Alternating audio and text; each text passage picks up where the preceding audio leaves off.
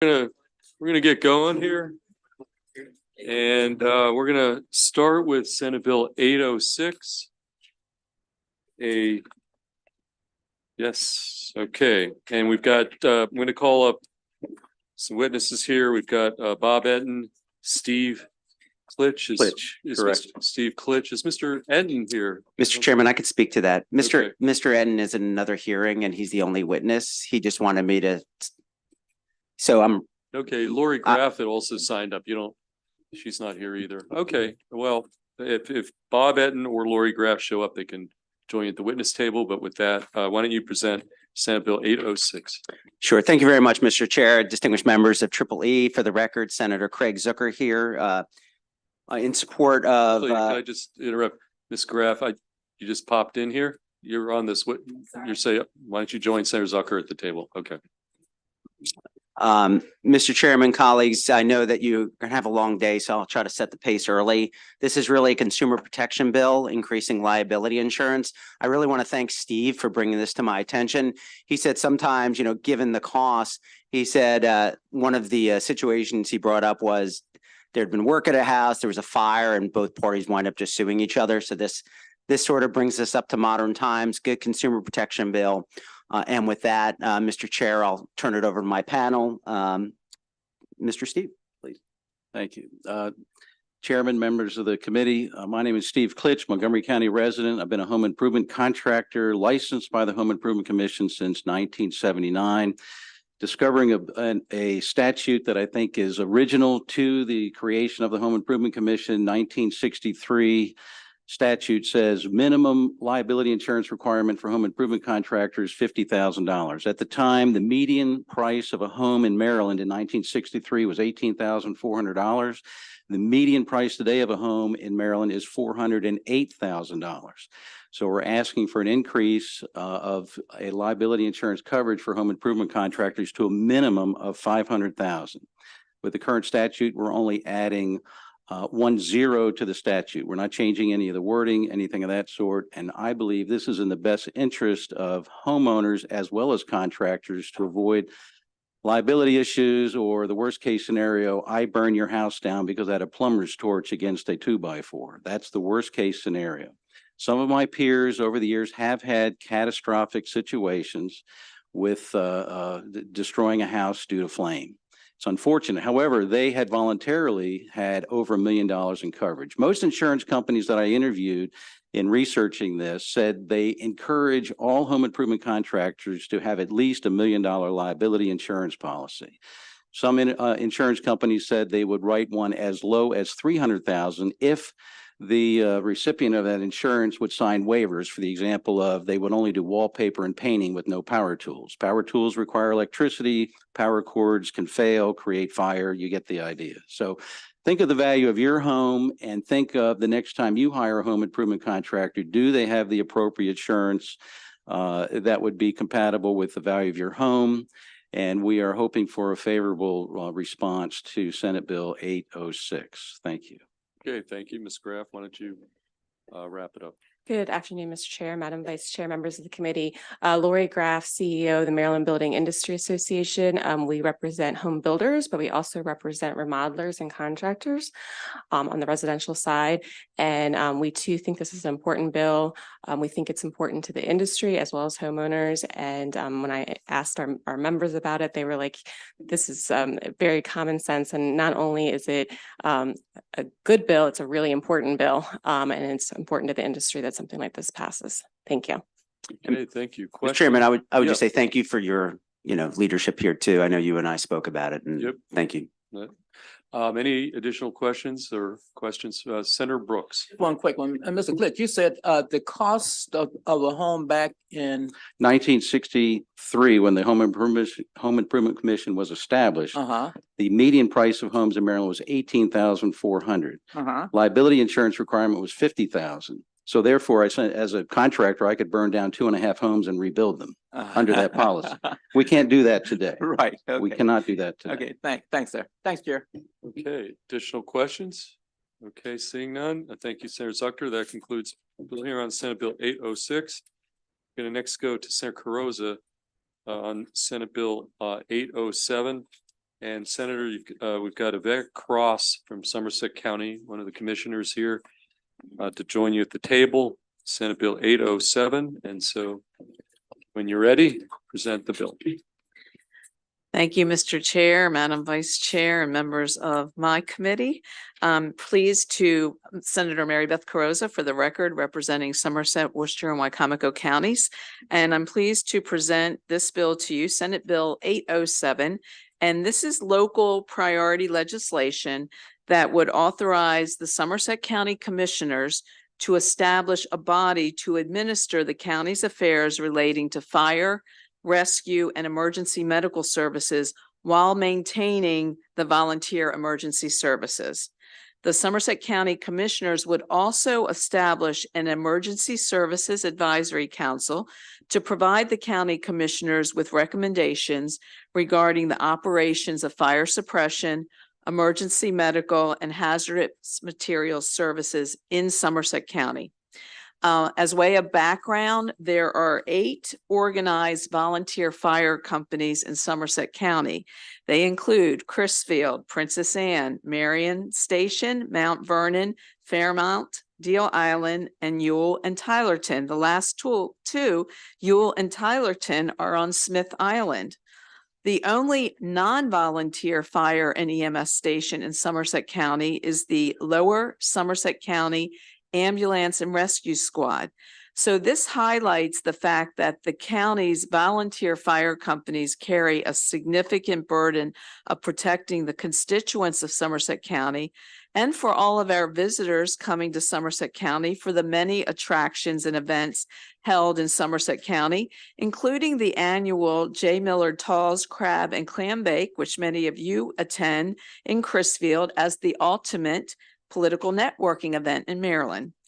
Currently, the Somerset County Commissioners do not have the authority under the law to establish this Emergency Services Advisory Council, and they're required to appropriate funds to organize their volunteer fire companies in the county through the Maryland General Assembly. This was done in 2018 for fiscal years 2019 through 2024, and I have introduced separate legislation that's been heard by the Senate Budget and Taxation Committee, SB 829, for fiscal years 25 through 30 in order to allow the county commissioners to continue to fund these important community organizations at an appropriate rate. As noted in the testimony, the written testimony of the Somerset County Commissioners, the passage of this local bill will allow the Board of Commissioners for Somerset County to enact local laws and adopt other measures necessary to properly manage, direct, and regulate our fire, rescue, and EMS services in the county, and to promote the highest quality pre-hospital emergency medical care for every resident and visitor of Somerset County. There are 14 other counties in Baltimore City that have similar organizational structures as what we are proposing in Senate Bill 807. Here with me today is Yvette Cross, and she is the Emergency Director of Somerset County, and appreciate the courtesy because she'll be going right back to Somerset County after she testifies. So we are here today to respectfully request a favorable report on Senate Bill 807, a very important local public safety bill for Somerset County. Okay, thank you. Good afternoon to our chair and members of the committee. I'm Yvette Cross, Emergency Services Director for Somerset County. And on behalf of the Somerset County Commissioners who also wish to express their support of this bill. At this time, the commissioners do not have the authority to establish an entity or body to administer the county's affairs relating to fire rescue and emergency medical services. A recent look at the current state of the local fire and EMS system shows that there's a clear need for unified leadership and accountability in order to deliver the best possible service to the residents and visitors of Somerset County. Approval of this bill will allow Somerset County to establish an Emergency Medical Services Advisory Council to provide the commissioners with recommendations. And thank you for your time and consideration. Okay, thank you. Thank you, Commissioner. Questions? Vice Chair Kate. Yvette, it's so nice to see you again. Oh, I was like, hi. I don't think she's looked at me yet. So, colleagues, I've been to 21 of the 24 911 centers around the state, and Senator Carozza was kind enough to join me for one of them in her district. But I did a road trip down to Somerset County, and Yvette Cross was kind enough to welcome me and chat about some of the challenges in Somerset County. And so it's really nice to see you in Annapolis. Nice to see you. Thank you. Thanks for your leadership. You should see her in action when it's going on. I go to TALS virtually every year, so I don't know that I've seen you down there, but anyway, thank you, Senator Carozza. Thank you, Ms. Cross, for all you do. Thank you. Okay, any questions for the panel? Seeing none, that concludes bill hearing on Senate Bill 807. Next, we're gonna go Senator Mounts. Let's start with Senate Bill 810, Senator Mounts, and Rebecca Snyder.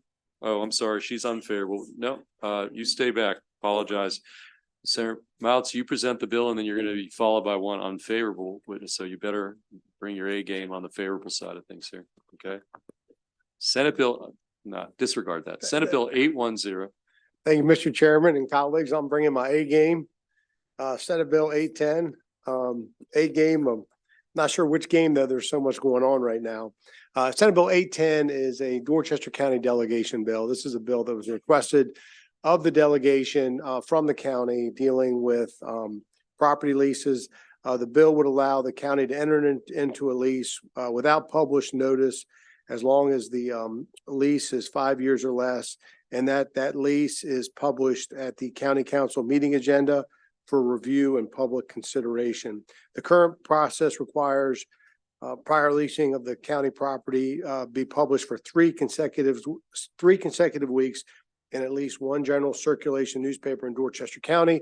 That has caused a hardship for the county. It's a very lean county. They don't have a lot of administrative staff. They have a lot of property and a lot of issues to deal with. And the county council unanimously approved this as a way to efficiently better manage county property when they're leasing county property. And I'd move for its favorable consideration. Okay, thank you. Any questions for Senator Mounts? Seeing none, thank you, sir. We're going to call up our one unfavorable witness, Rebecca Snyder.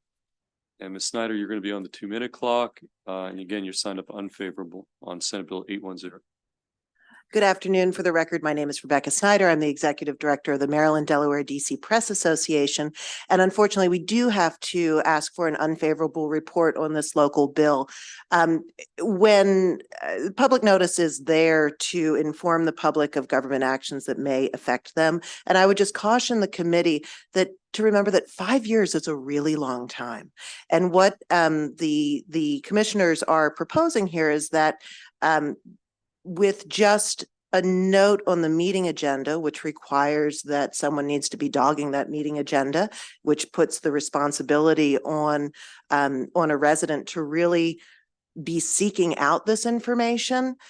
The commissioners can lease property for up to 5 years, and that's just a really long time. So I'm sympathetic to the issues that Senator Mounts discussed, but we do ask for an unfavorable report because we feel like it is not in the best interest of the public to have that long a time frame be sort of shielded from public scrutiny in that way. Thank you. Okay, thank you. Any questions for Ms. Snyder? Seeing none, that concludes bill hearing on Senate Bill 810. Senator Mounts, why don't you come back up? Senate Bill 811. Well, I did information. So Okay. do you And Ms. Snyder, you're signed up for information purposes on this bill, but why don't you Right. I just, can have Mr. Yep. Snyder on my panel. yeah. Okay, Senator Mounts, Senate Bill 811. So I'm bringing to the committee, Chairman, colleagues, it's a great honor to be here to present Senate Bill 811. This is another Dorchester County delegation bill that's been requested by the county council, another unanimous vote. The theme is, again, it's dealing with this notice and dealing with administrative matters with the county. And for years, bills have come in from Dorchester County requesting a change in the requirements for publication. Under current law, legal advertisements and notices must be in print, but not online. And what this bill would do is it would ask for a change in that law to allow for online, online notice to satisfy that formal legal notice requirement. This is going to allow for earlier publication of notices and it will notify the public. This is for Dorchester County only. And in past years, this bill has come up. We think we found a sweet spot. We have an amendment that's in process that I believe you're going to hear some testimony on how we can get this resolved. So we won't be hearing this bill again in future years. It is we have a very limited news outlets in Dorchester County. And the Dorchester Banner is the one local newspaper that publishes once a week. There's some other news outlets. And so it's been a challenge for us. So I appreciate your patience. I'd move for its favorable report and thank you. Okay, actually, Ms. Snyder, you're just here for information purposes. Why don't you just go ahead and present? Sure. And so thank you, Senator Mounts. We have been working, the Press Association has been, for the record, Rebecca Snyder, MDDC Press Association. We've been working with Delegate Hutchinson in the House on the cross-file bill and came up with an amendment that is in process. I just don't think it's on your desk yet. But as long as the Senate bill conforms to the House, we do not have any opposition. And essentially what those amendments will do, it keeps notice in news media and allows that in Dorchester for notices placed by Dorchester County government only, those notices can appear in the print version or the digital version of their local news media outlet. And the proverbial clock on that notice will start from the moment of first publication, whether that is in print or online. So that eliminates some of the deadline issues that the senator was discussing. We also have ensured some guardrails to think through. One of the concerns of the commissioners was that if they don't have a print publication, we could all be in a pickle. I don't think that's going to happen, but we also in the amendments put in guardrails to say if there is no print and digital, you need both versions there to comply. If for some reason there is no print and digital publication that satisfies the requirement, it can go in an online only publication that covers local Dorchester news. So with those guardrails, we felt like that preserved the independence, the archivability, because it still has the print component, and the verifiability of notice. And we're happy to have worked with the senator and the House sponsor on this. Okay, any questions for Senator Mounts or our witness, Ms. Snyder? Yes, Vice Chair Kagan. Thank you. Thank you, Mr. Chair. Ms. Snyder, Mhm. when we look at local bills, there's something, as you know, called local courtesy. And a lot of times, if the locals want it, we say, if it's only in your backyard, have a nice time. The exception to that practice is when this would set a new precedent. I am assuming that the DC Maryland Press Association has thought through, if we do this in Dorchester County, that it is likely to roll out. Can you just speak about that? Because obviously we are seeing a diminution in the number of media outlets, Sure. which affects our democracy. And part of the reason for that is the decline in ad revenue. So I'm really interested to hear your thoughts. And so thank you for that question, Senator. And that is something that we really took the time to discern and worked with the sponsors on.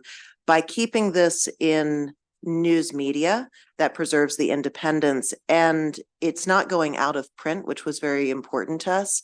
And so those notices will stay in essentially the public marketplace of news media, which was very important to us, along with ensuring that that the guardrails are in place. I'm not scampering ahead and saying, come on in, local delegations. But we feel like this is, I kind of think of it almost as maybe like a pilot program to say, we're working with friends to eliminate the issues around deadlines that they were having. That was primarily the impetus, and recognizing that if the publication comes out in both print and online, and we already publish everything online as well, we think that it will be okay. So two things. First off, not to be obvious, but this isn't a pilot program, it's a law. Understood. So, yeah, and whether or not you say, come on in, the water's fine.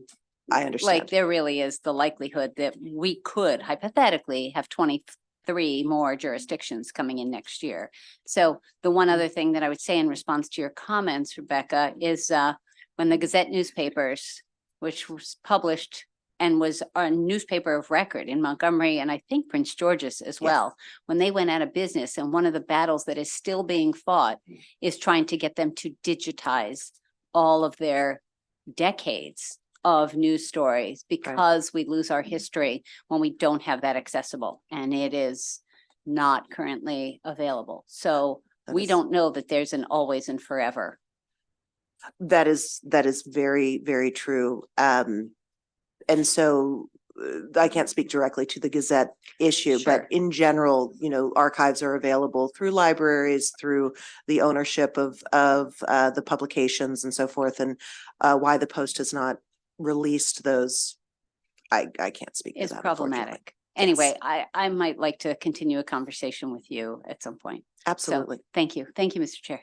Okay, we're going to go to Senator Augustine next. Thank you, Mr. Chair. Senator, I can't figure out how this is a local bill. Oh. As I'm looking at the citations, how does So- this, and nor does the fiscal note suggest that it's a local bill. That was an omission on my part. There is an amendment that is coming that makes this a local bill. As drafted, it is a general bill. Okay. Correct. Okay, so it is not going to be in the posture that it is as presented. It will be changed to make it a local bill? Exactly. And that amendment should have been delivered to the committee by now, but it came late. The resident representative, state representative, there's one state representative who lives in Dorchester County. That's our delegate. Right. And as the senator, I prefer the resident to be hands-on on local issues. And that's why a lot of these negotiations and work are coming from the House of Delegates, Okay. because the delegate lives there in the county, and then he can work more closely with that county council. I'll check again, but as the last I heard that amendment had been emailed, but this committee is probably. We have your amendment. Okay. Okay. All right. Thank you. Okay, any additional questions of Senator Mouts or Ms. Snyder? Seeing none, that concludes bill hearing on Senate Bill 811. Why don't you stay there for one more, Senator Mouts? No, I think Senator Mouts, yep, you got one more. And then we'll take Senator Guile right after you. Okay, Senator Mouts, we're on Senate Bill 1051, and Les Knapp, why don't you come up? You're signed up favor with amendments, but why don't you just come up to the table? It's just the two of you.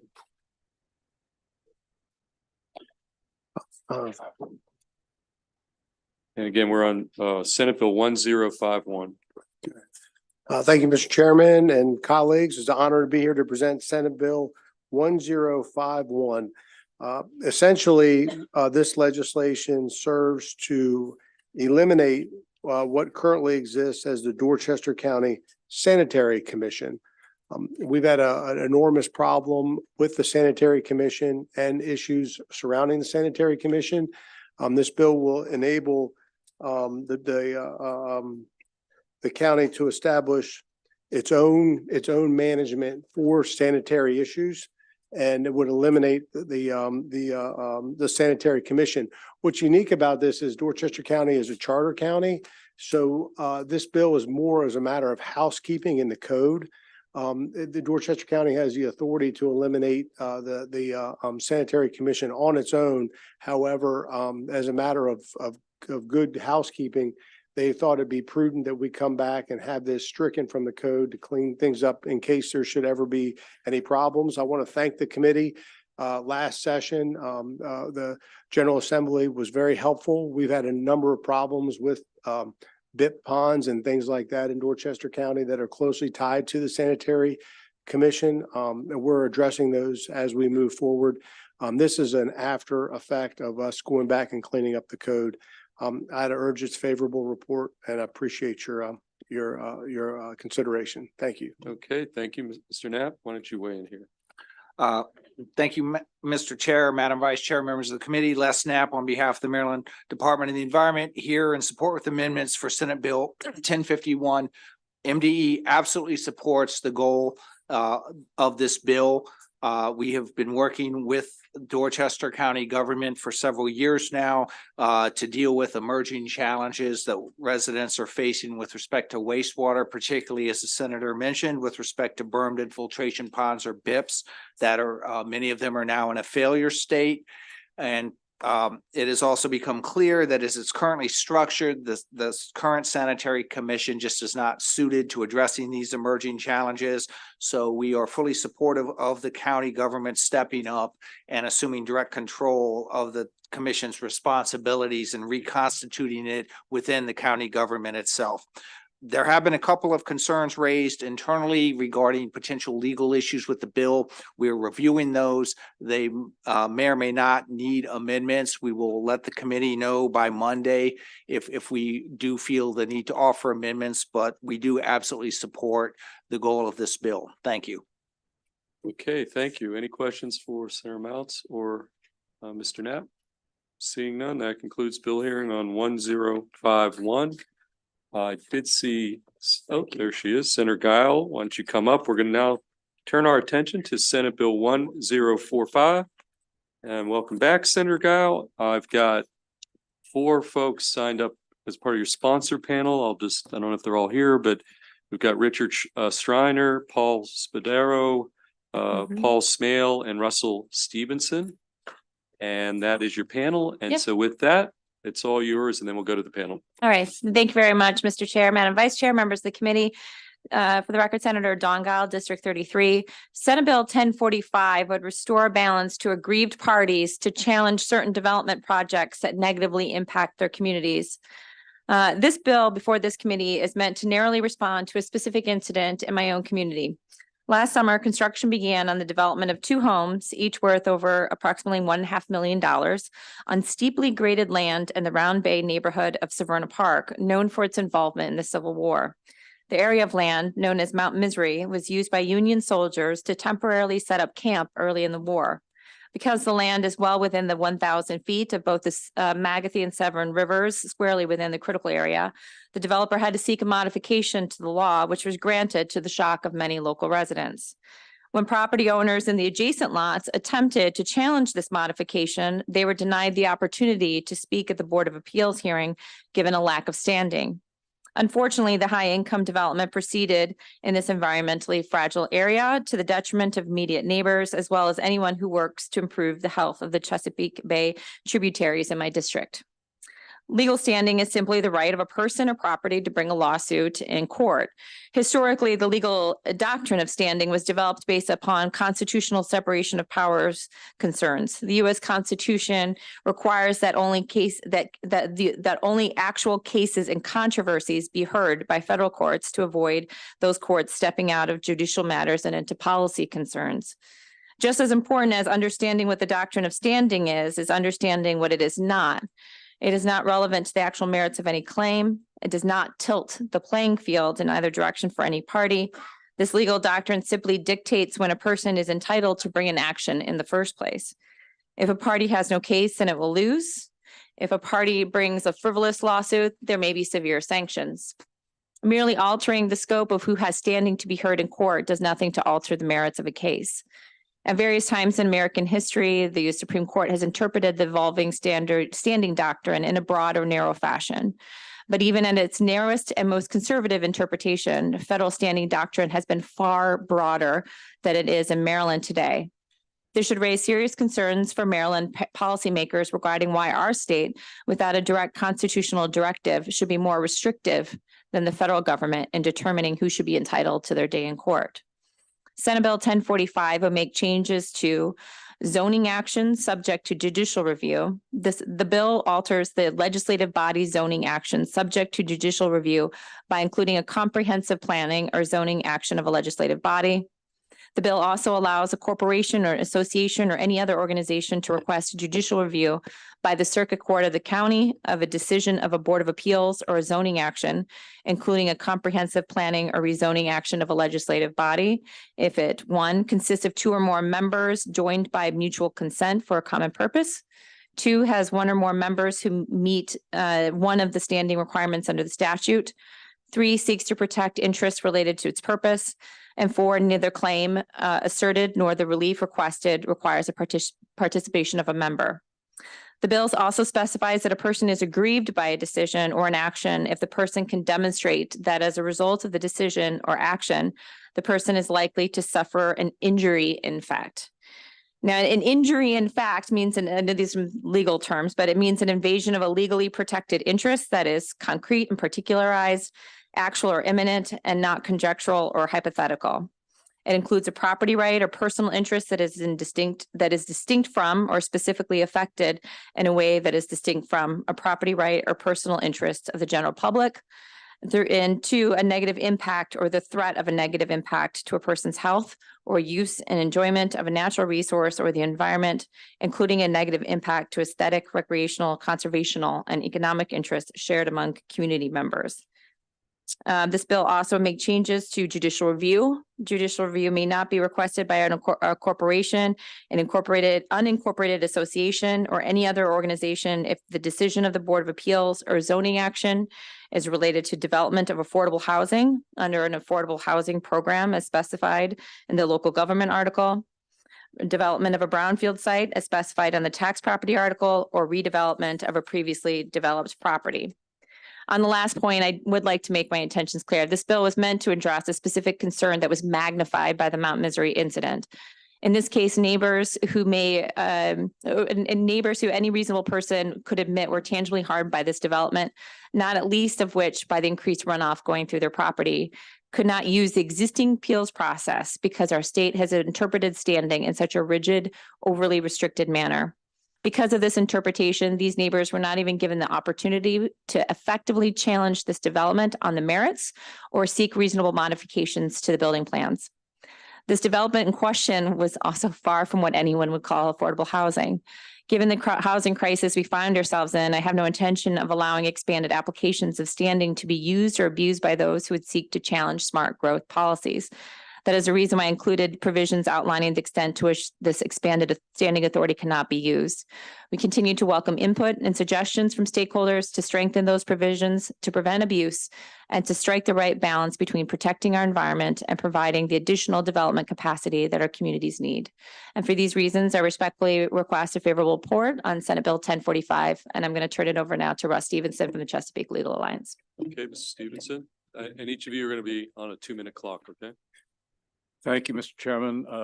Good afternoon, Mr. Chairman, members of the committee. My name is Russell Stevenson. I'm an attorney and recently retired from the faculty of the Georgetown Law School.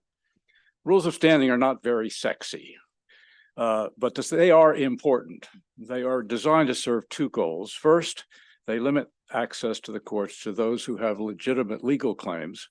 And second, they are intended to conserve judicial resources. Unfortunately, Maryland's current rule of standing in land use cases serves neither of those goals very well. The courts have interpreted the standing requirement to require that citizens seeking to challenge a land use decision must show that they will be harmed in a manner different from the general public. In practice, this means that standing is only available to citizens who can show that a proposed land use change would adversely affect the value of their property. While that is one objective of the land use law, it is not the only one. Our land use laws are also designed to preserve aesthetic and conservational interests. As the U.S. Supreme Court has said, aesthetic and environmental well-being, like economic well-being, are important ingredients of the quality of life in our society. Unfortunately, the current standing requirement effectively forecloses the opportunity of citizens to protect aesthetic and environmental interests against unlawful land use actions. Our rules on standing are also vague and difficult to apply.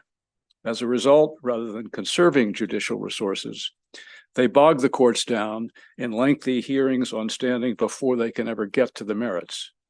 This also disadvantages citizens seeking to assure that the land use laws are followed because they lack the resources to fight lengthy battles on standing and are effectively denied their day in court.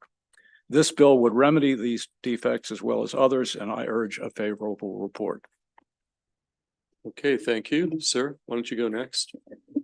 There you go. Good afternoon. My name is Richard Striner. I'm a historian, and I'm going to talk to you about some broader issues of historic preservation that bear upon this situation.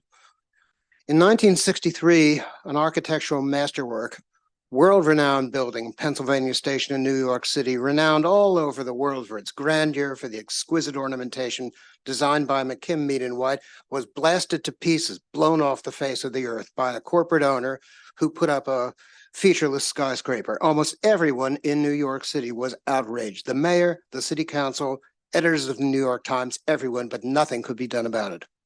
2 years later, in 1965, New York City passed the toughest local preservation law in the country. And 10 years after that, the owners of the surviving railroad station masterpiece, Grand Central, sought to put a skyscraper on top of it. That case went all the way to the Supreme Court. And in 1978, the Supreme Court upheld the constitutionality of New York City's preservation law. Those were glory days for preservation, the days in which this city, Annapolis, gained protection. In 1969, a local law created the historic district that preserves this masterpiece of a colonial city for all time, but the county containing Annapolis has no preservation law at all. No preservation commission, no public hearings, nothing. And that bears upon the Mount Misery outrage that occurred last summer. Historic preservation decisions here are made by zoning officials behind closed doors with almost nothing in the way of transparency, accountability, public hearings, or due process for anyone except developers and property owners. Now, this legislation is a bold step forward in what I hope will be a long campaign to rectify this sorry state of affairs. The building industry, I'm sure, will send flocks of people telling you not to do it. Don't listen to them. This is a visionary piece of legislation on behalf of conservatorship of the environment we have in common. Finish you. On behalf of the public interest and on behalf of good government. Thank you. Okay, thank you, sir. Tell us who you are. Yes, my name is Paul Spadaro, and I thank you for the opportunity to speak. The Magothy River Association supports Senate Bill 1045, and please refer to my written testimony. We've all heard stories of someone building a house next to their house and their basement is now flooded. Senate Bill 1045 will give the Magothy River Association standing to defend environmentally sensitive areas and defend communities who lack the support to protect their quality of life. I have been president for more than 25 years. As a volunteer, I representing 33 communities and 300 members. I have seen how this county is biased in favor of the land developers. Senate Bill 1040 is needed to equal the playing field, to provide checks and balances to the broken subdivision review process. How broken? Many engineers know for decades that the county will not rigorously check site plans. So with little chance of being caught, many site plans have misleading information, which allow developers to dodge county regulations. And here's a few examples. In the Dobbins Island case, an amphibious vehicle was shown on a site plan as an existing garage. In the Mount Misery case, the developer switched the boreholes that were drilled, giving the illusion that the soils were stable on the top when they're not. And then there is the enclave in the Serna Park, where the developer claims 100% of the stormwater is treated when in fact only 14%. We, Bob, evade. This is what happens when supervision is left to the developer, when the county allows the fox to guard the chickens. The environment and communities suffer. I've heard many of you senators talk about, we'll fight for you. Now's the time to put those words into action and help communities. Thank you so much. Okay, thank you, sir. Okay, we're going to go to the end of the table and then we'll take questions from the senators.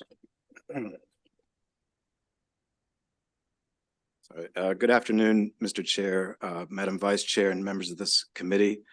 My name is Paul Smale. I am the Vice President for Litigation and General Counsel for the Chesapeake Bay Foundation. I won't belabor the points that have been made before you today as to what this legislation will promote. The Bay Foundation certainly urges this committee to return a favorable report on this legislation. I will very briefly kind of give you my perspective as a practitioner who has been on one side or the other of these issues for my entire legal career, beginning as a law clerk in a small firm here in Annapolis. And I will say what this legislation will not do.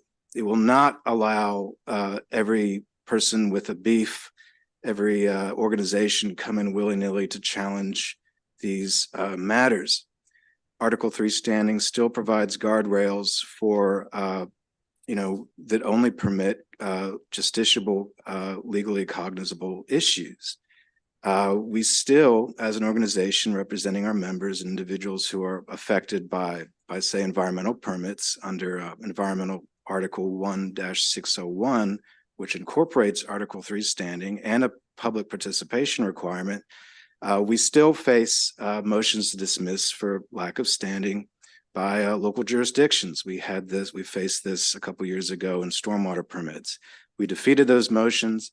They were brought, at taxpayer expense and on behalf of taxpayers. And I understand the legal expediency of moving to dismiss on standing, but this is an important piece of legislation to, as said, even the playing field and make sure folks are heard and have their day. Thank you. Okay, thank you to the entire panel and Senator Guile. We're going to start with Senator Watson has a question. Thank you for that. So we've had folks who try to increase standing in Prince George's County. And the reason they wanted to do it because we have some slick land use attorneys who want to just make a whole lot of money. It is what it is. But you had mentioned, and I felt a little better, you had mentioned Article 3 standing. Can you explain that a little more in detail to me? Certainly, Senator. So under Article 3, under the Article 3 doctrine, a plaintiff or a claimant has to articulate that they've been injured in fact, and fact can be an aesthetic injury, so it could affect my ability to use Baltimore Harbor or a waterway. It could affect my land. It could affect, it could be a property interest. It could be a recreational interest. It could be in certain circumstances, an aesthetic interest, destroying a park where I go and recreate. That injury must be fairly traceable to the activity that I'm complaining of. Say a zoning change that allows for conversion of agricultural land or a part of recreational land to a mixed use development. Finally, that injury has to be able to be redressed or remedied by the court, or they have to be able to craft a remedy that will rectify or ameliorate that injury. And if I can't articulate in the pleading phase, when I draft my complaint or my petition for judicial review or provide affidavits to support that, then I will face a motion to dismiss for lack of standing. So there's no distance requirement. I mean, you could literally, there could be some development taking place in the southernmost part of my county and 25 miles away in the northernmost part. If somebody can claim a connection, they have standing? Under Article 3 standing, that is correct, but it is a fact-specific analysis. And so if that piece of property, if it is adjacent to perhaps a contiguous forest or a recreational area, and somebody can, a claimant can say, I'm there, this affects me, then they could that's up to the tribunal to determine, but that somebody could articulate standing under that. Thanks for answering my questions. Thank you. Okay, we're going to go to Senator Gallion next. Mr. Chair, in your testimony, you talked about injury in fact and defined it as having a negative impact to aesthetic, recreational, conservational, and economic interests shared among community members, which I'm not a lawyer, but that seems pretty broad. So can you just let us know what are the limitations on who can appeal these decisions? And does this basically throw the door open for anyone to appeal a zoning decision and not just interested parties? No, Senator, I don't believe that it would open the door to just anyone. Anybody who wants to take advantage of this section of the law to claim injury to an environmental or an aesthetic interest would have to show that that person is individually affected in some way. For example, if the person in question is a fisherman and the claimed result of a development would be to pollute the waterway with sediment and nitrogen and so forth, that would harm the fishing in a particular area, that person would have standing. Somebody who doesn't use, recreate, take availability of the environmental issues at stake would not have standing. So it's not as broad as it might sound. It really is limited to people who can demonstrate that they themselves have been injured, even though other members of the general public are injured. The change would be that right now, the law of standing as it's been applied by the courts has to do with proximity. So only someone who lives next door to or nearby a property in question would have standing because they can show injury to their property values. They can't now assert injury to aesthetic or environmental or recreational values. This bill would allow them to do that. Okay, and just one more quick, if I may. The purpose of the bill is for protections for environmentally worrisome projects against those. So then you mentioned that affordable housing is going to be excluded from that. Is that correct? And if so, wouldn't that still be a concern if you're looking at the environment, whether it's classified as affordable or not? Well, you know, Senator, we can't always get everything we want. And the importance of affordable housing right now in the state is such that we agreed to carve that out of this so that it wouldn't be affecting, nothing could be argued to affect affordable environmental housing. Concerns. Then. Yes, even though there might be environmental concerns. I wouldn't say necessarily trumps it. It's just we're balancing two very important interests right now. By it is to say, hey, we want to look at whether having standing for some of these really important environmental concerns, but also balancing with the fact that we, have an affordable housing crisis here in the state. I mean, I know we experience it, here in Anne Arundel County, as evidenced by these houses being built for over $1.5 million. And so we, wanted to find a balance there ultimately, Okay. Senator. Thanks. Senator Washington. Thank you. And thank you, Senator Gott. I have a general interest in these types of things, but in a different part of the code, actually. So that's what I wanted to ask about the judicial review procedure. And I do need a couple of questions because they're, okay, just letting you know. When you're talking about judicial review, this is the review of permits of all kinds, is it environmental permits, is construction permits? What's, do you want to It would only affect permits that have to do with land use. That could be zoning, it could be a building permit, it could be a subdivision permit. It would not affect permits to fish or to be a barber or a beautician or something like that. right? Okay, I guess I should clarify. So when you build, there are a lot of permits associated with building. So for example, there's air quality permits, there's water permits. So there's all kinds of permits, and all of these permits are in different parts of the code. Well, they're in the environmental code and some are in the business code, but they all have a judicial review process. So using the term judicial review, I was wondering, and because it doesn't specify, I have a concern, or just want to clarify, is this the judicial, are you establishing changes to the judicial review for all permits? No, only the amendment is an amendment to the land use article, so it would only apply to permits that consist of a land use action of some sort.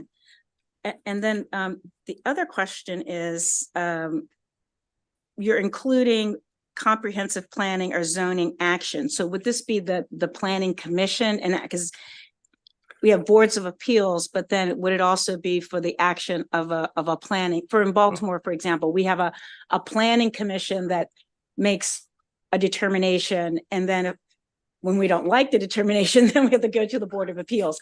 So is it your intent that you're talking about the Well, planning commission. I'm glad you asked that question, Senator.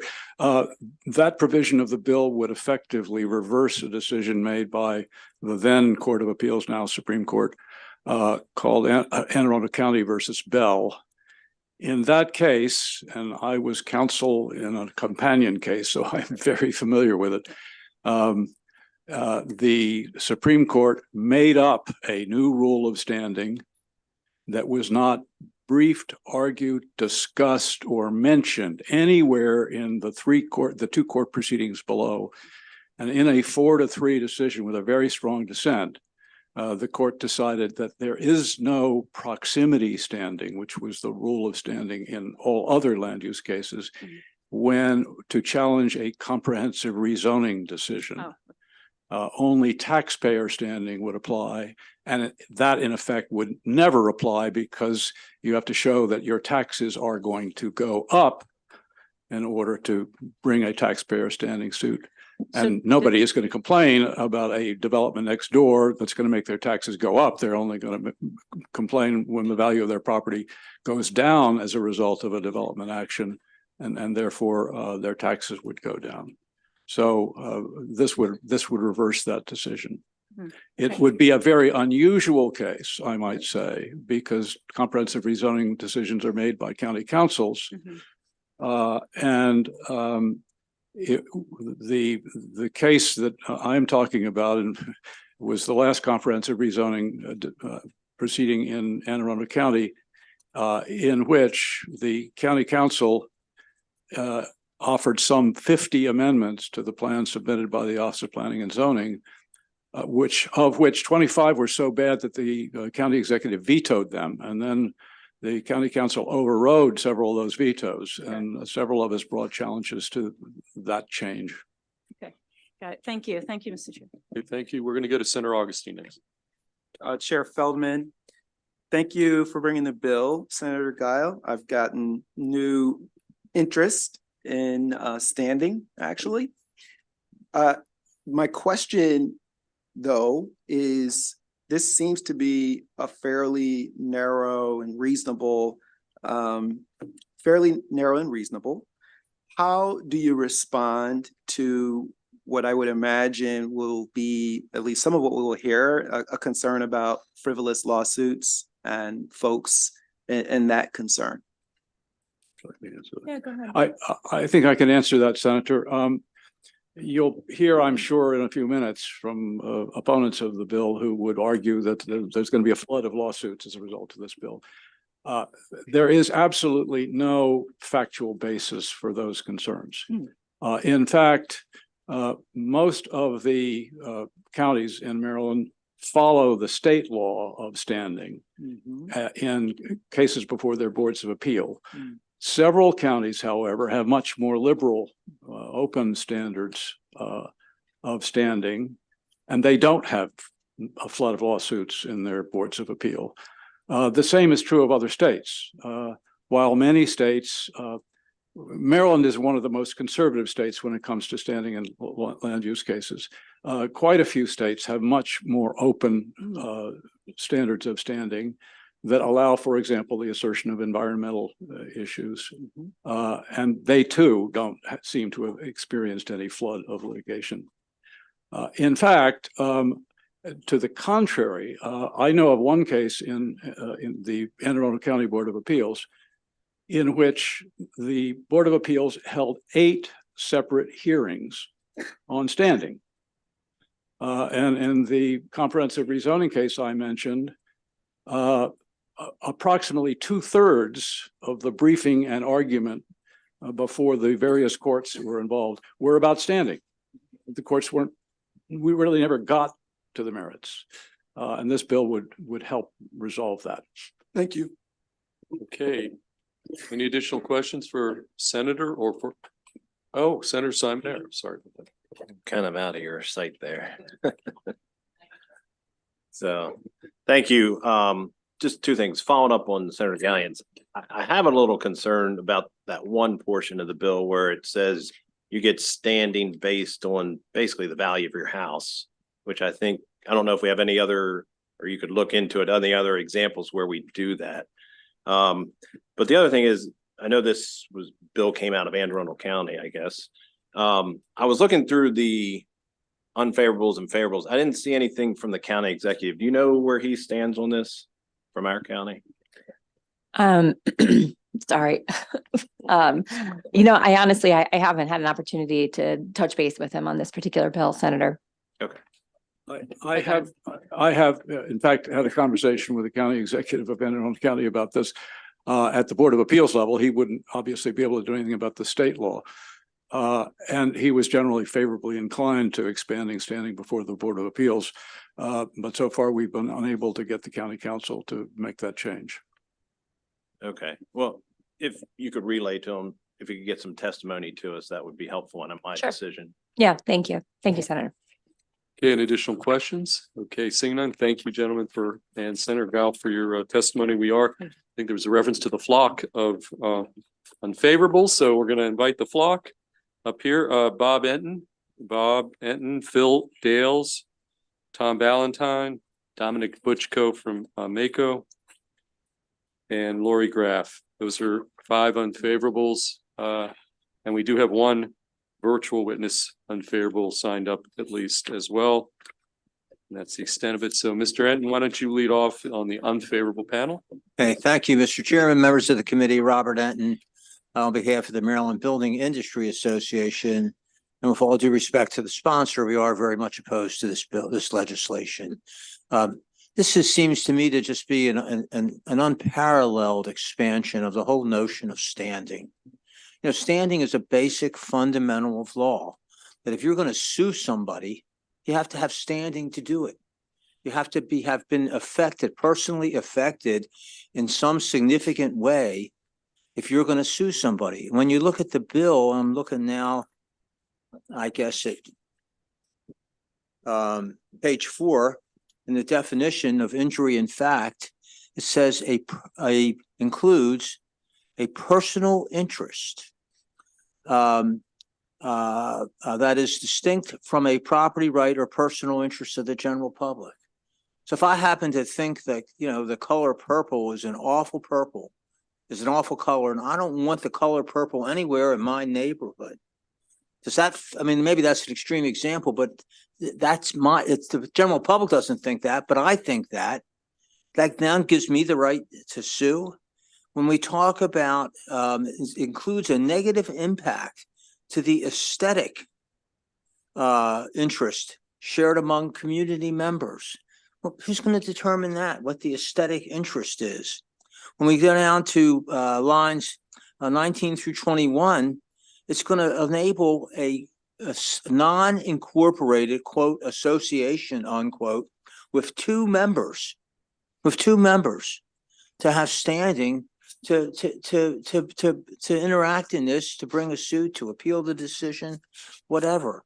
I just think that we've got, when you read the fiscal note, it's 7 single-spaced pages of the description of the current process for zoning and the current appeals process. We think it's extensive. It's been on the books for a long time, and we don't think this is an appropriate change to that process. Therefore, we urge an unfavorable report. Thank you.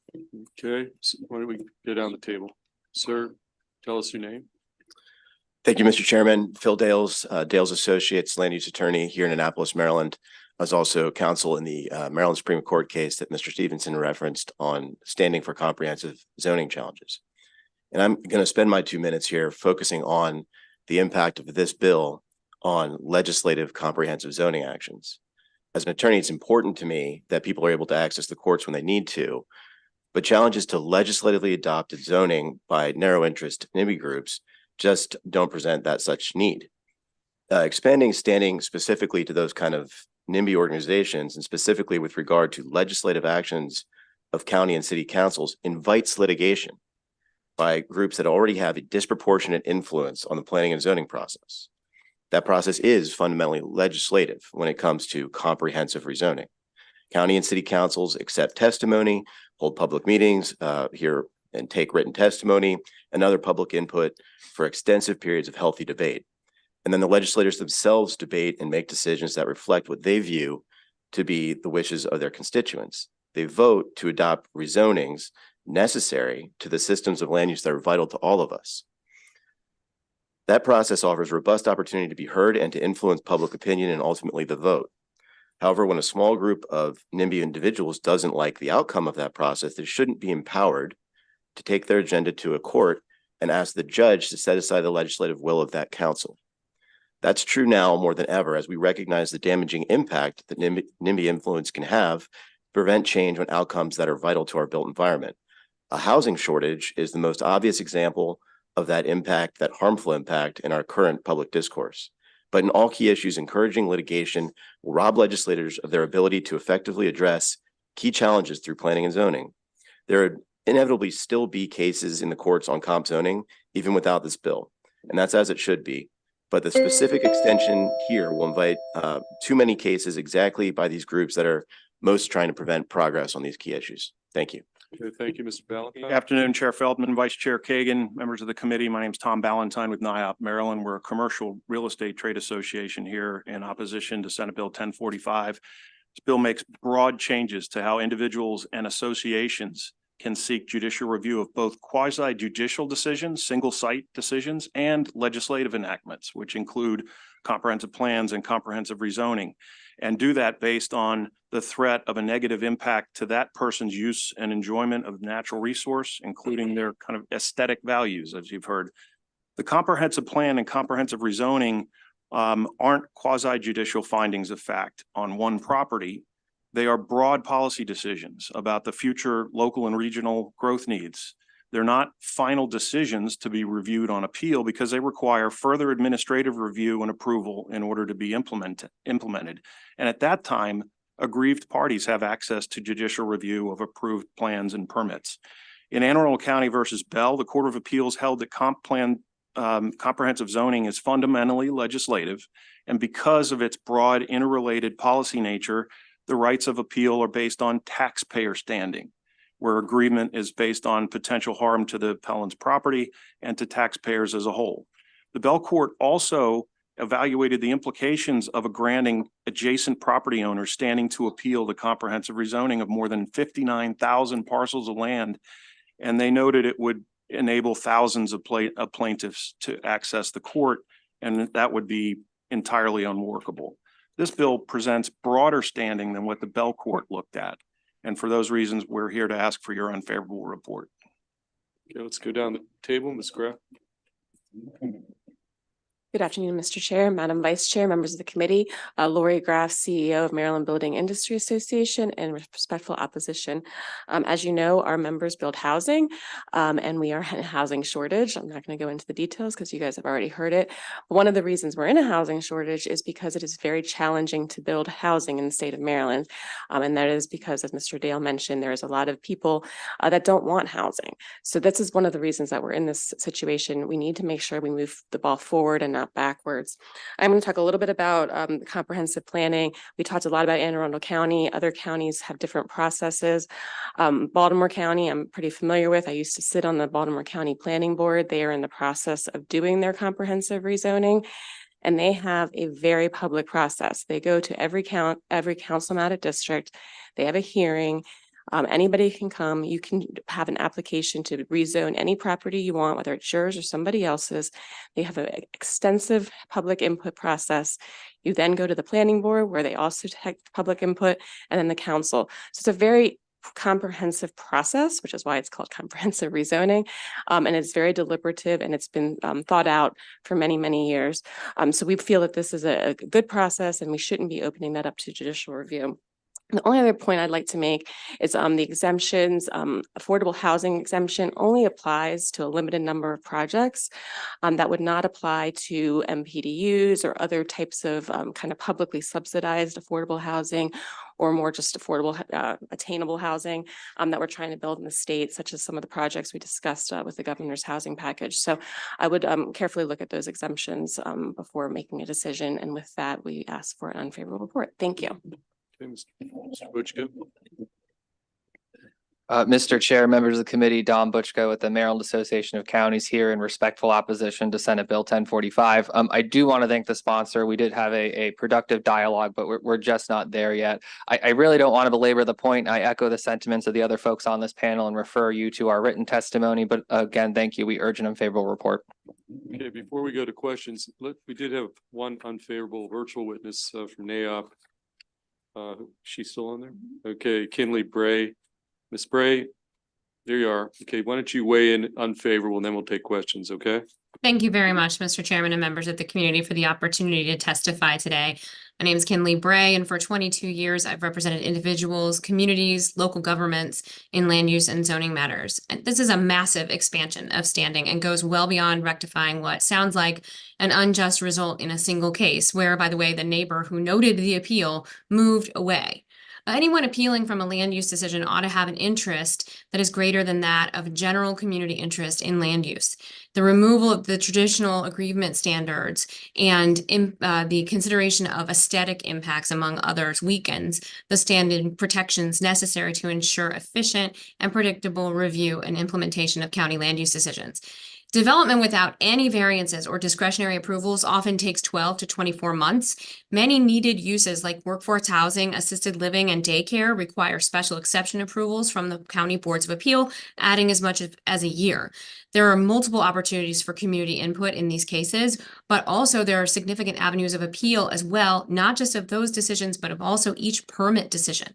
In most Maryland counties, there are 2 levels of statutory appeals available to an aggrieved party. In Anne Arundel County, there are 3. It can routinely require an additional 3 to 5 years to resolve these appeals. For example, I represent a developer of a small memory care facility appealed by a church, its pastor, and its church congregants.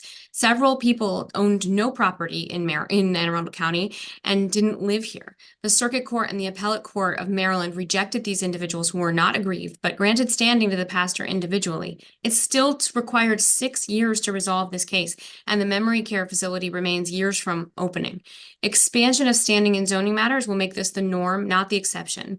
This bill will make it much more difficult to meet our state's economic and public policy goals and to provide needed housing, senior care, and childcare resources. I ask for an unfavorable report. Thank you. Okay, thank you. We're going to take questions. We're going to start with Senator Augustine first. Thank you, Chair Feldman. This is I'm really gaining interest in this. Interesting. So I would ask the group, it's interesting, Ms. Bray just mentioned that she acknowledged the fact that it was an unjust situation. And so she acknowledged that, but obviously by the current definition, we're not an aggrieved party. And then Mr. Enton mentioned as well that there was that the broadness of the definition of the injury in fact was problematic. So if we narrowed it, would you all be in support of this? Not sure I heard Ms. Bray say exactly. That's exactly what you said. I think, I don't want to. But let's not deal with Ms. Bray. You can deal with my question. I don't think the facts line up with the solution that you've proposed. Our understanding of what happened in the Mount Misery case is different. Okay, I'm sorry, Tom. So, Mr. Valentine, that notwithstanding, the question that I've asked is that the suggestion was that the definition was too broad. If the definition were narrowed, which it can be, would you all be in support? I don't think we support broadening standing. We already have a process that has legal precedent and rationale behind it. And there are specific reasons that standing to appeal administrative decisions on individual parcels is different than standing to appeal legislative enactments. And the fact that someone needs to be specially harmed in a way different than the general public is an important principle to uphold. And I'd defer to other panelists for their opinion, but that would be my answer. My answer to your question would be different if you're asking about administrative decisions like the Mount Misery case that's been discussed, or legislative decisions like comprehensive zoning. I think in the case of comprehensive zoning specifically, it's difficult to imagine the standard in this bill being narrowed enough not to be deeply problematic to a necessary and required process. Okay, that's a good answer, but I appreciate that. Thank you.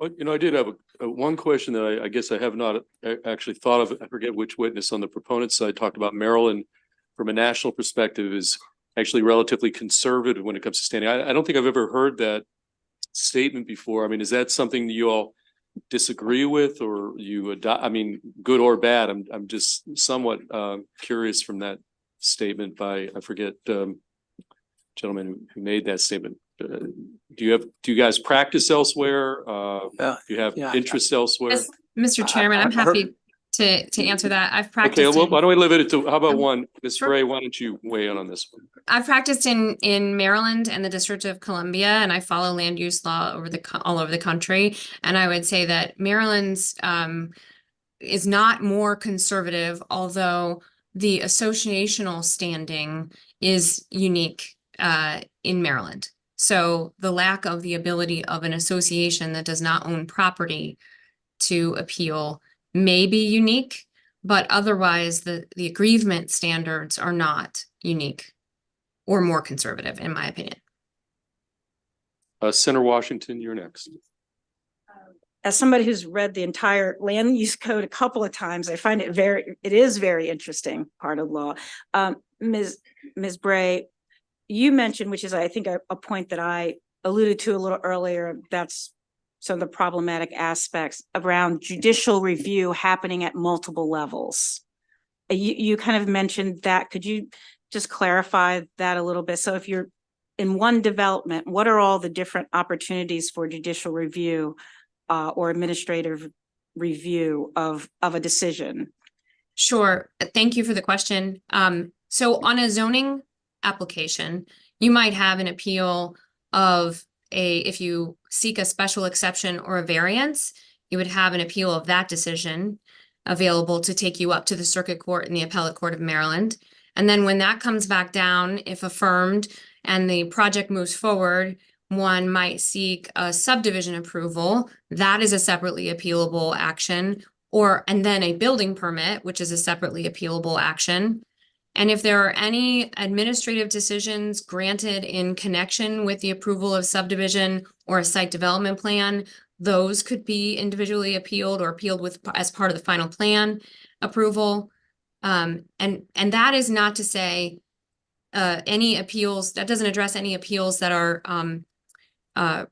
environmental appeals that are related to separate permits outside of the zoning and subdivision process.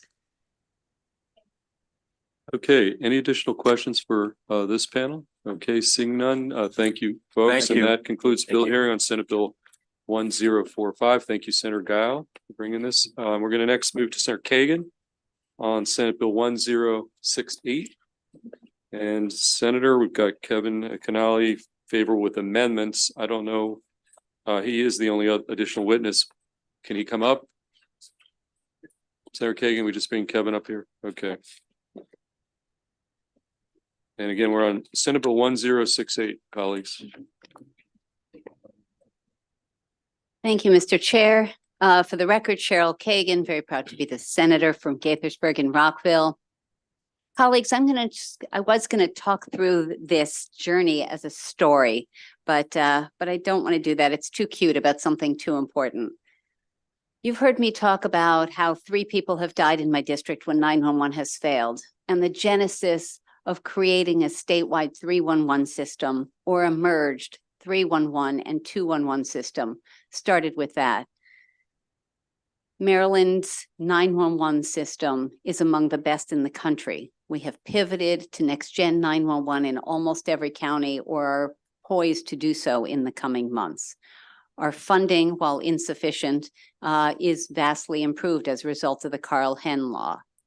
We have dealt with cybersecurity, staffing, funding, training, emergency operations, geographic information systems, oversight, just so many aspects.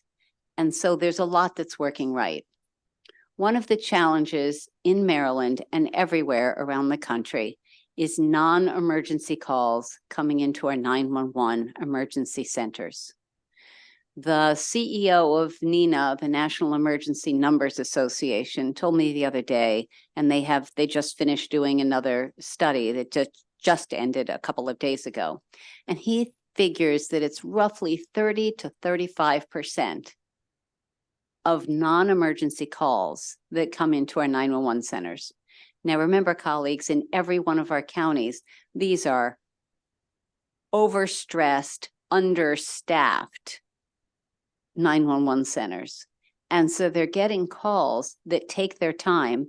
And too often, and one of our Senate colleagues just flagged me and shared with me his concern because he got a call from a constituent who was put on hold and got lovely music, but she was not interested in hearing in being put on hold for several minutes. People get voicemail, they're put on hold, and that's because of the understaffing. We have got to come up with a solution for all of these calls. There was also an article, well, it's 30 to 35% nationally. There was a piece in the Baltimore Sun that indicated that in the city, it's as much as 80% non-emergency calls. There are 6 counties that have 311 centers. And sometimes for folks at home, or just as a reminder, 211 is, I need a bed tonight. Where can I get food? It's human services, and it's not emergency of my house is on fire, but it's pretty urgent, and that's working well. 311 is government access to information that people can't easily find. Now, why can't they find it? They either don't have a computer, they don't have Wi-Fi, their Wi-Fi is down in the midst of a storm, they don't have English as their primary language. They're frustrated. They've been going round and round in circles through government bureaucracy. There are many reasons why they need help. So in Montgomery County, Prince George's County, Baltimore City, Baltimore County, Anne Arundel County, and St. Mary's County, those folks who live, work, or travel through there can dial a 3-digit 311 and get information that they need. Whether that's, where could I get a COVID shot? That was really helpful a couple of years ago. What time does the library close? Where can I early vote? My next door neighbor's dog is driving me crazy. How can I contact animal control? I am having problems with my unemployment benefits. It can be anything. And some of those questions are really easy to answer. And just Dorchester County Library, just click, click, click, and tippy tap, and I'm going to tell you, and you're good, and you're done. And some, like unemployment or healthcare or something, may take longer. So for several years, so the 911 Commission that I chaired for 4 years endorsed a statewide 311 system. And you guys have heard this before.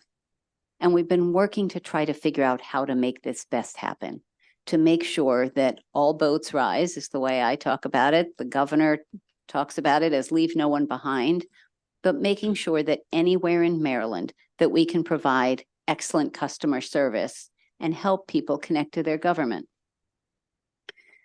So last year, it was suggested that because 211's demand is down because 988 has rolled out for suicide prevention and mental health crisis, that was suggested, and we spent a year working on merging 211 and 311.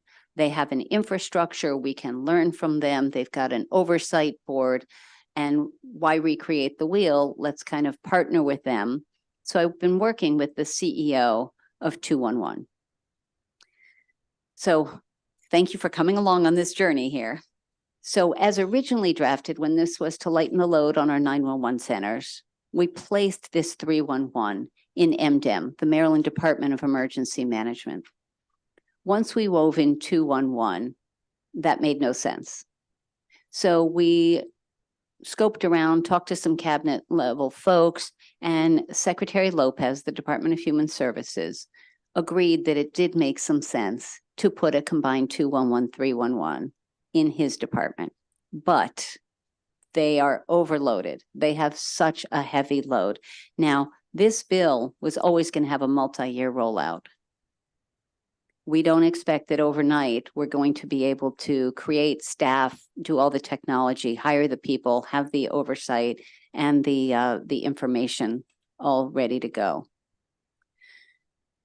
In this past interim, and because of our fiscal challenges, we have yet a new solution. And colleagues, I'm going through all this because if any of you have other ideas or anyone watching at home have ideas, we have a problem. We're searching for the best solution that is the most affordable. No one's opposed to this idea. Everybody thinks it's a great idea. The question is how to get it done, where it should live, and what the timetable should be. Who are the key partners? How we work with our county friends. So here's where it is right now. So the bill in front of you, I'm going to suggest that you not take much of your time to read it. It's long and it's outdated. I'm saving, Senator Augustine, I'm saving you some time. I'm sorry. It's good reading and it's thoughtful. We spent a lot of time on that. But we believe now that we're going to leave 211 on its own. Quentin Askew is doing a good job. His board, everything's functioning right. We really need to find a portal is what I have talked to the Secretary of the Department of Information Technology about. And that's a way of establishing it much less expensively, much more efficiently. And the governor and his team have been trying to figure out how to solve casework problems. Now, we all get calls from our constituents, but the governor gets a lot of calls. And he has people, I met a couple of his young staffers trying to help people with their constituent needs. 311, a portal, could be a perfect landing place. It could be asynchronous, less expensive. So rather than calling or texting 311 or emailing 311 and getting an instant person who's trained, it would go into a queue. And some of them could be answered right away. And some of them would get an auto reply, we'll get back to you. Most cases can be done in 24 to 48 hours. So that is the model that we're exploring now. The idea of a 311 statewide portal. It would take both big issues like help, I need health care, or I'm threatened with eviction, or I need my unemployment benefits or something, casework problems, and one-off questions. Where can I early vote? What day does my recycling get picked up when there's a federal holiday? Just the really quick, easy ones too. So that's the conversation we're in. We think that's affordable. We think that works, and we think Do It is the right place for this to land. We would work in partnership with all the other, many of the other departments and agencies who would help populate the 311 center with information and be available. Lastly, I do want to mention that this is actually kind of the perfect place to use artificial intelligence. We don't have to worry about a lot of privacy issues. We, literally what time, where can, what is the, what day is the, that is perfect. And AI helps keep the cost low, the need to hire lower, and gets our constituents the answers that they need in a much more efficient and rapid manner. So, colleagues, this is a work in progress. I don't know whether in the next 33 days we're going to be able to craft something, but I assure you I am working on it. If any of you have questions, suggestions, ideas, I am very open to it. I continue to have conversations, and I am grateful for your listening to this, because this is a great solution to the problems of how we can help our constituents and our visitors to have the information that they need from Maryland state and local government. And with that, Mr. Chair, colleagues, I'm happy to turn it over to Kevin Canale from Maryland Association of Counties, or I'm happy to take questions first, whatever is your pleasure. Okay, why don't we hear from Kevin? Why don't you? Good afternoon, and then we'll take some questions. Good afternoon, Mr. Chairman, members of the committee. Kevin Canale here on behalf of the Maryland Association of Counties, in strong support of this concept. This is a good government bill, and we've been very interested since the 911 Commission endorsed this idea of how we can move this ball forward across the state and make sure that, as Senator Kagan said, all boats rise and that everyone has access to the same services across the state. That's very important. I agree on AI. I think new and emerging technology is going to continue to advance this ball forward and help with costs. And also, a lot of states are interested in trying out AI applications for actual 911 calls. I think this is a great way to test AI's capabilities before we get to that point, because I don't think we're there yet. But we love the concept. I think a portal is a great start. Again, it moves the ball forward. It's a step in the right direction, and we'd ask for a favorable report on this concept and to continue working on the issue. We're happy to continue working with the good senator to get this done. So with that, we'd ask for a favorable report, and I'm happy to answer any questions. Okay, we'll start with Senator Augustine, then Senator Hester. Thank you. Vice Chair Kagan, I like this a lot better. I will say. And I'm intrigued. I truly am. So would you envision, as you're saying, as a portal that the locals that have the existing systems, they would flow through, and then the rest of the state would be sort of able to have that consistent 311 for, let's say, maybe a smaller subset of state level things versus the county customization? It's a great question, Senator Augustine, and you and I talked about this last year. Yeah. And in the interim, I even talked to your county executive, because Prince George's County is one of the counties Yes. with 311, and they're paying for it. Yes. And they're hiring people and training people. So using artificial intelligence, using a portal could provide the services for all jurisdictions so that there could be a reduced fiscal burden on the 6 counties. The details about how it would interface with the 6 counties that have it, we think that most counties, and County Executive Alsobrooks was clear, like, you'll do it for us and we don't have to pay for it, I'm all in. But devil's in the details. So I'm not asking anyone to sign a blank check that 100% they're going to opt in and I think that remains to be seen. But can we help lighten the load on 311 in the 6 jurisdictions? Absolutely. Can we get people quicker responses with a statewide system as well, and with artificial intelligence and all that? Yeah, I think so. And I know that in Montgomery County, it's not 24/7, 365, but a portal can be. And but I envision the governor or his body person literally having business cards that are 311 and handing out when people say, "Governor, help me with," or I care about this. There's just such a great customer service aspect. It might even lighten the load on some of us, you guys. Thank you. Thanks for the question. Okay, well, speaking of artificial intelligence, we have a bill coming up actually next, or in 2 on AI. Senator Hester. Asking for folks to want to work with you, I'd be happy to work with you. I have 2 thoughts, and we will take it offline. The first is that Maryland does have like a one-stop for professional, organizational, and personal licenses. That has it's in the process of being improved. And so I think that there's some lessons to be learned from that, but I'm not advocating for integrating into that, if that makes sense. The second thing I wanted to say is that in the bill that you'll hear this afternoon, SB 818, there's a pilot project that is enabled through that bill, which allows the governor's subcabinet on AI to look across the state and say, like, hey, where are the best and highest use cases for AI? And then there's some money in that bill to get it done.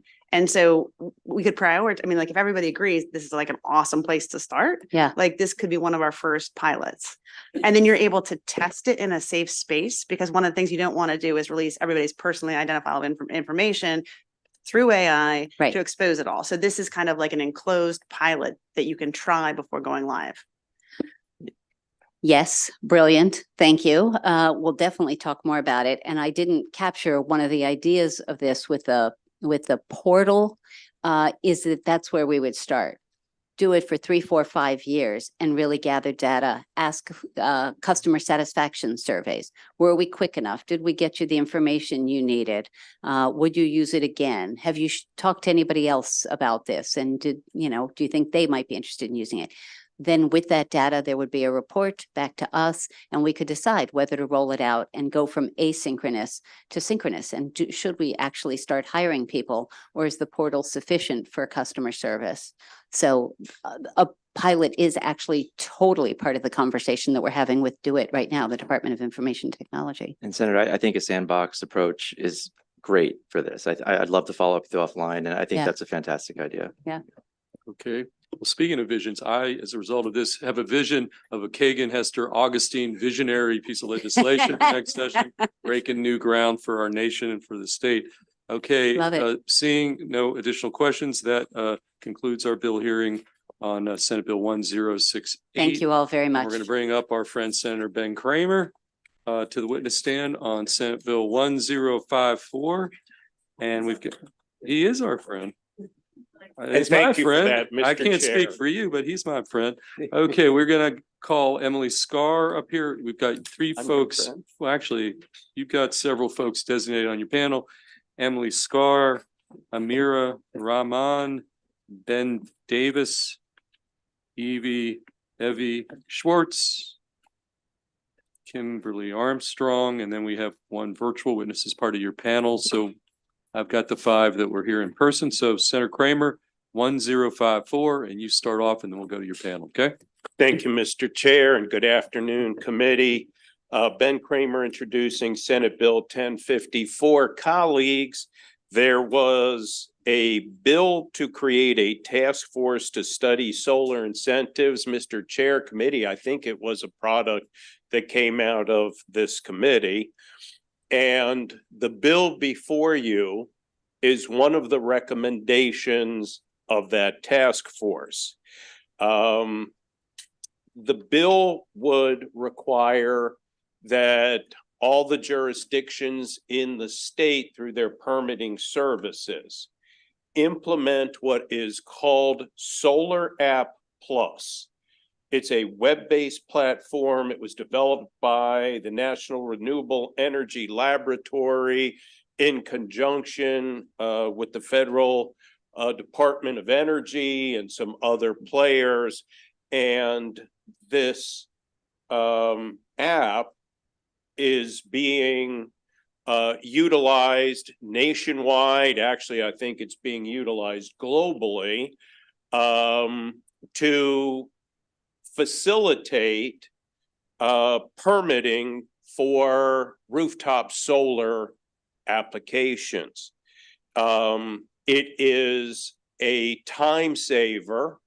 It's a very clever application. If something is not completed properly or there's an error, it immediately lets the individual know what the problem is, where the error occurred. And it is, at least at the moment, the only product that has been recognized and approved for this purpose. And as I said, is being implemented nationwide. And the good news is that, number one, it doesn't cost, there's no fee to local governments for the software, costs them nothing. The other good news is that the federal government has given the Maryland Energy Administration $4 million to implement it at the local level. So if there are some software updates or changes that need to be made at local government, MEA is going to step in and fund those changes. So this is the perfect time for this perfect product. And it will again help facilitate these permits, keep solar moving forward. And it's really a great opportunity that we should seize upon. And that's the bill before you. I've got a very skilled panel here. that will provide all kinds of additional information and answer questions. Thank you, Mr. Chair. Okay, the skill panel. Who from the skill panel wants to go first? Okay, why don't you lead off? And each of us is going to be on the 2-minute clock. Okay, thank you, Mr. Chairman, Madam Vice Chair, members of the committee. I'm Evie Schwartz, speaking on behalf of the Maryland Energy Administration. I'm actually going to defer to the other panelists to speak to the benefits of the app. I would like to focus on the federal funding that is coming through our administration. Before I do that, I did want to mention that this recommendation did come through the Solar Task Force. MEA Director Pinsky was the chair of that task force, and there was unanimous support for this bill. I do want to also now turn our attention to the federal funding and just walk you through some of the details of what to expect. So MEA has secured over $4 million in federal funding. This is to defray the cost to counties and cities for the rollout of Solar App. These funds are secured, not just anticipated. Information about the federal funding will be posted this week, and applications from local jurisdictions are due later in 2024. Each county or city that applies can expect to be funded, with grants ranging from $40,000 to $100,000 or potentially more. We're going to be accepting feedback from local jurisdictions over the next couple of weeks and couple months. The grant amounts are comparable or much greater in size to what we've seen in other states. That includes California, Colorado, and Washington State. And we know from their experience that the grant awards were sufficient to cover the IT costs, as the senator mentioned, for software integration, as well as to cover retraining costs for inspectors and for the industry. So these are all the reasons why this legislation comes at exactly the right time, and we urge a favorable report. Thank you very much. Okay, thank you. Ms. Scar, you want to go next? Yeah, Mr. Chairman, my name is Emily Scar. I'm the director of Maryland PERG, the statewide consumer group, here in support of SB 1054 to help us deploy more rooftop solar faster through the adoption of Solar App. We have been in discussions with MACO and MML about amendments to ensure that the bill is technology neutral, so we aren't necessarily prescribing the use of one app, and we are okay with other alternatives as long as they offer the same functionality. There are some competitors out there that offer automated permitting. We would not be okay with an amendment that opens the door for just online permitting. We do really think we need to hit the gold standard of automated permitting at this point. I would also say, even though they're all alternatives, Solar App is free and will have government backing. And so it is probably the best choice, but we understand the committee, we might not want to set that precedent about dictating a specific set of technology. Maryland is just scratching the surface with our solar potential. This committee is probably well aware that only 5.3% of Maryland homes have rooftop solar, a figure that needs to grow rapidly for the state to meet its clean energy goals. Installing a rooftop solar system should be fast and easy as possible without compromising health and safety. And you'll hear from solar consumers as well as solar installers on why the system we have right now is not fast enough and now it's costing more money for folks interested in adopting solar. 240 communities across the state have already signed up for Solar App, which compromises about 28% of the national market. Maryland, Montgomery County has used a pilot program, and we hope that we quickly move the rest of the jurisdictions to use this great technology. In addition to solar panels, Solar App also accommodates permitting for other clean energy technologies, such as in-home battery storage, which makes the our comprehensive switch to clean energy to power our lives easier and faster. So for all those reasons and others you'll hear from my colleagues, we recommend a favorable report. Okay. Tell us who you are in 2 minutes. Good afternoon, Vice Chair and Chair in the committee. My name is Kimberly Armstrong, and I am the Maryland Program Director for Solar United Neighbors, which is a nonprofit, and we help homeowners to go solar, and we have helped over 1,000 residents and homeowners to go solar in the state of Maryland.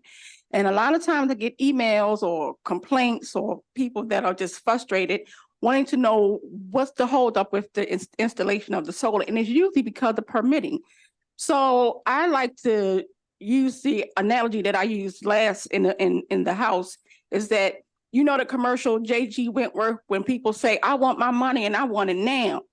When homeowners, when they sign the contract and it takes 2, 3, sometimes 4 months to just have the first part of it, the permitting part started, they get very, very frustrated. So I'm in favor of this bill because it will help streamline, but also speed up the process for homeowners to get solar.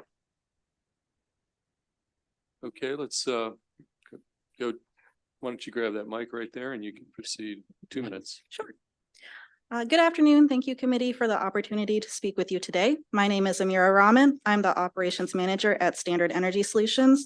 We are a solar panel contractor headquartered right here in Maryland. I'm here to speak to you today in favor of Bill 1054. I've been in the solar industry for 9 years now and have had a hand in residential solar permitting for that entire time. The solar permitting process varies wildly from county to county in Maryland. This can make it difficult to set realistic expectations with our customers regarding the timeline of their process and when they can expect to get their solar panels installed on their roof. From my perspective, the permitting process is one of the key uncontrollable factors that can swing our customers from having a positive to negative experience when going solar. Customers are excited to go solar. They're excited to go green. They're excited for the financial benefits to come. But selling them a solar system and then telling them that they might have to wait up to 9 weeks for their county permits is a little like selling them a car and then walking away with the keys. I've already had a positive experience with counties in Virginia that have adopted Solar App Plus and have seen great success, reduced wait times for customers, and successful inspections. For towns that were pretty quick with paper permitting and issued permits under 3 weeks, they now issue them in 1 day. Some towns and counties take much longer or are so hard to work with, some installers don't bother doing business in those counties. In either instance, Solar App Plus is the better option for consumers and installers. In my time in solar, I've learned that the leading factor in canceled contracts is delays in the process. This is unfortunate both for the consumer and for the state of Maryland, as that is one less system that could have been potentially installed in our state and puts us even further away from our clean energy goals. Streamlining the solar permitting process and bringing uniformity across all authority-having jurisdictions in Maryland stands to not only bring more positive solar experience for our Maryland residents, but also brings us that much closer to our state's clean energy goals. Thank you. Okay, thank you. And our final witness at the table, sir, tell us your. Good afternoon, Chair and members of the committee. My name is Ben Davis. I am the Chief of Policy for Permit Power. We are a nonprofit whose mission is to automate the permitting for every piece of equipment a home needs to go 100% clean energy. You'll likely hear from MEA in a bit. There is another component of this bill regarding inspections that MEA has some concerns with. We agree, we understand their concerns. We agree with them on fixing them, and we're working on amendment language. Happy to share more about that as well. This bill is about rapidly growing the number of homes in Maryland that have solar. Today, 5% of homes in Maryland have solar, and 20% of homes in Germany have solar. And Germany has so much more solar than we have because the price tag of installing solar in Germany is 1/2 the cost of the price tag of installing solar here.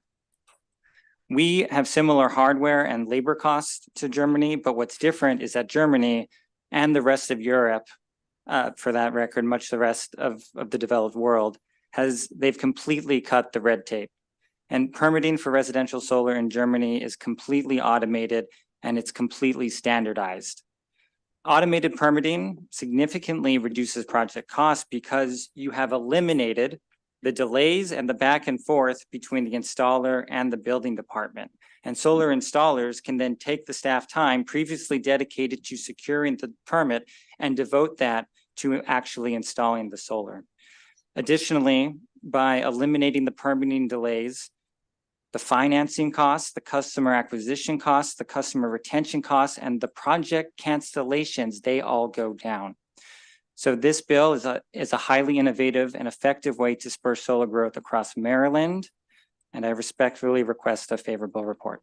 Thank you. Okay, thank you. We actually have one virtual witness who is part of your panel, Brian Balmer from the Department of Permitting Service. Why don't we, Mr. Balmer, let's take your testimony and then we'll go to the panel for questions, okay? You've got 2 minutes. Thank you, Mr. Chair, Madam Vice Chair, and members of the committee. I'm Brian Balmer, Sustainability, Energy, and Mechanical Manager of the Department of Permitting Services, representing Montgomery County's Department of Permitting Services today in an informational capacity in case we can be helpful to the committee. DPS has dedicated 1 year of our time and resources to explore third-party residential rooftop solar automated review systems that could meet the level of life safety and electrical safety required by the building codes.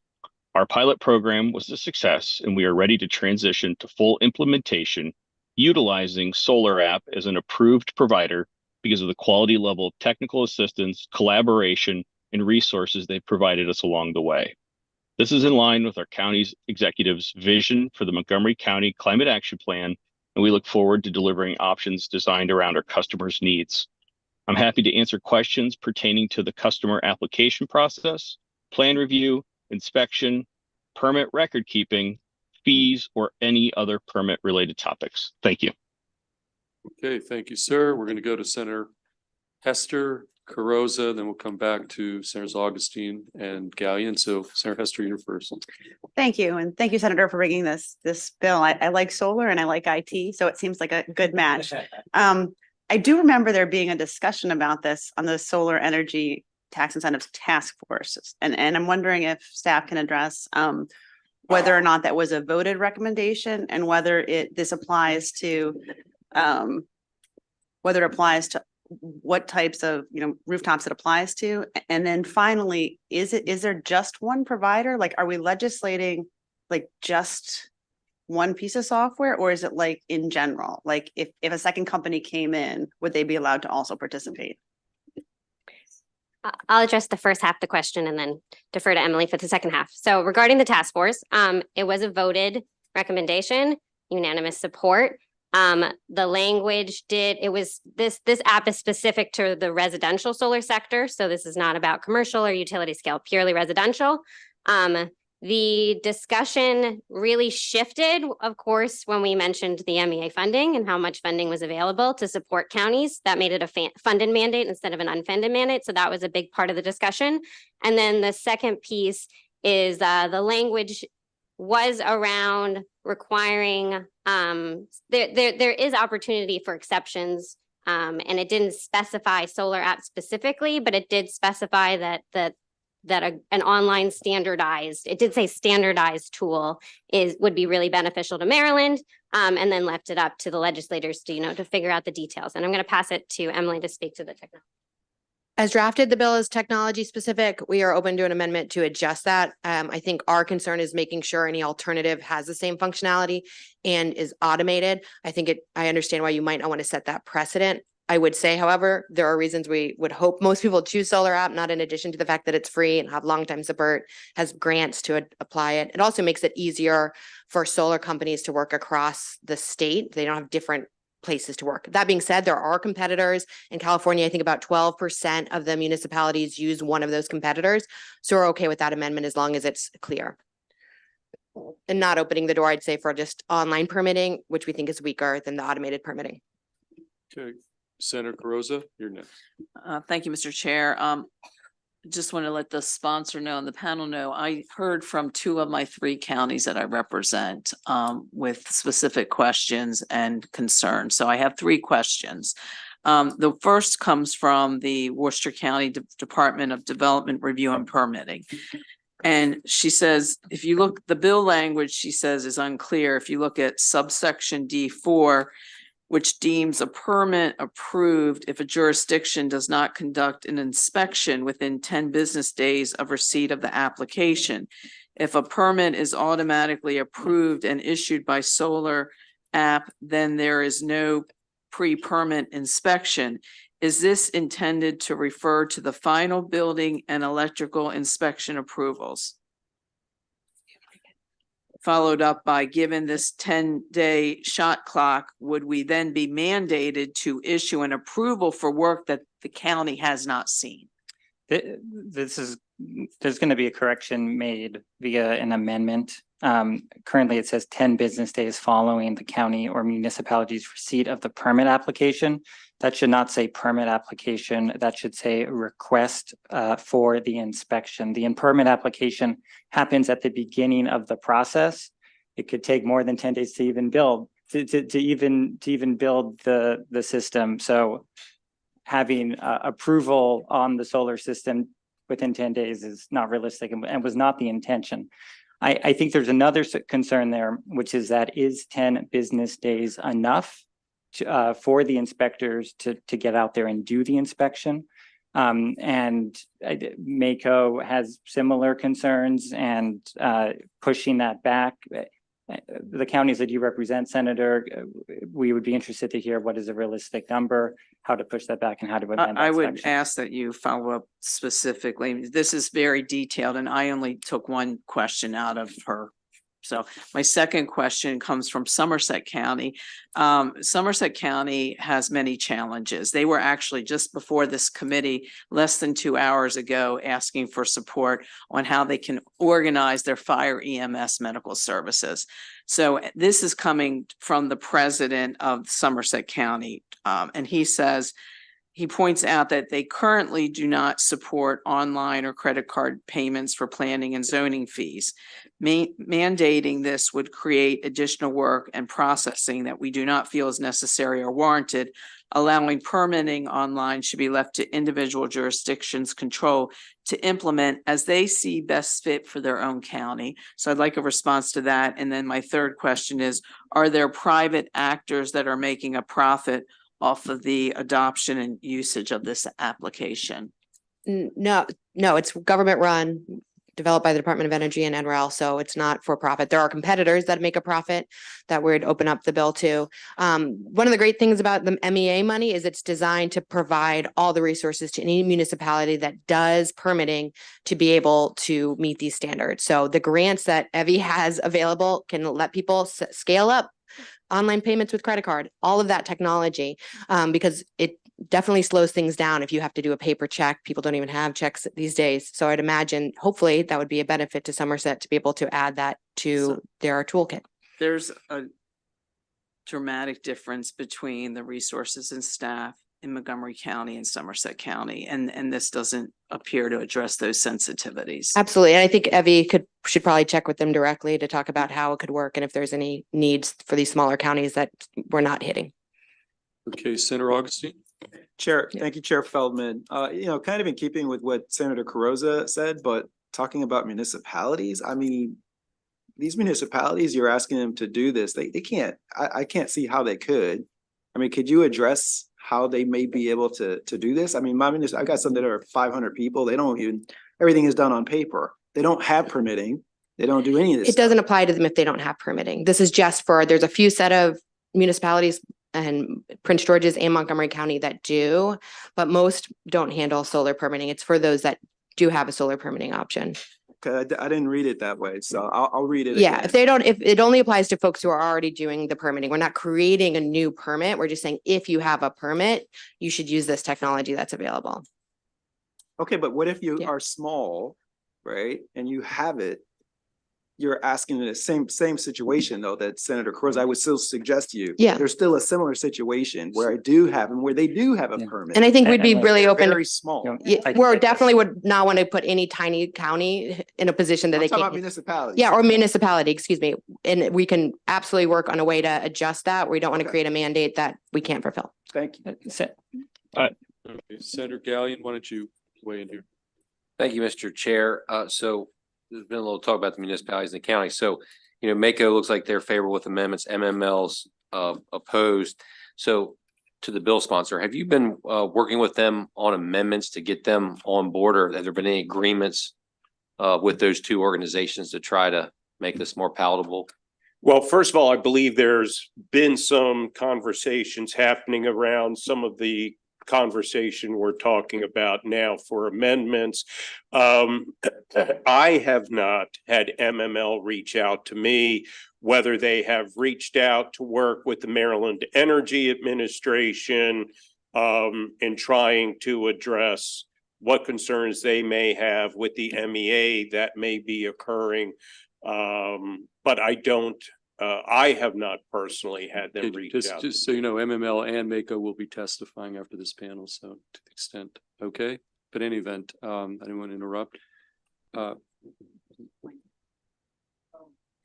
Okay, well, we're not going to take quite, okay, I think we're good for now. We can't open up precedent here. Okay, any additional questions for Senator Kramer or this panel? Okay, seeing none, we do have one additional virtual witness. Catherine Wiskowski. Is Ms. Wiskowski here in the queue? Okay, there you are, and you're signed up favorable, and you've got 2 minutes, okay? And then we're going to go to MML and MACO panel after that. Thank you so much. Yes, I'm Catherine Wiskowski with Sonova Energy International. Sonova is a leading adaptive energy services provider with over 419,000 customers across the U.S. and its territories, including Maryland. Sonova supports SB 1054 and the adoption of Solar App. Solar App reduces costs for permitting departments, solar companies, and consumers by providing automated, standardized, and instantaneous permit reviews. Homeowners adopt solar because they're trying to save money and have stability in their utility bills. Permitting soft costs and review bottlenecks create significant barriers to rapid solar adoption. And anytime there's a delay in permitting or a department adds a new requirement to the process, that is more person hours that are needed to review simple projects. If Maryland is serious about reaching its target of 100% clean electricity by 2040, it needs to streamline the permitting process, or else cost and time will get in the way. Additionally, the departments that review permits in Maryland do not just focus on residential solar. There are many other tasks they need to oversee, and Solar App is a solution to take some of the burden off of departments. Residential solar installations are simple, so let's not overcomplicate the permitting process. Solar App is fully developed, widely adopted tool to save communities time and money. It's being used in over 173 communities across 12 states. Over 36,000 permits have been issued to 770 contractors. The software has been fully tested, implemented, and adopted across the US. It's saved over 27,000 hours of review time, and permitting departments have a lot to benefit from adopting Solar App. By supporting SB 1054, the committee can help set Maryland on the right path to its clean energy goals and help permitting departments save time and money. Thank you. Okay, thank you. Any questions for our virtual witness? Okay, seeing none, thank you. Okay, I'm going to call up, we do have Dominic Butchko from MACO signed up favorable with amendments. And let's just call Justin Fiore from MML up. MML is unfavorable, so you guys are slightly different posture, but you are the final two witnesses on the bill. So each of you tell us your position, and we'll start with you, Dom, on the MACO position.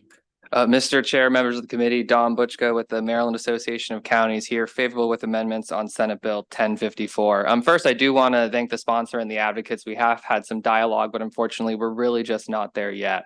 I think when you look at a bill like this, you have to look at what is the general intent? What are we trying to accomplish? And the intent for this bill is we need to meet our renewable energy goals. We need more tools to do that. And solar on residential rooftops is one of those goals. Solar App is a phenomenal tool to get there. That being said, it is not the only tool. And I think someone brought up before Montgomery County. For Montgomery County, it's appropriate. But for a county like Hartford, for example, it's not appropriate.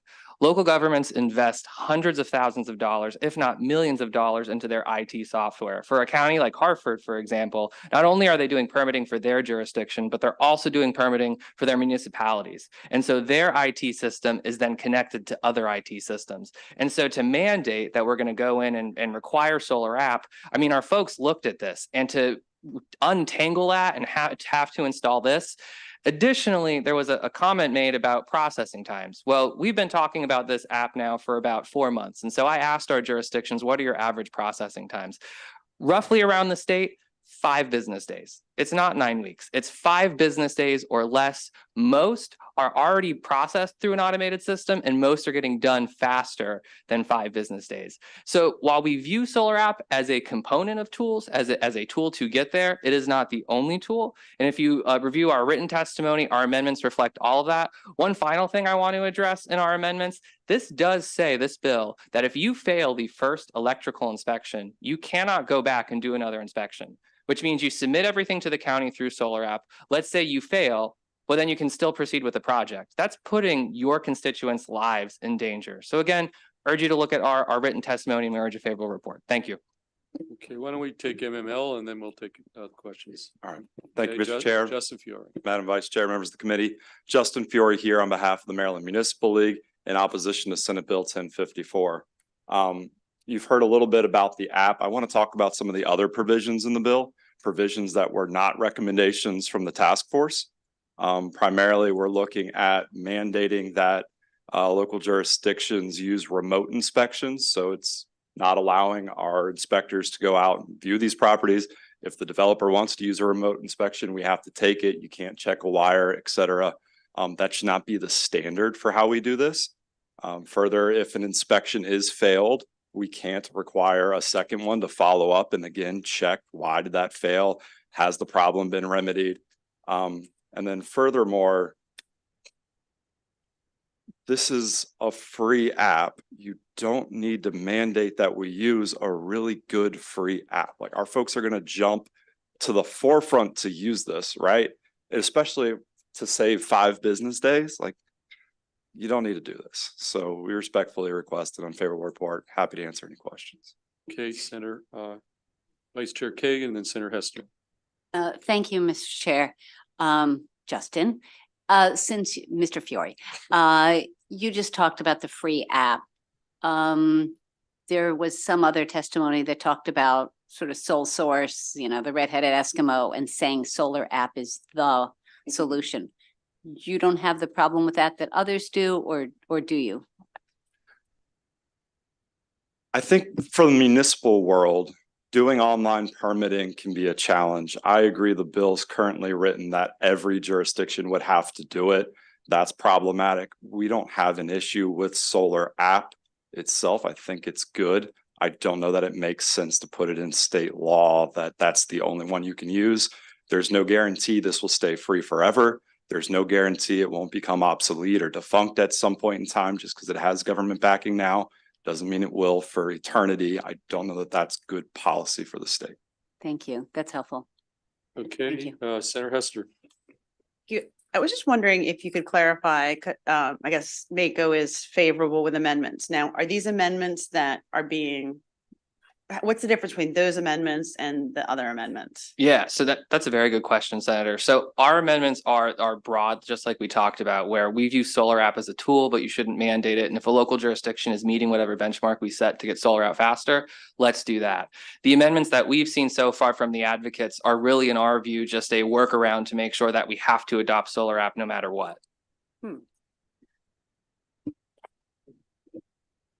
Any additional questions for this panel? Okay, thank you. Seeing none, that concludes bill hearing on Senate Bill 1054. Thank you, Senator Kramer. And we're going to go to Senator Hester on Senate Bill 818, the Artificial Intelligence Governance Act of 2024. And you want to go up to the table, you've designated 2 sponsor panel witnesses, Ben Yellen and Nishant Shah. Do it. So let's start with those 2 sponsor panelists, unless you want to bring anybody else up. Tasha Cornish signed up. We have a virtual witness, and Mark Cather from University System of Maryland. We have some other witnesses, but you can bring anybody you want up here. Again, we're on Senate Bill 818.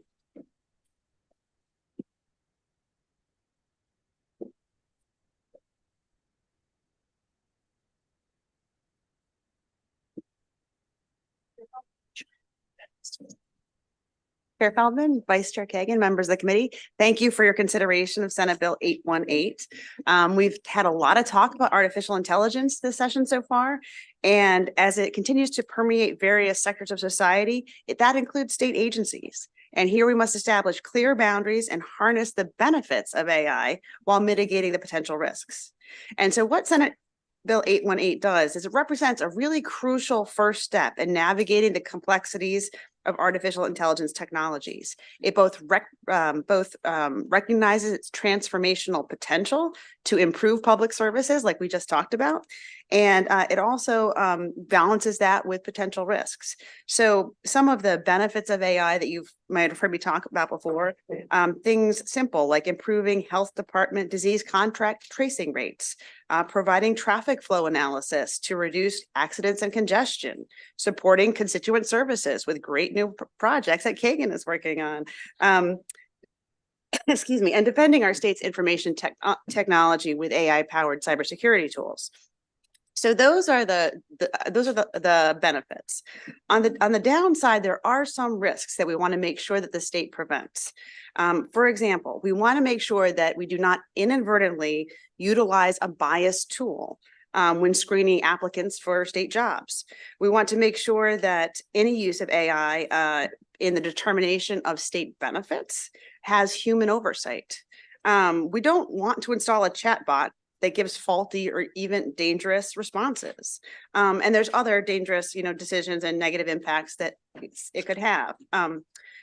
You may recall in January, Governor Moore established through executive order, the Artificial Intelligence Subcabinet, which will develop and implement a common sense approach to operationalizing our state's artificial intelligence principles. In doing so, Governor Moore said, in our first year, we learned that it isn't enough to rebuild state government. We need to modernize state government. I think that's a real good, great quote about where we are today. And so what this bill does is it both codifies the governor's executive order and it provides the operational rigor necessary to truly implement the collaboration, the innovation, and the assessments necessary to make this work. So broadly, the bill does four things. It establishes the governance structure, which is, starting with the AI subcabinet. The members of the subcabinet, include the Secretary of DO-IT, the Secretary of DBM, the Secretary of General Services, the Secretary of Labor, the Secretary of Commerce, the Director of Homeland Security, the Chief Privacy Officer, the Chief Information Security Officer, and the Senior Advisor for Responsible AI, who is here on the panel with us today. And of course, so that's the basic people on the subcabinet. Then the group is charged with doing two things, both developing and implementing a comprehensive action plan for the responsible and productive use of AI. So it's setting the standards and the processes and the policies that the state agencies will follow. The second thing it will do is support artificial intelligence and data innovation across the state. So we're looking at both the opportunities and preventing the risks. In addition to this governance structure, some of the implementation that is required in the bill, it requires that we have our first state artificial intelligence inventory. So DO-IT will conduct annual inventories of specific AI systems that will track vendors, capabilities, purpose, impact assessments, and whether or not these uses of artificial intelligence include high-risk decisions. It's also required to make this list of inventory of artificial intelligence available.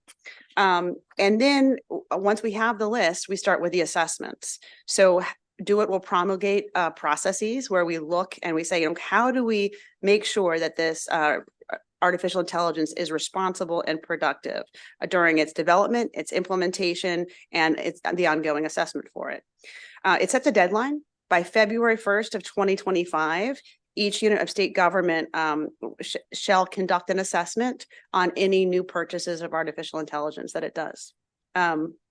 Last but not least, we really thought through, and I have to credit the governor's team with thinking about the sandboxing and the piloting, but we'll need to make some changes to procurement in order to make it possible to test artificial intelligence in a safe sandbox environment.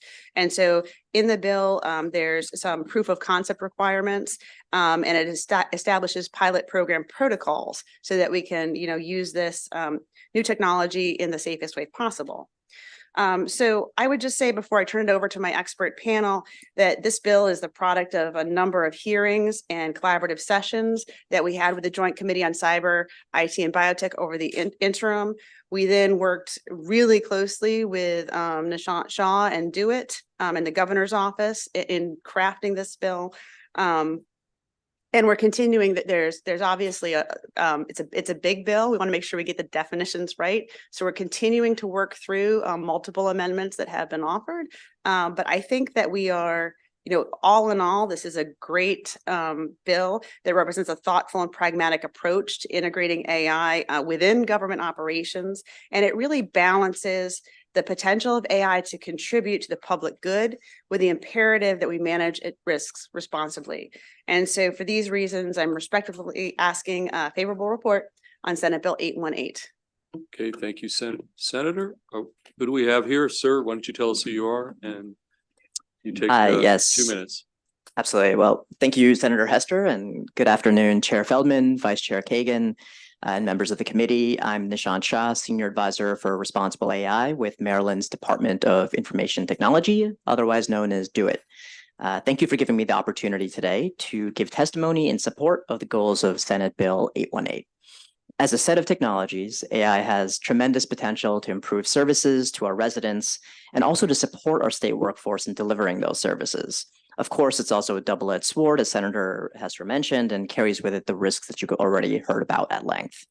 To that end, the AI executive order that was signed in January by Governor Moore directs the foundational work to catalyze the state's initial steps here in order to leverage AI in a way that's concurrently productive, yet also safe, ethical, and responsible. Senate Bill 818 is in line with the goals of the executive order, codifying portions of it and going even further in a few critical areas. For example, I and the department as a whole are particularly excited about the provisions of the bill that establish and implement the competitive proof of concept procurement method.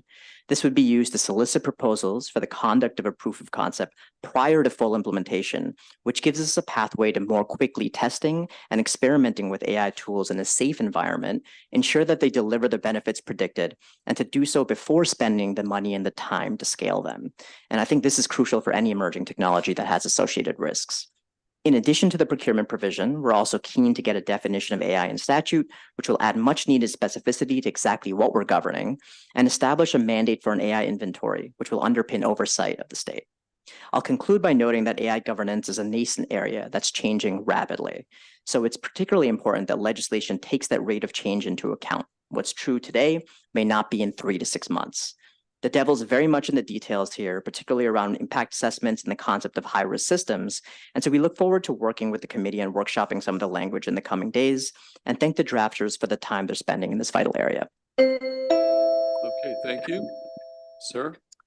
Hello, Mr. Chairman and Vice Chair Kagan. My name is Ben Yellen. I am the Program Director for Public Policy and External Affairs at the University of Maryland Center for Health and Homeland Security. We worked with Senator Hester over the interim, doing some research on how other states were formulating governance structures for artificial intelligence.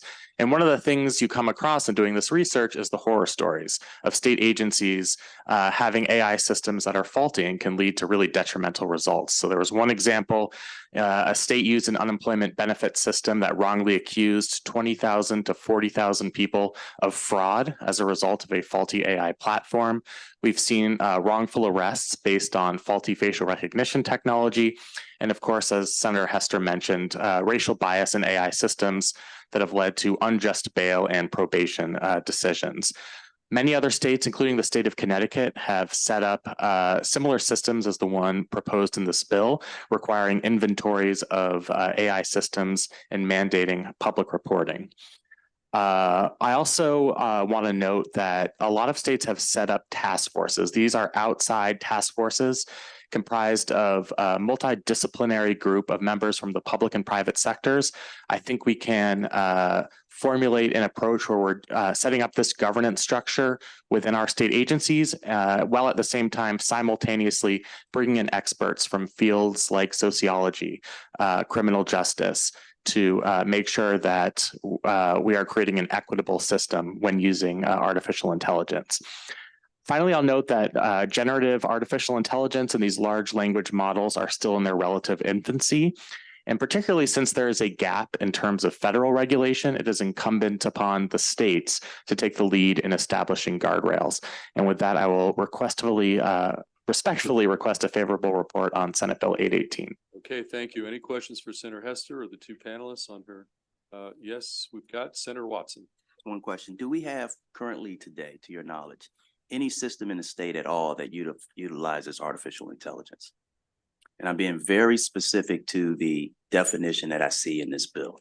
Yeah, there are a number of them. There are license plate readers, for example, that the State Highway Administration leverages.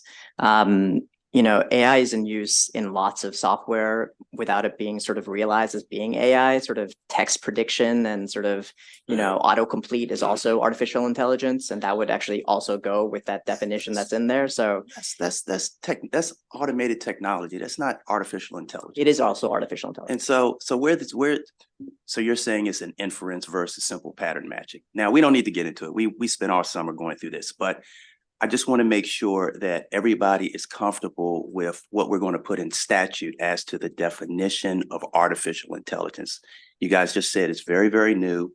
It'll take us places we don't even know where it's going to go yet. But it really is the ability to give a set of instructions, and then have the computer figure it out, make inferences, infer decision-making, the recommendations you got in here. I really like putting that in here. And so it's the flexibility. Once we say go, it can keep going and going and going. It's not just execute, here's a response, execute, here's a response. And so you're comfortable with the definition. I was just gonna say that of the things that we're working on, we like there's a ton of amendments that suggest that we tweak the definition. Okay. So if you had, I mean, you're on the Joint Committee of Cyber IT and Biotech, and I really appreciate our partnership, and I would welcome your suggestion on how we, on if there are changes necessary. Yeah, no, thank And you I'll very much. share with you all the feedback that we've gotten. I bet you got a lot. I did. Thank you. Thank you. Okay, Vice Chair Kagan. Thank you, Mr. Chair.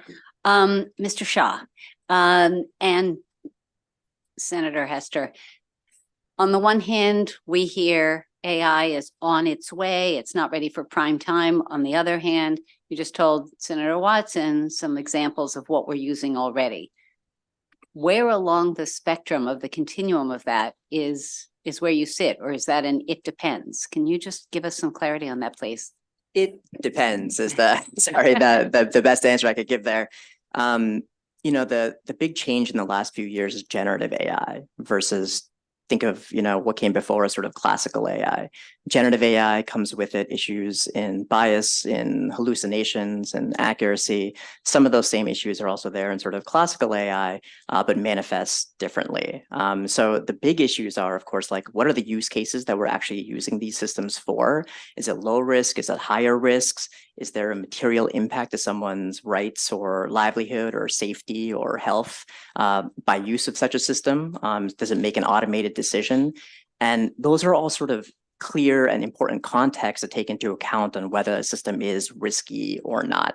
So there is sort of a continuum of sort of AI in use, and a lot of what we're considering right now in the guardrails that we want to put in place would either flag if there is sort of an issue as either a leading or lagging indicator, or let us prevent it from happening sort of in the first place. Okay. One could argue that hallucinations and inaccuracy happens in politics even without computers. Thank you, Mr. Shaw. Yes, Senator Hester. I just wanted to quickly add on, one of the best, I think the longest standing uses of AI is in the comptroller's office, where for years they used AI to protect against, tax fraud. The other thing is that, while it's nascent, I would say that our state is certainly, lagging behind the private sector. And so as we're trying to learn and get up to speed and defend ourselves against, what could be coming, it's absolutely important that we, even though we're just beginning, that we try to catch up to where everybody else is. Thank you, Senator. Okay, any additional questions for Senator Hester or the two panelists? Okay, seeing none, thank you, gentlemen. Okay, before we go to our one virtual witness, Dan Wolf, I just want to call up three witnesses. I'm not sure if they're here. Tasha Cornish is okay. Tasha, why don't you come up here? Mark Cather and Joseph. Joseph Gridley. Is Mr. Gridley up here? Okay. So we're going to hear from three of you, and then Mr. Wolf, you hold on. We'll pick you up after the three in-person witnesses, okay? Okay, Ms. Cornish, why don't you start off? And each of you are going to be on the 2-minute clock, okay? Great. Good afternoon, Chair Feldman, Vice Chair Kagan. For the record, I am Tasha Cornish, the Executive Director of the Cybersecurity Association of Maryland. We are a statewide 501c6 nonprofit established in 2015, created to drive the growth of Maryland's cybersecurity industry. Our membership includes over 600 firms ranging in size from Fortune 500 companies to solo owner operators. We represent nearly 100,000 Maryland employees, and I am here today on their behalf to strongly support and urge support for this bill. For many of the reasons that were already discussed that I won't go into, the annual inventories, the impact assessments, these are all critical to limit the negative effects that AI can have specifically on data security and data integrity. So we strongly urge you to support this bill. Additionally, it does provide the space for innovation, which we are very interested in, as many states are a little bit ahead of the curve in implementing these measures to improve state government and local government as well. So we, again, favorably urge you to support this bill and have a favorable report. Thank you. Okay, sir, tell us you are. I'll go next. So thank you very much, Chair Feldman, Vice Chair Kagan and the members of the committee. My name is Mark Cather. I'm the Chief Information Security and Privacy Officer for the University System of Maryland, and I'm joined by my colleague. Sorry, is the mic not close enough? Okay. I'm joined by my colleague, Joe Gridley, from the University of Maryland College Park.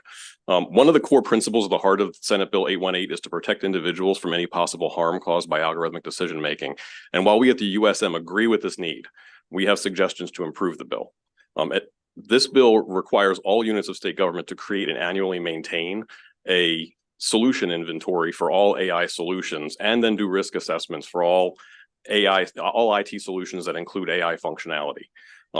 At this point, in talking to our IT leadership, almost all IT solutions include some level of AI functionality, but very few make potentially harmful decisions. So this requirement we would see as being very resource intensive and possibly wasteful. We suggest that a better approach, and one that's in line with a lot of the testimony that we've actually heard, would be to first work with business units to inventory where the potentially harmful decisions are being handed over to technology, and then evaluate the risks posed by the AI that's underlying those decisions. By focusing on the decisions first, the expenditure of resources would be focused on what matters, the decisions being handed to AI, and not just all things that include the capability of AI in them. The bill as written also requires the full system inventory to be published on a public website, and we actually worry that that could actually give hackers a roadmap on how to hack our AI solutions. Lastly, the Maryland Code already includes a requirement that the USM develop and maintain IT policies and procedures that are functionally compatible with any state IT policies and procedures. Each USM institution is like its own city with various economic sectors, and we need to be able to actually interact and compete at the local, state, national, and international level. Just as has been done with other sections of Title 3.5, we request an exemption only from the direct application of this bill so that we can continue to have functionally compatible policies and flexibility to do what we truly need. Thank you very much. Okay, thank you, sir. Thank you, Chair Feldman, Vice Chair Kagan, and members of the committee. I'm Joe Gridley. I'm the Chief Data Privacy Officer at the University of Maryland College Park, representing today only one of the 12 system institutions. College Park first strongly supports legislation protecting Maryland citizens from the harms that can be caused by AI. However, we respectfully echo the system's request for exemption from the direct application of this bill. Due to the complex nature of university operations and the broad definition of AI in the bill, direct application would lead to significant compliance costs that put Maryland's public institutions at a competitive disadvantage when compared to private institutions within Maryland and private and public institutions across the nation. In 2023 alone, NSF provided over $800 million to create 500 new AI programs, including $20 million for the Trustworthy AI in Law and Society program at College Park, intended to study trustworthy development and use of AI. Looking forward, there are currently over 100 open opportunities for funding from the NSF alone. If this bill is directly applied to us, not only will it inhibit our ability to bring these funds and jobs to Maryland, but some of the restrictions in the bill could inhibit our ability to bring these to study the very impacts that this bill seeks to avoid. Even setting aside the impact on our ability to compete at the state, national, and international level for resources and talent, as folks have noted today, AI lives in just about every part of our lives. The tool that is streaming is currently using AI to filter out background noise and improve audio quality. The spam filter protecting you from Nigerian princes, right? And even spell check can, in certain circumstances and under this definition, be considered AI. Therefore, we respectfully request exemption from direct application of this bill. Thank you. Okay, before we go to our virtual witness, any questions for this panel? Okay, seeing none, thank you. We're going to go to Mr. Wolf. We see you signed up favorable and you are, got 2 minutes, okay? We hear you. We see Thank you, Mr. Chair. Yeah. Good afternoon, Chair Feldman, Vice Chair Kagan, and members of the committee. My name is Dan Wolf, and I'm the Director of State Programs for the Alliance for Digital Innovation. We're a nonpartisan alliance of technology companies focused on accelerating change in the public sector. Our members are some of the most innovative technology firms in the nation, including many that proudly already serve the state of Maryland. We acknowledge that the bill still does need further amendments, but ADI supports Senate Bill 818 and encourages the committee to return a favorable report. As Mr. Shaw mentioned in his testimony earlier, this legislation provides an important procurement tool for state leaders to safely and responsibly explore innovative new technologies. With the rapid move into digital environments, state agencies must be able to quickly acquire and deploy technology in a way that keeps pace with that innovation. Unfortunately, governments are often stymied in their efforts to quickly onboard and use modern commercial solutions because they use a legacy approach to purchasing and acquisition. The characteristics of technology, particularly rapid, modular, and iterative nature of modern IT design and deployment, are often ill-suited for those traditional acquisition techniques. And it's something that I know all too well as former Deputy CIO of the Commonwealth of Virginia. By creating a competitive proof of concept procurement as a formal acquisition method, we believe that Senate Bill 818 will both accelerate the digital transformation of state government services and strengthen Maryland's cybersecurity defenses through the adoption of modern commercial technology. Further, one of the many challenges faced by state governments in their tech modernization journey is an inability to fully account for all applications used by state agencies.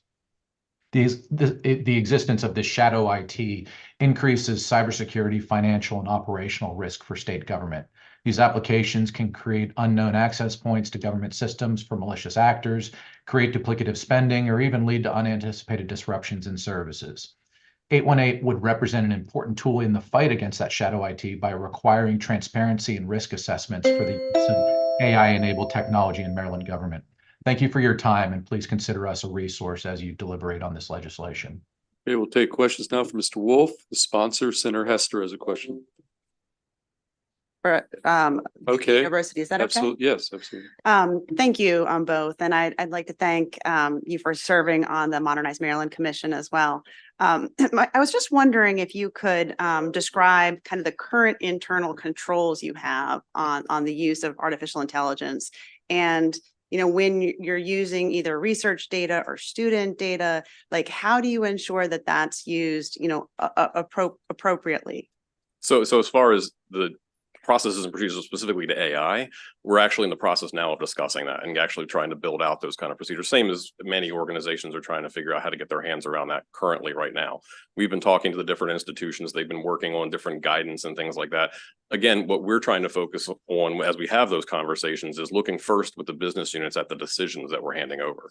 Because if we look across an entire institution at all the places where the definition of AI would actually apply, it's a huge inventory. Right. And so we certainly want transparency, and we certainly want to do the inventory, and we certainly want to control all the different things that are a concern, but we want to make sure that we do that where the decisions really come, you know, are at an issue. So in an earlier version of the draft, we actually enumerated the consequential decisions that the Office of Management Budget for Congress had outlined. And that was highly prescriptive. And so we kind of moved to high risk at all. But I'd be really curious how you're trying to figure out where the risky parts of your business are. And if you're figuring it out and we're figuring it out and we fund you a lot, why wouldn't we all figure it out together? Oh, we're happy to work with you in any way, shape, and form to do this. It's But just, you want it to be excluded from the bill. well, the reason why we actually come to that is if the state, say for example, state DOIT would come down with a policy that said AI products that have known risks, have known issues of bias or discrimination cannot be purchased by a state unit. Say that was the rule that came down. If we have a class where we're trying to teach what is bias and what is discrimination, we may very well want to have the tool in the classroom to demonstrate it for the students. It wouldn't be actually in that kind of a case harming people who are a member of our community. Would be used in that demonstration capability. I would assume that we could find an amendment that would be like allowable use for teaching purposes, just as in our bill, we have an allowable procurement process that we can buy things, test them, work on them before we outline them. But I think like in your hiring decisions, if you're using any facial recognition technology, like I think we really need an inventory from you guys to make sure that, our state dollars are being, well spent. Sure, and we're certainly happy to do an inventory. We're just trying to keep that inventory focused on things related to the decisions that could potentially cause harm, and not every thermostat and everything that could possibly have an AI function. Yeah, so that's not what we're looking for. Sure, agreed. A number of the comments that we received had to tightening up the definition of artificial intelligence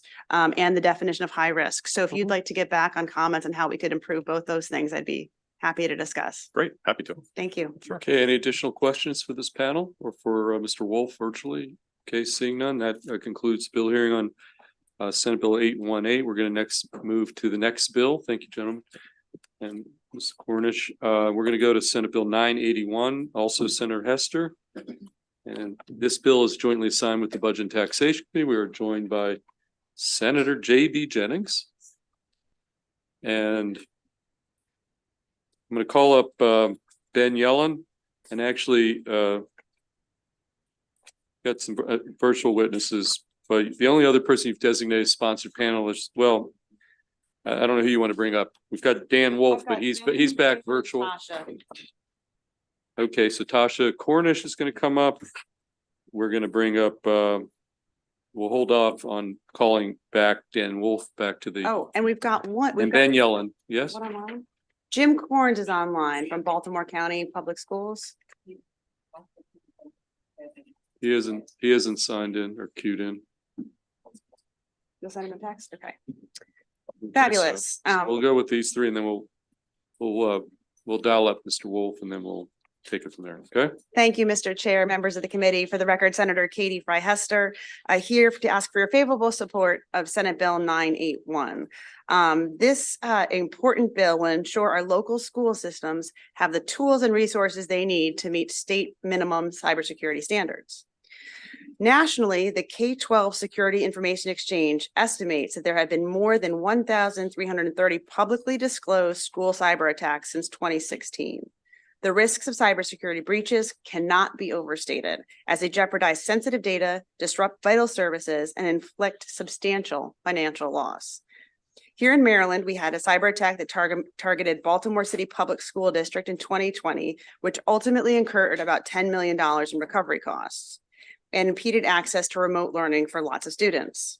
This last August, we saw a second one. Prince George's County Public Schools experienced a cyber attack that hit its network servers, impacted about 4,500 district accounts, and compromised data from 99,543 individuals. That's a lot of individuals. Going back to 2022, we passed Senate Bill 754, which required school systems, along with the state government, to do cybersecurity assessments. We found that schools are doing the best they can, but they have limited resources. And thankfully, there are several high return, low cost investments that we can implement. So the first one of these things that we could do is multi-factor authentication. Currently, only 27% of all of our school employees, 20% of privileged users, and 8% of critical systems are using MFA, according to a district IT report provided by MSDE. MFA is typically included as a default feature in software, so mandating its use will not incur additional costs. However, the benefits of adding this extra layer of cyber defense are enormous. Secondly, we need increased staffing support. When we did the survey, there are 22 CSF NIST categories in the state minimum cybersecurity requirements that do it rolled out to have the local education agencies respond to. And 22, I think it's 15 of 22 pointed to staffing and skill set training as the biggest hindrance. The number one request to solve these differences in asset management, risk assessment, risk management, data security, information protection processes, continuous monitoring, and resource planning and recovering was staffing. The third is to procure cybersecurity tools. LEAs need to remediate priority technical solutions that they have identified in their vulnerability assessments. And these include network monitoring systems and endpoint detection, as well as some more unique problems. So what does this bill do? Senate Bill 981 puts forth a proactive response to these pressing challenges by establishing the funds are already established. We're adding money to the existing local cybersecurity fund, which can be used flexibly to improve IT needs and cybersecurity needs at the local level, such as the endpoint detection that I mentioned. It also requires the school systems to actually implement the multi-factor authentication. And third, We know we do not have the resources to hire a cybersecurity IT person for every single school system. But what we can do is we can leverage our state resources and do it. Right now, we have one person, colleagues, charged with helping local governments, which includes the K through 12 school system. So the proposal is that here we provide, a cadre, maybe 3 to 4 people, information security officers who work with our local director of cybersecurity at the state level to do outreach and assist in these skills at the local level. So those are the 3 things that the bill does. I'd like to ask for your favorable report and turn it over first to Ben Yellen and then to Tasha, and then hopefully we'll have Jim Corns from Baltimore County Public School Systems who conducted the survey on the phone. Okay, Mr. Yellen, you go first and we'll keep an eye out for Mr. Corn. Good afternoon again. My name is Ben Yellen. I am the Program Director for Public Policy and External Affairs at the University of Maryland Center for Health and Homeland Security, and I served as co-chair with Senator Hester of the ad hoc subcommittee of the Maryland Cybersecurity Council on state and local cybersecurity. I see this bill as a furtherance of that effort that started in 2021, partially culminated in the passage of SB 754 in 2022, which required all units of local governments, including our school systems, to do these security assessments. And we have extremely valuable data. I'll keep my remarks short because I really want to hear from Jim Corns, who I see as the foremost expert on this. As a Baltimore County resident myself, I know that our schools are in good hands with his guidance and leadership. But I think this bill is the proper approach to ensure that schools are maintaining proper basic cyber hygiene, multi-factor authentication, endpoint detection, and network monitoring. So with that, I will encourage a favorable report on Senate Bill 981 and happy to answer any questions from the committee. Okay, Ms. Cornish, why don't you go next? Wonderful. Again, for the record, Tasha Cornish, Executive Director, Cybersecurity Association of Maryland. Since we strongly supported this bill in 2022, we've had the great pleasure of working very closely with DoIT and their Director of Local Cybersecurity. We're very involved in their Local Cybersecurity Coordinating Council, which brings together nearly 100 folks doing this work at our local agencies and at our K through 12 groups. And it's been a really phenomenal experience. They're doing some really fabulous work. And I know from our experience working with them and from their conversations that this bill is really what is needed to continue the work that they're doing and to further support their work as well as their data of their staff, their students, and really their entire operations. We know how costly those cyber attacks were, and really this investment is what's needed to mitigate those costs as well as any operations interruptions. So we urge a favorable report on Senate Bill 981. Thank you very much. Okay, before we go to a few of our favorable virtual witnesses, any questions for Senator Hester or the 2 panelists? Okay, seeing none, thank you. Who do we have in the queue? Do we have? Okay, why don't you pull up Mr. Corns? Mr. Corns, you are in the queue. We need you to turn on your video. There you are. Okay, Mr. Corns, your name has been cited several times before you popped in here, so expectations are very, very high for you. Okay, but you've only got 2 minutes. I will try not to disappoint in 2 minutes. Hi, my name is Jim Corns. I am an executive director in DOIT for Baltimore County Public Schools. I am the individual that was in the head of DOIT when our November cyber attack occurred. As per paper reports, that cyber attack was about a $9 million recovery fee. I will tell you that to date, Baltimore County has implemented multi-factor authentication for all of our users, all of our adult users. We have our endpoint detection in place, and we have our network monitoring fully enabled so that we can mitigate any opportunity or any chance that this might happen to us again as best as possible. What I also know is that I've worked in 4 other school systems in the state of Maryland in my 30-year career, and Baltimore County's been blessed with a great number of experts, and that is not always the case in some of our smaller systems where that assistance could be greatly appreciated. The impact of the missing security on the stakeholders, on the reputation of the school systems of our students is incalculable. We were on the pandemic at the time and lost 3 days of instruction where our students couldn't actually communicate with their teachers, and in a time when they needed to be in touch every day. And so I support this bill simply for the fact that no one else should have to do what we did to recover the way we did.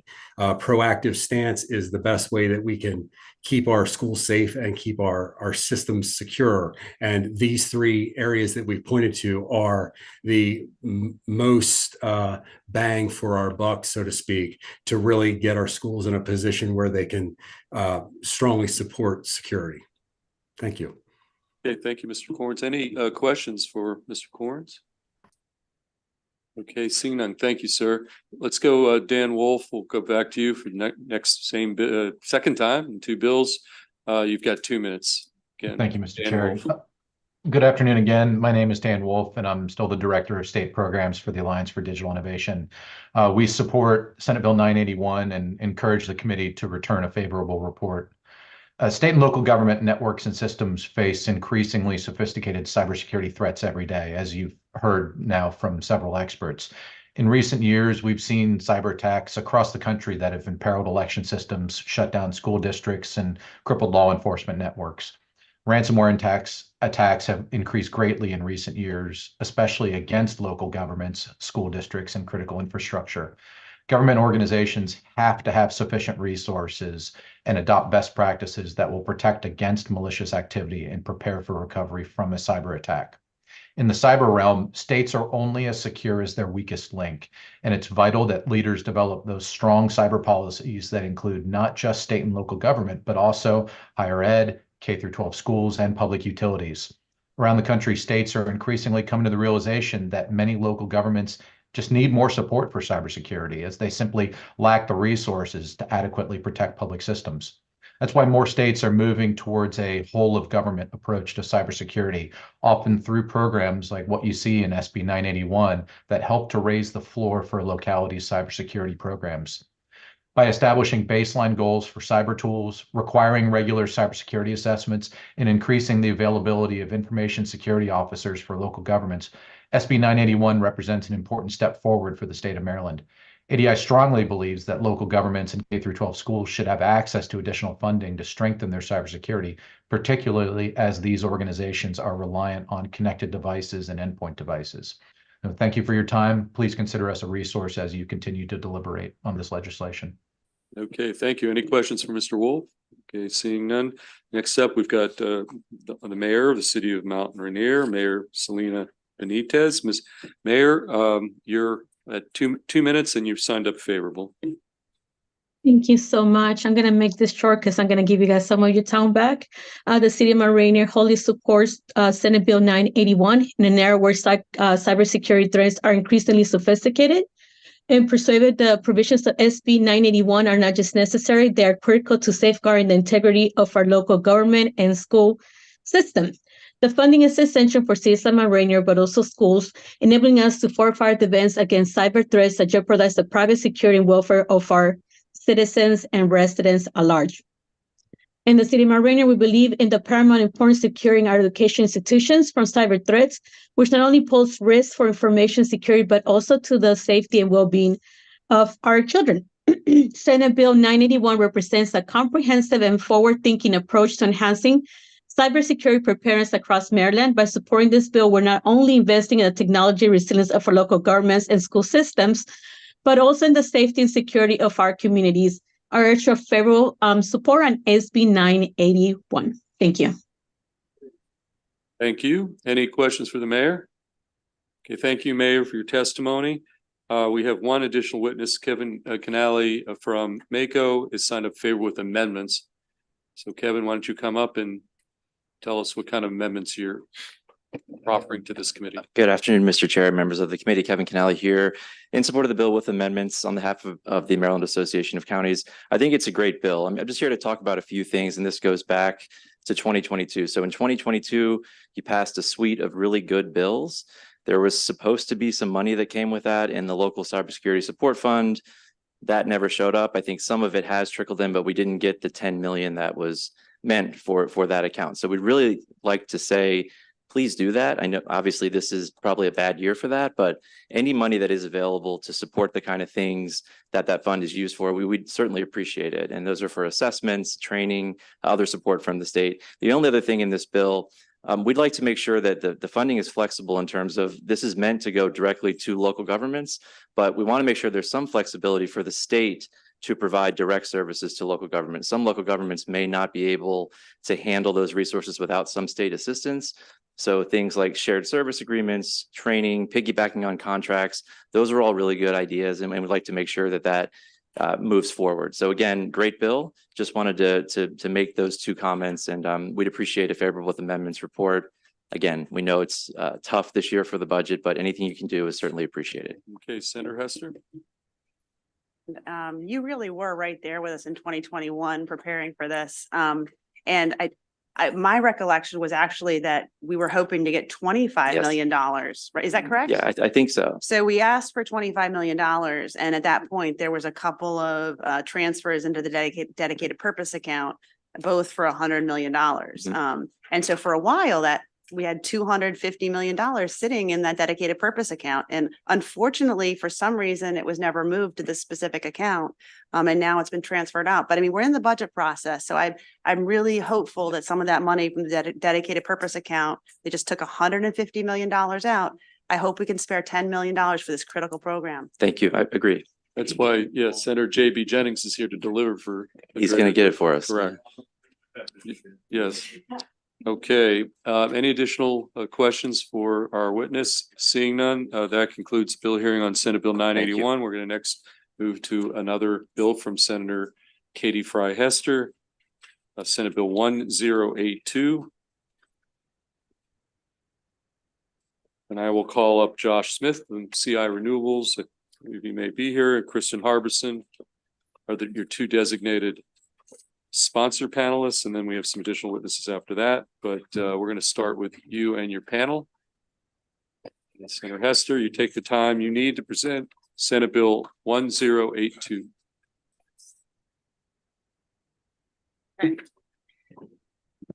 We're on 1082. Thank you, Mr. Chair, Madam Vice Chair, members of the committee. For the record, still Senator Katie Fry Hester here to ask for your favorable support of Senate Bill 1082. As you know, I've worked a lot this summer on the issue of solar siting. And there's a collaborative process for several months. And this bill tries to incorporate much of what was discussed. The bill has amendments coming. And so I just kind of want to speak to kind of where we're at this point. For context, in order to meet our renewable energy goals, we have to expand solar power access across the state. We have to ensure the electricity consumed in the state is all clean energy by 2035. Thus, we have to address this issue of solar siting as soon as possible. To meet these goals, we have to think holistically and strategically about how we prioritize adopting renewable energy while also considering the competing interests of the state, such as protecting our natural resources, our prime land, and agriculture. As we look for suitable land for renewables, the future of solar energy and the future of land use policy are intricately linked. MEA, the Maryland Energy Administration, estimates that it will take 30,000 acres of land, or 1.7% of our agricultural land, to meet our state's renewable energy goals. Secondly, recognizing the outsized role agricultural land plays in our state's renewable energy transmission, our farmers must end up with a fair outcome. Farming already carries financial risks that can be straining, and solar offers a unique opportunity for them to diversify. A farmer could lease a fraction of their acreage to a solar company that can operate an array. This provides a stable revenue resource for our farmers, while income from crops can vary from year to year. The bill addresses the need to open up economic opportunity for those farmers who want to put solar on their farms while providing protections to ensure that their farm land gets back to them in good shape at the end of the lease. Outside of the agricultural land, we need to recognize the opportunity within the state on the land that we own. Over the interim, I worked with our partners at the Power Plant Research Project and Department of Natural Resources to uncover potential state-owned land we may have available for solar. The PPRP introduced me to their platform, Smart DG Plus, which is an interactive map-based screening tool designed to help developers and officials identify promising areas for solar and wind development. And so that crazy paper that I just passed out to you is showing, it's showing you a map of where we have state land within 1 mile from a right-of-way for distribution. And so that means, you know, potentially it could be, you know, easy to get hooked onto the grid at those points. So we then collected all of the state land GIS files and plugged them into DG Plus tool. And what we found, and then they subtracted things like airports, county parks, critical areas, floodplains, forest conservation easements, high density residential areas. And after we applied those screens, we found that there was 207,000 acres of land in the state that 207,000 acres that the state owns spread out across the entire state. So that's roughly 3%. So we are 3% landowners in the state. But what that can translate to, if you then take that calculation and you say, let's say out of all those acres, 5% might be suitable for solar. You know, that's relatively conservative, 5%. And then you say you can get, you know, 5 acres, maybe 1 megawatt for 5 acres, and then my computer dies. That is about 2,000 megawatts. So we have the potential, you know, as the state to lease our land to the tune of 2,000 megawatts of solar. And I'd be happy to walk anybody through, ideally with DG Plus people here, to show how I came up with that calculation. But anyways, so I've submitted this spreadsheet and the rough estimate of the available state land and the photo of the state lands that focuses on kind of where I live in Howard County. But that's just the beginning of the story of how we have to be smarter and how to cultivate our goals with a more comprehensive analysis of where we're going to site solar. So what does this bill do? This bill does 4 key things. First, it creates a cross-agency work group in the Power Plant Research Program in DNR to bring together the key departments to study solar siting in a manner that balances our competing goals in consultation with relevant stakeholders. This work group will be tasked with exploring the appropriate approach for solar development on prime soils, a model policy for solar siting between 2 and 5 megawatts, decommissioning standards, setback ranges, and screening requirements on how how best to preserve our natural resources. Second, as part of this interagency work, there's a further analysis beyond what I have done for you today of how do we find the state land suitable for solar energy development, including brownfields, landfills, parking lots, and garages and rooftops. So that's the first piece of it. The second thing that this bill does is it requires each electric company to submit data from utilities regarding transmission capacity to the Solar Technical Assistance Program at MEA. So therefore, we'll have a little bit more data from the utilities. The third thing the bill does is it allows the counties to create a conservation and restoration fund that land developers may pay into if their development project is going on land that is also in agricultural production. So the fourth thing this does is it offers several key protections for our farmers. This includes requiring the solar developer to maintain a cover crop that contributes to soil regeneration and carbon sequestration. And just as a side note, you know, we have some of these solar, you know, farms in our district, and unfortunately, sometimes what they're using is like herbicide or pesticide to keep the grass down. You can also do things like, you know, bring in sheep to mow the grass. But, you know, if you're not managing the ground cover in a sustainable way, you can run into water problems. So then you've got energy, you know, land and water policy all linked together. It also establishes requirements for decommissioning, including bonding. And it requires the Department of Agriculture to keep a list of considerations and best practices to help our farmers negotiate the best lease possible in their best interest. So there's a lot here, my colleagues. I'm going to turn it over to a couple of my panelists. And in particular, I'd really like to thank Kristen Harbison, who facilitated these stakeholder calls, you know, for free for like 5 or 6 months, including over Thanksgiving. Every Friday, you know, she had 30 stakeholders on a call.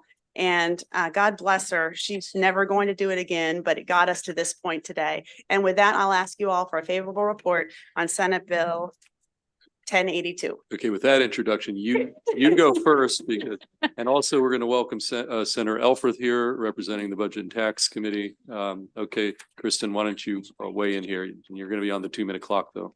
Of course. Well, good afternoon, Mr. Chair, members of the committee. Kristen Harvest and Maryland League of Conservation Voters Political Director, and I am here in support of this legislation, and I am grateful to the sponsor for her. She also worked all those hours that I did and more. So it was, but I feel like every time I come here, I have it all written down, and it often is basically the same thing. We have passed through the work of this committee, really aggressive goals, ambitious, achievable goals. And what we've, including the 2019 Clean Energy Jobs Act, sponsored by Chair Feldman and led by many members of this committee. Everything that we're doing since then is moving towards reaching and how we reach those goals. I was here last week talking about, with the same message around Senator Elfreth's bill on the Brighter Tomorrow Act. We've also been here, Maryland League of Conservation Voters has also been here on other key bills, Program Open Space, Forest Conservation Act, water protection. We are here, we are a small state with big goals. And we can meet them all, but we need to be working together. And that's what this bill is grounded in, the idea that if we all continue to work together with focused attention, bringing together, that we can find a solution of how we meet all of these goals. And it is essential that we do that. This is not, all of these goals we passed because they are essential to our health, our well-being, our environment, our communities, our state resources, that we need to be protecting ourselves and our future. And so that is why we are here on support of this bill. Thank you very much. Okay, thank you. Sir, tell us who you are. Good afternoon, Mr. Chairman, Madam Vice Chair, Josh Smith, Managing Partner, CI Renewables, Baltimore-based solar developer.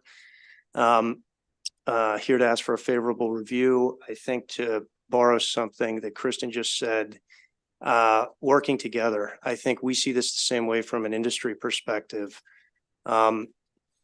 Solar is a form of green energy, right? And if we're calling it green energy and we start thinking about agriculture and the environment and how we're being stewards of the land, we have to find a way to all row the same direction. And I firmly believe that working groups like this are a way to make that happen. We think that within the bill, there's a couple of other things that are very exciting. When the senator described the state's resources, the number of acres that could potentially be in the state's hands that could be developed for solar that may not be prime agriculture space. I mean, most likely they're not, I would think. I view that as a great relief valve. When we're thinking about pressure on the green space, that's not something that I think most folks in industry really want to take on. If we can find other places to put it, that it can be placed faster or more cost effectively, that's going to do nothing but get us to the goal faster and probably take a lot of strife out of getting from where we are right now to where we need to be in 2035. So for those reasons, in particular, we would ask for a favorable review. Thank you. Okay, we'll take questions from anybody. We're going to start with our visitor, Senator Elfreth. Thank you. Thank you, Madam, Mr. Chair. And thank you, Senator Hester and Kristen and Josh, for all of your work on this. It's not a budget question. Am I allowed to ask a non-budget question? Ask anything. Okay. I'm trying to stick to the rules. But Senator Hester, thank you for your work on this. I think you all uncovered some of the pinch points in the system over the interim. And I know this bill is not necessarily directing any certain plan. It's just making sure we formalize the conversations we have to have ahead. But could you maybe touch on a couple of the major issues you would like this work group to work through and be prepared to bring to this committee and the Budget and Taxation Committee next year? Because I'm sure some of them will have fiscal note implications. Wow. I'm happy to take a stab at it, and then my colleagues can fill in. I think that there were a number, obviously, and we've made a lot of progress in terms of opening conversation and revealing some of those, as you call them, pinch points. There are a couple, one of which is the pressure on agricultural land is significant, and we all get that. But there are ways that it can work together. And one of the challenges is how some of the counties feel that they are disproportionately burdened because they say Queen Anne's County, for example, has, if you look at the math, has almost more solar than most other counties put together. They are feeling challenged. They're feeling attacked, really. And so they're looking to ways to, so we're seeing across the state, counties reacting to that pressure and trying to protect their goodwill. And we all understand why. But at the same time, we have these are state goals, and we need to have state contributions. We all need to participate in these, in the solution and finding there. We will not get there if we do not all work together. If everybody, and so that's I think one of the tensions is like identifying how we can ensure that, figure out, one of the things we kept talking about was the equitable distribution across state. What is fair? What is reasonable based on what all the factors? One of the challenges that a lot of the people who are involved in this work in energy policy, which is not the same thing as land use policy. It's where land use policy and energy policy collide. And so where those tensions lie is where those two policies lie. And it feels like they can't live together. But there was a moment this winter when I really saw a path forward. But there's not a lot of trust. There's a lot of, and so one of the things about having this state-led group pulling everybody together is I think hopefully it will allow to build the partnerships and decrease the trust. And in parallel with legislation like the Brighter Tomorrow Act, which decreases the pressure on the agri land by incentivizing development on developed land, that will decrease the pressure on ag land, which I think hopefully can lower the temperature a little bit on some of these issues. Okay, Senator Hester, you wanted to add? I wanted to answer Senator Alpers' question as well. I mean, there are some specific things, outlined on page 6 of the bill, which we want the commission to do. But we were at the point where we were saying, do we take our energy goals and divide them by county? Do we divide them by population? Do we divide them by energy use? And none of those get to the equitable solution. And so then we were at the point where maybe the counties can get together and talk about the equitable solution. And then we talked about is it county land, or is there 3% of the land in Howard County is state land? And so we have to have those kind of siting discussions. And I think we didn't have all the data. Like, it's hard to have a solar siting discussion if you haven't done the analysis of where the best place is from an energy and land use policy perspective. And so I think that having a formal commission with actual staff would be fabulous. And then having this data done, and MEA has said that they do have a program which helps state agencies, figure out where to put solar. And so we're just kind of and PPRP has the DG Plus tool. So we're kind of bringing all of our tools together, and then the counties and the state have to have a conversation together about how much is going to go in each county and where they can put it. Okay, any additional questions for this panel? Okay, thank you. Thank you for your testimony. I'm going to call up 3 more in-person witnesses, a mix of favorable and favorable with amendments, just so we can be efficient here. Lindsay Thompson, why don't you come up here, Lindsay? You're signed up favorable. Dominic Butchko from Mako signed up favorable with amendments, and then Evan Vaughn also favorable with amendments. So, and then after this, we've got 1 unfavorable, and then Department of Agriculture has a witness for information purposes. So that said, Lindsay Thompson, you're still favorable, and we're going to start with you. Good afternoon, Mr. Chair, Madam Vice Chair, members of the committee. Lindsay Thompson here today on behalf of the Maryland Grain Producers Association, favorable on Senate Bill 1082. I wanted to start with saying we're favorable on many provisions of the bill, including the creation of the Preservation and Restoration Fund, as well as want to really highlight the need for the commission and the items that Senator Hester outlined that they would cover. Maryland farmers and farmland are under immense pressure, and with the 14.5% in-state solar generation requirement, it's already been said that many of that is going to farmland. I'm actually a Queen Anne's County resident, and so we are feeling the heat, and a young farmer trying to expand in Queen Anne's County, which makes it extremely difficult. And so I think by having this preservation fund, it's a good compromise between continuing to meet our renewable energy goals, but also allowing counties the option to preserve prime and productive farmland. I also wanted to point out that since the renewable portfolio standard was passed in 2002, we've lost nearly 100,000 acres of farmland in the state of Maryland. And not all of that is to solar by any means, right? But some of the questions that need to be answered from that data perspective in order to bring us all to the same page are how many acres of solar will be required in order to meet that 14.5% goal? We've heard everything from 37,000 acres up to 130,000 acres. That's a big disparity. And I think getting to the answers of how many acres do we need, where are those acres best suited from a energy generation and distribution perspective would, as has been said, really help to bring the temperature down and the conflict between the ag community and the solar and renewable energy goals. And with that, I would urge your favorable report. Thank you. Okay, let's go to Mr. Vaughn next in 2 minutes. Sure. Good afternoon, everybody. Evan Vaughn. I'm Executive Director of Merrick Action. We represent utility scale solar, wind, storage developers in Maryland and across 9 states and PJM. I really want to thank Senator Hester and the sponsors in the House for taking on what's probably one of the thorniest issues in energy policy.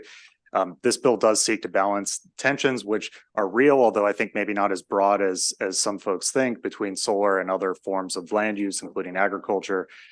I've seen this in the 9 states I work on. This issue is playing out across the country, and examples of well-functioning solar permitting regimes are hard to find. And Maryland's CPCN process for large solar projects is not perfect, but it works. It's among the better systems in the 9 states that I work in. And so I bring these comments about amendments from that perspective of if it ain't broke, don't fix it. And I just want to make sure that, the initiatives proposed in this bill don't undermine a good system that's allowing clean energy to be built in the state. My written testimony focused on the bill as introduced, so I want to highlight a few things about the amended version of the bill. First of all, the CPCN process is really comprehensive. It already looks at things like protecting prime farmland explicitly in the statute goals of the CPCN process. It also looks at decommissioning. So those are some things that in amendments I'd want to understand, like what is the bill proposing that's different from the CPCN process. On the agricultural fee for land conversion, we can live with that. It does raise cost on solar development, but we can only live with it if it's applied kind of equally across the board. So if a warehouse or residential neighborhood takes farmland and converts it, that arguably, if the state's goal is land conservation, should also see a fee as well as solar development. And then with the, finally, with amendments, I think the goal is to try to shrink this bill to look at smaller projects that are not covered under the CPCN. And I would just want to make sure that doesn't undermine the perennial solar case that established preemption in the state. It's an important topic. Did you have any other points you wanted to make? I don't want to cut you off. No, those are the main things. I'm happy to answer questions. There's a lot of nuance here, but thank you, Mr. Chair. Okay, let's go to make. Mr. Chair, members of the committee, Don Butchko with the Maryland Association of Counties. I really want to echo the sentiments towards Senator Hester and the League of Conservation Voters. Kristen has been awesome leading this effort over the interim. I have to say, I am frankly really disappointed that we don't have a compromise bill here today. That being said, the work to formalize those conversations and get there in the future, that is a priority for MACO. We need to reach our solar goals. We need to reach our conservation goals, et cetera. We are support with amendments because there are a few technical items, timing, et cetera. That being said, we're engaged in very positive dialogue. I'm very confident we'll get there soon. So again, Senator, thank you very much. And thank you to LCV. And we urge a favorable report with amendments. Thank you. Okay, any questions for this panel? Okay, seeing none. Thank you. Okay, we do have one unfavorable, Adam Dubitsky. Is Mr. Dubitsky here? Signed up unfavorable. Why don't you comment up, sir? And you've got, you're on the 2-minute clock, okay? Great. Thank you, Chairman Feldman. Members of the committee, my name is Adam Dubitsky. I'm with the Land and Liberty Coalition of Maryland. We are a project of the nonprofit Conservative Energy Network. We're a national group dedicated to increasing solar development and also working to protect property rights and rural opportunities. I was also part of the work group that Kristen put together, and I do commend her for the work she did. It is not an easy thing bringing people together with very different opinions on this, and respectfully, we do. We believe that preserving agricultural land and protecting property rights of farm owners is fully compatible with increasing solar development in order to meet our state mandated RPS. And respectfully, we don't believe that this bill is. And we've not seen the amendments, but as drafted, we would ask for an unfavorable report.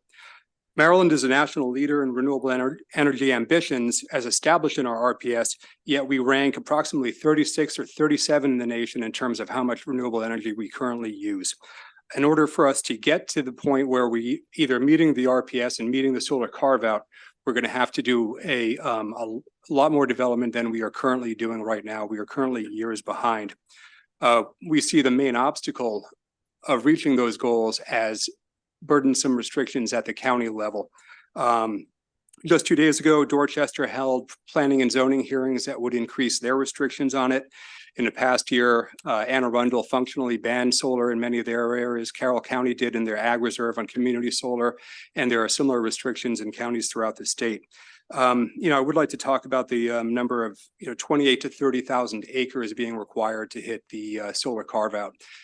I think context is important, and I'm running out of time quickly. Okay, well, since you're the only unfavorable, we'll have some latitude. Go on. All right, thank you, Chair. Finish up. 28,000 acres, that's out of 2 million acres of ag land currently in Maryland. So we're talking about a small fraction. And also those numbers were from back in 2019 and 2020, when panels were about a third less efficient than they are right now. A lot of the opposition to solar comes from the fact that a lot of people simply don't want to look at it. And there are examples of projects throughout the state that really do not have the screening necessary for that. And the fact is that solar does protect farmland. It does preserve ag land. It is not what you normally think about when you think about preserving ag land. I get it. It's not always a farm family's first choice in what they would use, but it does the trick and it works. Unlike residential or commercial development, it doesn't require additional resources. It doesn't require additional police, fire, infrastructure, yet it preserves these things. And just very briefly about this bill, we don't see the use for another commission on this topic. We think that the topic and the problems are fairly clearly laid out. The solar developers know where they want to put solar. They know where they want to go in, and the land preservation groups know what they're trying to accomplish too. We believe a better approach would be to streamline the permitting at the county level to let those who want to build solar responsibly on their property to do so. And that is my sort of condensed version of my 3 pages of notes. Okay, thank you, Mr. Dumitsky. Any questions for our witness, our lone unfavorable witness, Senator Elford? Thank you, Mr. Chair. Thank you for your thoughts on this. I would respectfully disagree. I think there is a lot of work to do, a lot more tough conversations, tough questions to ask ourselves, particularly as Senator Hester laid out. Our job here is to constantly balance the competing interests, public policy interests between agriculture and land preservation and forested land and energy generation, all of these things. You mentioned counties have overly onerous, in my own county in particular, restrictions on this. Can you speak to what you would think are reasonable restrictions or compromises that local governments should consider, and what we should consider as reasonable enough that would allow for the generation we need, but still can't put solar any which way? Yeah, very good question, Senator. And I think in a perfect world, the state would provide various guidelines in terms of the offsets, the screening, how far from a structure, how far from a residence, those sort of things. And then if a project was to adhere to those, the county would be in a position where it would either deny the permit or accept the permit. I know we're far away from doing that. I'll give you an example from my county, Anne Arundel. There is one of the regulations says that no 2 solar facilities can be less than 10 miles apart. There's just simply no justification for that. It came out of a previous county executive, or I guess 2 back. And there's really no justification for that, except to prevent any solar from going on in South County and the Ag Reserve. When you take a Which I look at. represent. Yes, I know. And again, we understand people's objection to wanting to see solar. We understand that. And when many people think of 28,000 acres or 30,000 acres, and when you see a lot of these photographs from space or from the sky, it looks like we're going to have food shortages. It looks like all of our ag land and our cropland is going to be taken up. Yeah, we're talking about a very small percentage. But regardless of the percentage, I think, we talk a lot, myself included, about our farms, but, it's not my farm, respectfully. It's not our farms, it's the farmers' farms, and I think allowing them to responsibly develop solar in a way that's in keeping with the community, but also allows them to keep that farm in their family if they like, or to sell it if they don't, provides a lot of benefits. That land is going to be in better shape afterward. It doesn't seem natural, but without the pesticides, without the fertilizer, without millions of gallons of groundwater, without the compaction from farm equipment, 25 years later, once it has been, and the senator is absolutely correct, it has to be responsibly decommissioned, and it has to be bonded in our view too. That soil is in better condition. Sounds like we've quite a lot to work on, and I look forward to working on it with you and Senator Hester. Okay, we're going to go back to Senator Hester. You'd, it sounds like you're speaking in favor of the bill. And if you look at page, 6 of the bill, we're talking about kind of a model policy between 2 and 5 megawatts. So, I'd love to have an offline conversation because I don't think we're as far apart as it. With the 2 and 5 megawatts, those are covered by the CPCN process, and a process that works, for community solar. My concern would be is that, as one of the previous witnesses said, keeping that process intact for the 2 to 5 megawatt community solar projects, and then also, So we could clarify that, but with all due respect, this was within the CPCN process. So it's kind of like a CPCN fast track, right? If they can get through the process. What has happened since a perennial decision, and we've seen this in counties across the state, is that counties have been looking to build up that so-called due consideration process within the perennial decision to find really bulwarks and objections to that process in order to slow it down. We understand the county impetus to want to protect their legal rights, but on the other hand, we think that is coming at the expense of farmers and landowners. Okay, thank you, sir. Any additional questions for the witness? Okay, seeing none, we do have one final witness from the Department of Agriculture, Rachel Jones. Ms. Jones up here, and you're here just purely for informational purposes, but you've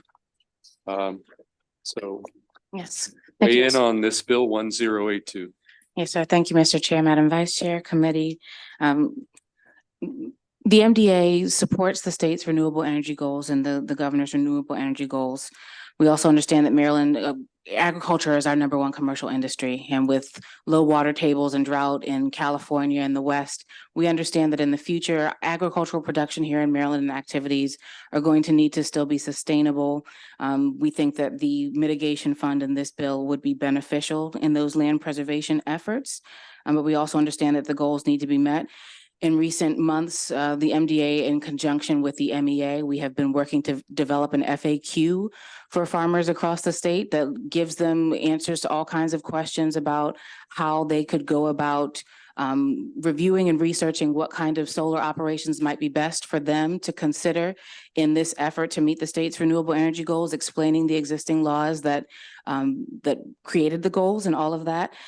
Some of the amendments that have been added to this bill in an effort to protect farmers have expanded sort of that FAQ that we've been working on, and would require MDA to be able to educate farmers on a more extensive level and provide resources. And we'll continue to work with MEA on and DNR and the PPRP program to do that, because we are all the acronyms, I know. But we'll continue to work with them because we don't necessarily have those resources and that intel in-house, but we'll continue to work with them. We held a solar summit a couple of months ago. We will do that on a regular basis to make sure that we work to educate farmers. We do know that one of the amendments, and we do thank the senator for bringing the bill. I know one of the amendments we discussed that we would like to see removed is an amendment that said MDA would provide free contract negotiation to farmers. So that's not something that we necessarily have the expertise in-house to do, nor would we want to be subject to liability issues with lawsuits for negotiating those kinds of contracts. But other than that, we thank you for the bill. Okay, questions for former delegate, now representative of the Department of Agriculture, Rachel Jones. Any questions? Vice Chair Kagan. All right, Ms. Jones, I don't even think I can do this. I have an FAQ that I want an answer to, PDQ from MDA about the PPRP and the DNR and all the things. I was talking to a green expert about solar panels on farmland. And I am really intrigued by the option and the opportunities, and Senator Hester's data is just super impressive. So thank you, Senator, for pulling all this together. I wonder what MDA, the Maryland Department of Agriculture, is doing to educate farmers. You said you were doing outreach, and is there a pilot program? Is there are there best practices? In Montgomery County, the Ag Reserve offers such an abundance of space, and I understand that cover crops or cattle and a lot of critters, a lot of stuff can go on underneath a solar panel installation, and yet it's more expensive to elevate and not just place. If you could explain to me, to us, and to anyone watching, kind of how is the department thinking about this, and how great an opportunity is this, or does the cost outweigh the ultimate benefits? So it depends. So thank you, Madam Vice Chair. What you're referencing is called agrivoltaics. So Yes. there are standard solar arrays that are closer to the ground, maybe 4 feet or so off the ground on average. And then agrivoltaics are solar panel installations that tend to be anywhere between 7 to 10 feet off the ground, where you could have some agricultural production or some grazing of certain animals, goats, what have you, underneath that solar. So you could have dual use agricultural production and solar happening at the same time on the same site. And while that's going to be a really great option for some farmers, there are other farmers where it's my understanding that in order to meet the state's energy goals, you almost need to put more standard solar, but obviously this is going to be the farmer, the landowner's choice. And that's one of the positions that the MDA and the administration take. This is the farmer's choice. We understand it's not a mandate. No one's going to take farmland for solar. But what we've been doing as an administration is trying to compile this information. The FAQ that we've developed with MEA, the Maryland Energy Administration, right now is just an internal document that we've worked in conjunction with as a result of the solar summit that we hosted in November. We found that farmers came in, various county commissioners and folks came to that summit and had lots of questions about siting and is our land going to be taken, all of these things. And from the Department of Natural Resources Power Plant Research Program, Bob came and explained the current CPCN process and how that works. And so what we've been trying to do is make sure that we plan for the rest of the year to host multiple summits so that we can make sure that we're educating the farming industry and the population here in Maryland so that they understand what their options are. And so we're doing our best to compile that information, and we'll host as many annual sessions as we need to keep educating the farmers so that they can make the best decisions possible in the effort of meeting these goals. Thank you, Ms. Jones. I am fascinated by agrivoltaics, and I am learning so much from you, from Senator Hester, and from other experts that I've been meeting with. So thank you. Thank you. Okay, seeing no additional questions, that concludes the bill hearing on Senate Bill 1082. We're going to next move to the final Hester bill, Senate Bill 1083. And you've got 2 witnesses that are going to join you at the table, assuming they're here. Yes, Nick Bibby and John Borkowski. Those 2 are signed up, and then we just have 1 witness unfavorable on this piece of legislation. Senator Hester, Senate Bill 1083. Thank you, Mr. Chair, Vice Chair, members of the committee. Thank you for your continued consideration of these fabulous Hester bills. Senator, for the record, we're talking about Senate Bill 1083, distribution system planning, which will really help our state strategy as we move towards these renewable energy goals. As you all know, because many of you crafted the legislation, we are working to achieve a robust and aggressive agenda to reduce our reliance on fossil fuels. This is evidenced by the passage, signage, and implementation of the Climate Solutions Now Act, the Advanced Clean Cars and Trucks, and numerous other bills that incentivize clean energy development through solar, wind, geothermal, and other technologies. We know that our electrical grid, as currently constructed, will need significant upgrades to meet the demand brought by electrification. Though we've acted to meet these challenges, we know that there's still work to do, especially with all the data centers that are coming.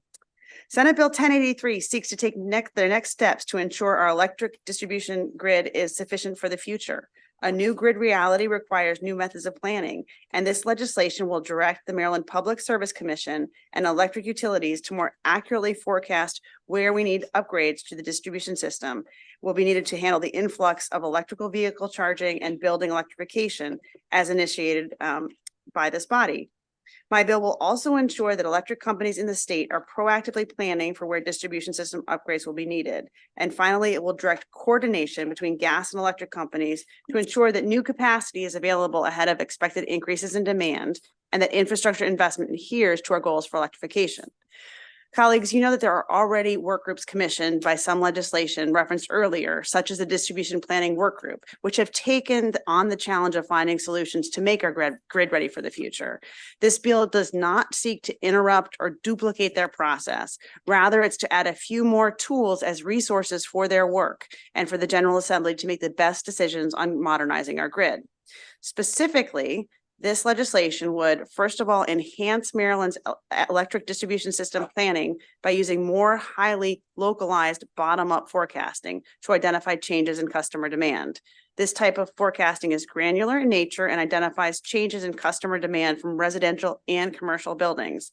Bottom-up forecasting will better account for the increased adoption of electric vehicle chargers, electric heat pumps, solar arrays, and battery storage technologies. The second thing this legislation does is to consider electric distribution systems upgrades in overburdened communities to help speed adoption of technologies that will lower electric bills and improve indoor and outdoor quality. Third is to require coordination amongst gas and electric companies in the state to ensure the electric system is ready to accommodate new electric appliance load by the time it's needed by customers. And finally, it requires electric utility companies to identify feasible locations for siting of distributed energy resources based on distribution system and customer needs, location type, and where overburdened communities might benefit. In conjunction with Advanced Energy United, my office has worked hard with the PSC, Public Service Commission, Maryland Energy Administration, and the Office of People's Counsel to draft amendment language that ensures the bill is aligned with the state's strategic vision and goals for electrification. I would note that it's quite an extensive amendment, and if you don't have the interlineated copy, we'll get it to you as quickly as possible. You do have it, okay. I'm appreciative that the PSC, MEE, and OPC have really come together to rewrite the original bill. Their thoughtfulness and diligence in the amendments I'm thankful for, and one of these will also remove the Make Ready Fund, which is unnecessary. So thank you, Mr. Chair, and thank you, Vice Chair, members of committee. I appreciate your favorable report. And with that, I will turn it over to who wants to go first? Okay, well, grab the mic. You're first. Can you hear me? But thank you, Senator, Mr. Chairman, Madam Vice Chair, members and staff of the Senate Education, Energy, and Environment Committee. Want to thank you today for inviting testimony on Senate Bill 1083. My name is Nick Bibby. I'm a principal in the Maryland State Lead for Advanced Energy United. We're a national business association dedicated to educating and advocating for policies that empower our members to lead the transition towards a cleaner, reliable, and more affordable energy economy. We're testifying in support of Senate Bill 1083 today, which we and our members see as critical in preparing Maryland's grid for a future of increased vehicle and building electrification. As you guys are already aware, this transition is well underway here in Maryland. And a critical component of this is ensuring that as we move towards higher levels of electrification in the state, we need our grid to be ready and able to take on this challenge of powering EV charging infrastructure and newly electrified buildings. One stat that I would point to right off the bat, the Electric Power Research Institute estimates that to handle light duty electric vehicle load in Maryland by the year 2030 in just Montgomery County, we're going to need 1.8 terawatts of additional electricity load, terawatt hours of electric load. United member companies believe that we need to shift away from the traditional top-down resource planning, which will struggle to match the pace that this transition will take place. Our core philosophy here as an organization, we want, in working with the senator, we want to make sure that the electric grid here in Maryland and electric companies in the state are properly upgrading their distribution infrastructure in advance of this increased demand. So this is a great step in the right direction. Really want to thank the senator for her sponsorship of this bill. And I can echo the thanks for the Public Service Commission, Maryland Energy Administration, and Office of People's Counsel for their feedback and input. And I request a favorable. Okay, from the Public Service Commission. Okay, good afternoon and thank you. Chair Feldman and committee members, I'm John Borkowski. I'm a senior commission advisor. And effective in 2022, Maryland enacted the Climate Solutions Now Act, which among other things, adopted language which directed the commission to adopt regulations or issue orders by July 1st, 2025 to implement specific policies for electric distribution system planning and to promote a set of 12 state policy goals, among other things. Senate Bill 1083 will add some additional electric distribution system planning requirements to the Public Utilities article. And as the senator mentioned, the commission has worked with the parties that were crafting the bill, as well as the Office of People's Counsel and the Maryland Energy Administration to offer several amendments, which the bill sponsor has accepted. The commission appreciates also a 6-month extension in the bill until December 31st, 2025 to adopt regulations or issue orders because of these additions. And in conclusion, the commission supports Senate Bill 1083 with these amendments and requests a favorable report.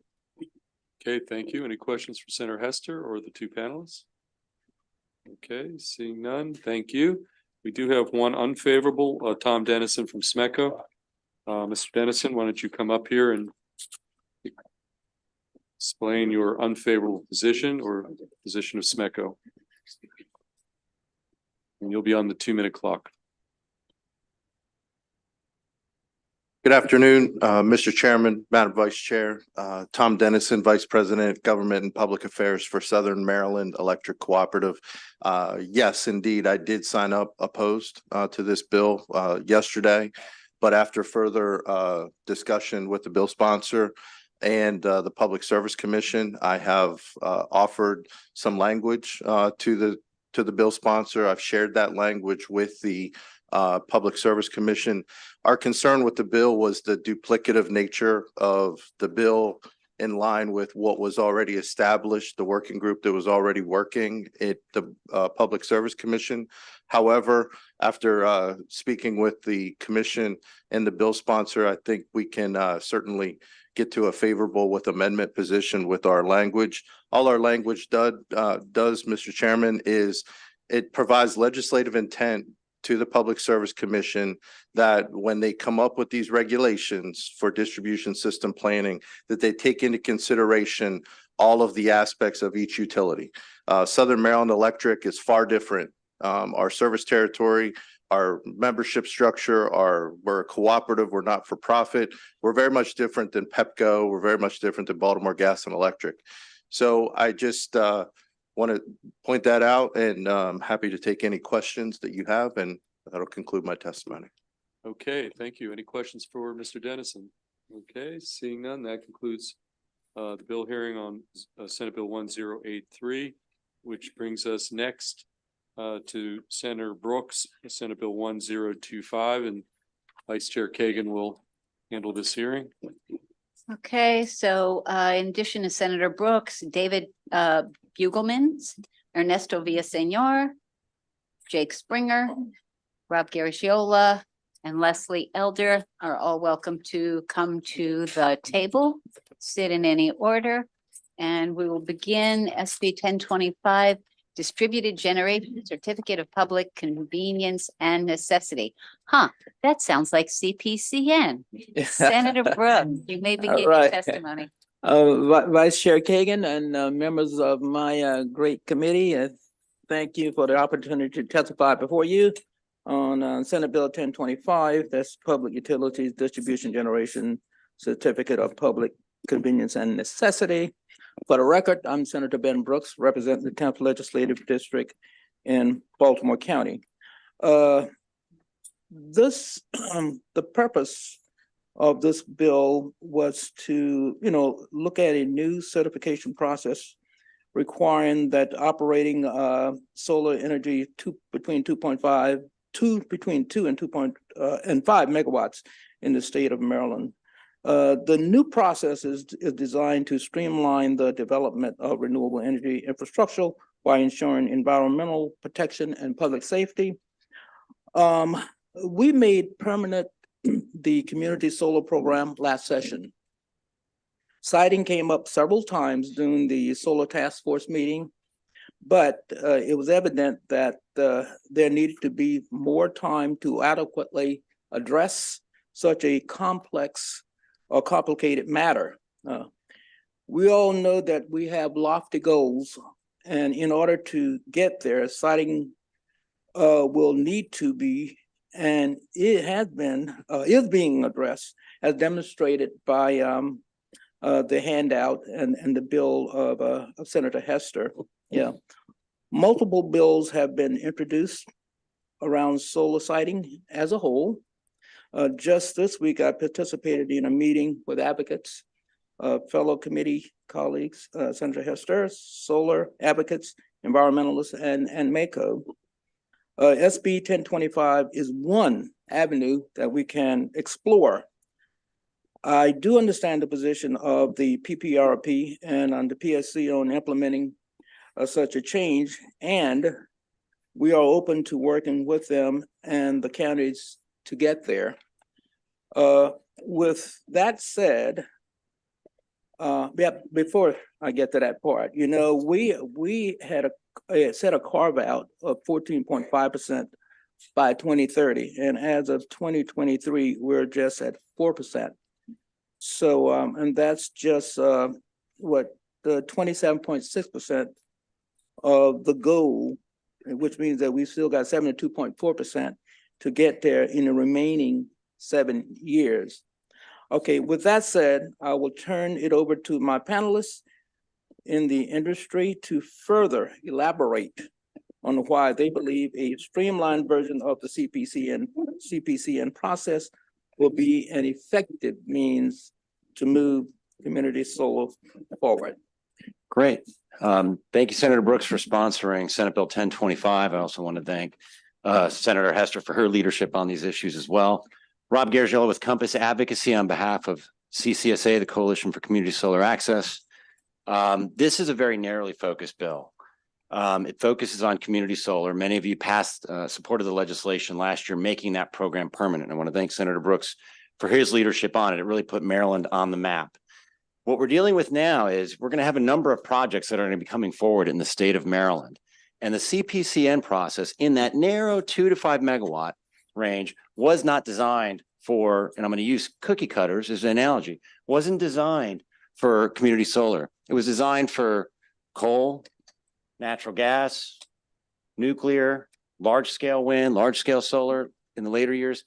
That is a very different type of process that would be needed for that. What we're talking about with community solar is we're essentially talking about 3 megawatt, 4 megawatt, or 5 megawatt. In many instances, these projects are very, very similar. And so what this legislation essentially does is it looks to, over a 2-year process with the Power Plant Research Program, the Public Service Commission, look at what are certain standards we can do for this very narrow range, 2 to 5 megawatt community solar that we're going to see a lot more of in Maryland because of last year's legislation. Setbacks, for example, landscape, buffers. Those are things that can be decided and standardized. And then what the legislation does with amendments is it basically says, look, the Public Service Commission would have the option to say, you know what, you are this, and we're going to move it forward. What the bill with the amendments does is it does not take away the discretion of the PSC. So the PSC's issues that they raised, this bill with the amendments addresses. Similarly with MACO, the PSC will have discretion. There's still a public process. There still will be input that can be provided from the public. That is not being changed by this. And we've shared those amendments with the PSC and with MACO as well. Thank you. Thank you, Mr. And Garrett. with that, I'll turn it over to Leslie Elder with Summit Ridge Energy. All right, Ms. Elder. Thank you to the chair and members of the EEE Committee for allowing me to submit favorable testimony in Senate Bill 1025. My name is Leslie Elder, and I'm the Vice President of Policy and Regulatory Affairs for Summit Ridge Energy. And I'm also the chair for the Coalition for Community Solar Access here in Maryland. CCSA is a trade association representing over 120 community solar leaders, representing businesses and nonprofits all over the country. And we have over 30 active members here in the state.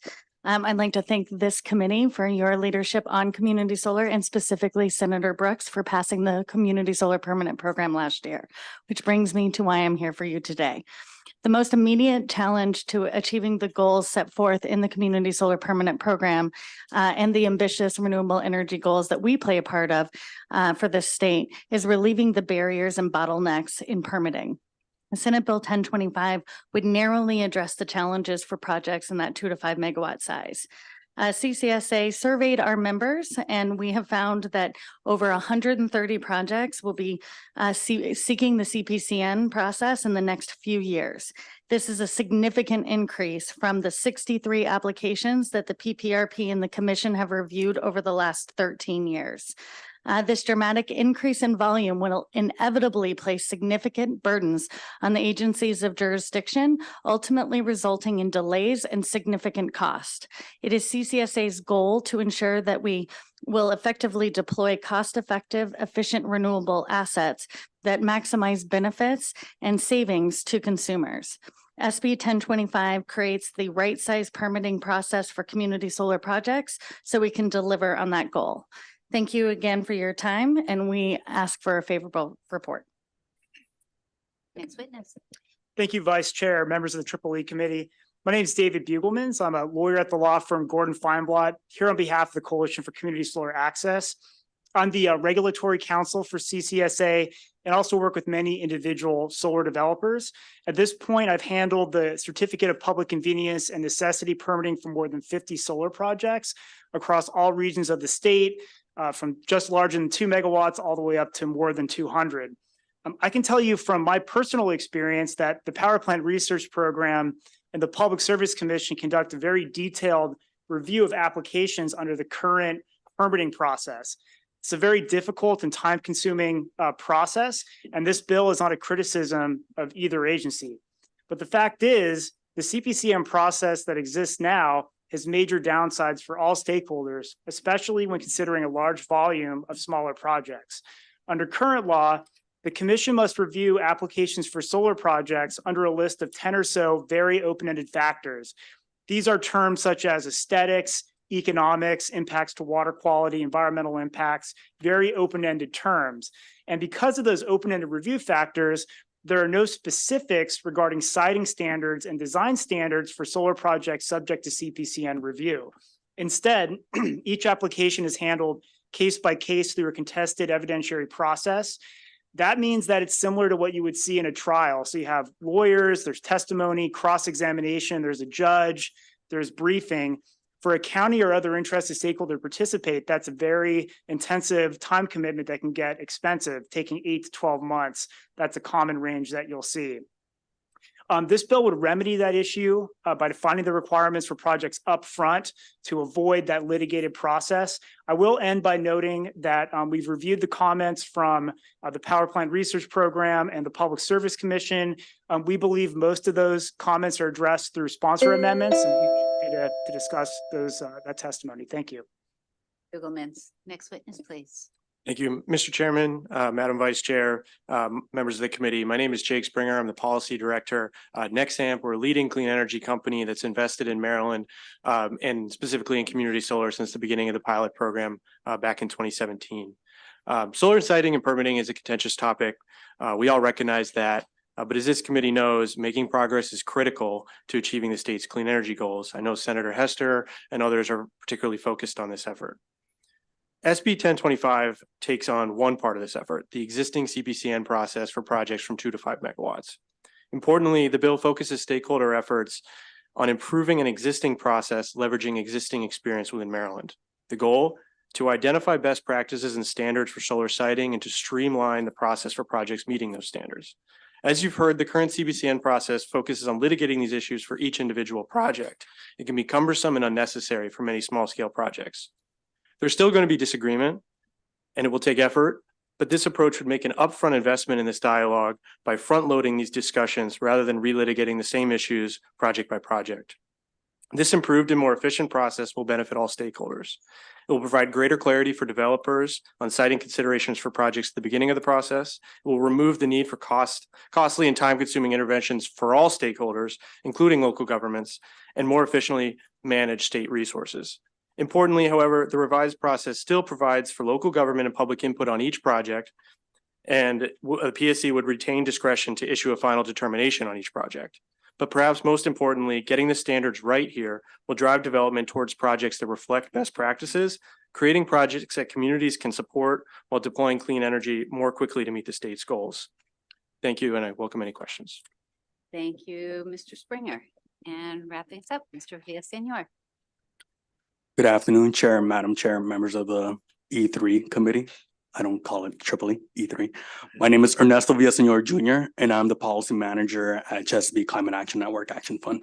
On behalf of the Chesapeake Climate Action Network Action Fund, we offer a favorable support for SB 1025. This bill addresses a critical issue in Maryland's renewable energy landscape concerning the alignment of permitting processes with the unique needs of community solar projects. Currently, the CPCN process presents significant challenges for community solar. These projects are burdened by a disproportionate amount of time and cost associated with the adjudicated process, hindering their timely deployment and undermining the state's renewable energy goals. SB 1025 aims to address these challenges by taking a step towards simplifying the permitting process, as it is designed specifically for community solar projects. To qualify for DG CPCN, projects must adhere to standardized sizing and design requirements established by the state, informed by stakeholder input and best practices. This ensures optimal project siting and design while expediting the permitting process for developers. As a result, public agencies involved in CPCN reviews will benefit from more efficient processes. In addition to expediting solar deployment, this bill will play a crucial role in advancing Maryland's equity goals by ensuring that clean energy is accessible to all residents. By simplifying the permitting process, SB 1025 creates opportunities for communities across the state to participate in and benefit from solar. As more residents gain access to clean energy options, disparities in energy access and affordability are reduced, promoting social equity and inclusivity. In summary, SB 1025 represents a vital step forward in advancing Maryland's renewable energy objectives. The implementation of DG CPCN not only streamlines solar permitting, but also fosters social equity, advances renewable energy goals, and promotes environmental stewardship. We urge the committee to find this legislation favorable. Thank you. Thank you. Wow, good timing. Colleagues, those are the proponents. We do have a couple of opponents. Questions, Senator Gallion, and followed by Senator Lewis. Yeah. Thank you, Madam Vice Chair. So 2 to 5 megawatt projects. Can you just give me like what's the physical size, like how many acres or what? Typically 1 megawatt is 5 acres. So we're looking 10 to 25 acres then. In that range. It's not utility scale, which can be hundreds. Okay. Yeah. So it's different than that. It's limited to just the 2 to 5 megawatt and community solar. Okay, thank you. That was my question. I've got questions. So I'm just still kind of, struggling. I know that Mako is going to oppose this. Like, I mean, I guess my question is like, why did the solar industry kind of like walk away from the compromise bill we were working on? So two things in addressing that, Senator, and I appreciate you asking that.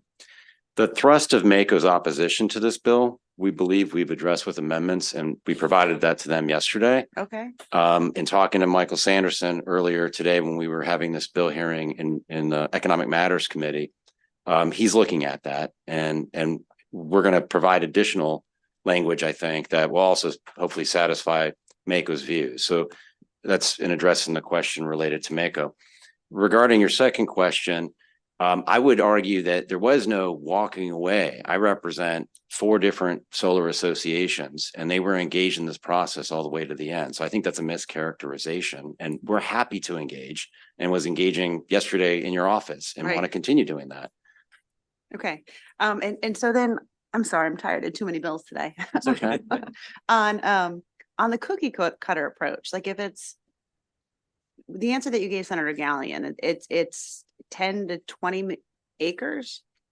So basically what we're talking about, this bill is very narrowly focused, kind of as a part 2 to the bill that you all passed last year.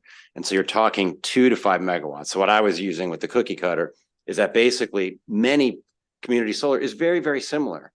You know, it might be 5 megawatts, it might be 4 megawatts, or it might be 3 or in the 2 range. And what we're talking about is there can be an element of some standardization with respect to setbacks and buffers for these very similar types of projects. But we've got, with sponsor amendments, an off-ramp that should satisfy MACO's concerns and also address, it's in direct response to what the PSC has had conversations with us about. And so that off-ramp is after public input, after public comment, or other factors, the PSC can still say, you know what, you're not quite standard, you're a little more intricate, and so we're going to require you go through the more rigorous CPCN process, much like former coal power plants did, or natural gas, or what might be asked of a, onshore wind development project, or a larger scale utility. There's a lot more variation, in those types of projects than there might be. So basically the option for the PSC is, does it meet these basic standards? And if it does, then there's going to be a little bit of a quicker process. But if it doesn't, then they will have to go through the more rigorous process that old fossil fuel type energy generation had to go through, and certainly some of the new renewable energy generation that's on a larger scale. So, I mean, it sounds like a really reasonable amendment. I guess what I was thinking is like, even if the projects are the same, if you're talking about 10 to 25 acres or however many acres it was, the site's different. So like a site in Howard County is different than a site in Garrett County. Maybe it's flat, maybe it's rolling, maybe there's a road. I mean, you and I talked about what happens if you come around the corner and you get blinded by the light, like reflecting off of the solar panel. So will there still be adequate chance for the locals to like look at all those different things? Yeah, and actually there's another amendment that I want to bring to your attention that we did not bring up yesterday that came to light after we met with you. So yes, in addressing your question, there will be local, and I'm happy, once we get the amendments back, we talked to the amendment office today to answer some questions. So as soon as we get them, we'll share them with you, but there's going to be a second set of amendments based on some subsequent discussions and also the comments that were made by MACO at the ECM hearing that was heard earlier today. But those additional amendments are basically going to say, number one, the local permitting that's still required, we're going to put that in here to basically state that that's not being taken away from this process. Number two, and there's an organization, what's it called, Alliance for Herring Bay, or I forget, maybe jumbling the A part, but they're a land preservation organization in Anne Arundel County, southern Anne Arundel County. And they suggested, which we think is a good idea, we just need to work through the language, that there also be a revisit with the PSC. So in other words, once these standards are enshrined today, there'll be an opportunity to kind of revisit them again. And so, what we're talking about is, if this legislation passed with these sets of amendments that I'm talking about, there would be an ability, if the projects are similar of a nature in the 2 to 5 megawatt, and that's all we're talking about, then the PSC would have discretion to kind of green light, that shorter process, because you know what, you're meeting reasonable standards for setbacks, you're meeting standards for buffers, you're meeting kind of those same standards. That doesn't take away, though, even if they go down that route, the local permitting requirements that still would exist. The other option would be to say, you know what? We're hearing from the community. There's other concerns, there's other issues, and you know what? It's not quite a circle. And so we're going to treat you like a star, and we're going to require these additional conditions or you to go through the regular kind of more litigious process that Mr. Bugelman raised that takes many more months because there's some more nuance and intricacies with this particular project. So the PSC will have the discretion with the amendments to kind of make that call. Is it the faster lane because it's a straightforward, circle project like we saw last time? Or is it the star that's a little different and we're going to make you go through the regular process that all the other stars had to go through? Lewis Young. Wasn't this concept rejected by the Solar Incentive Task Force? And if so, do you have any amendments that address their concerns? So it actually wasn't. What came up there was to take all siting issues off the table. And so the Solar Task Force basically made a decision. We're not going to address solar siting, which ultimately wasn't the charge of the task force to begin with.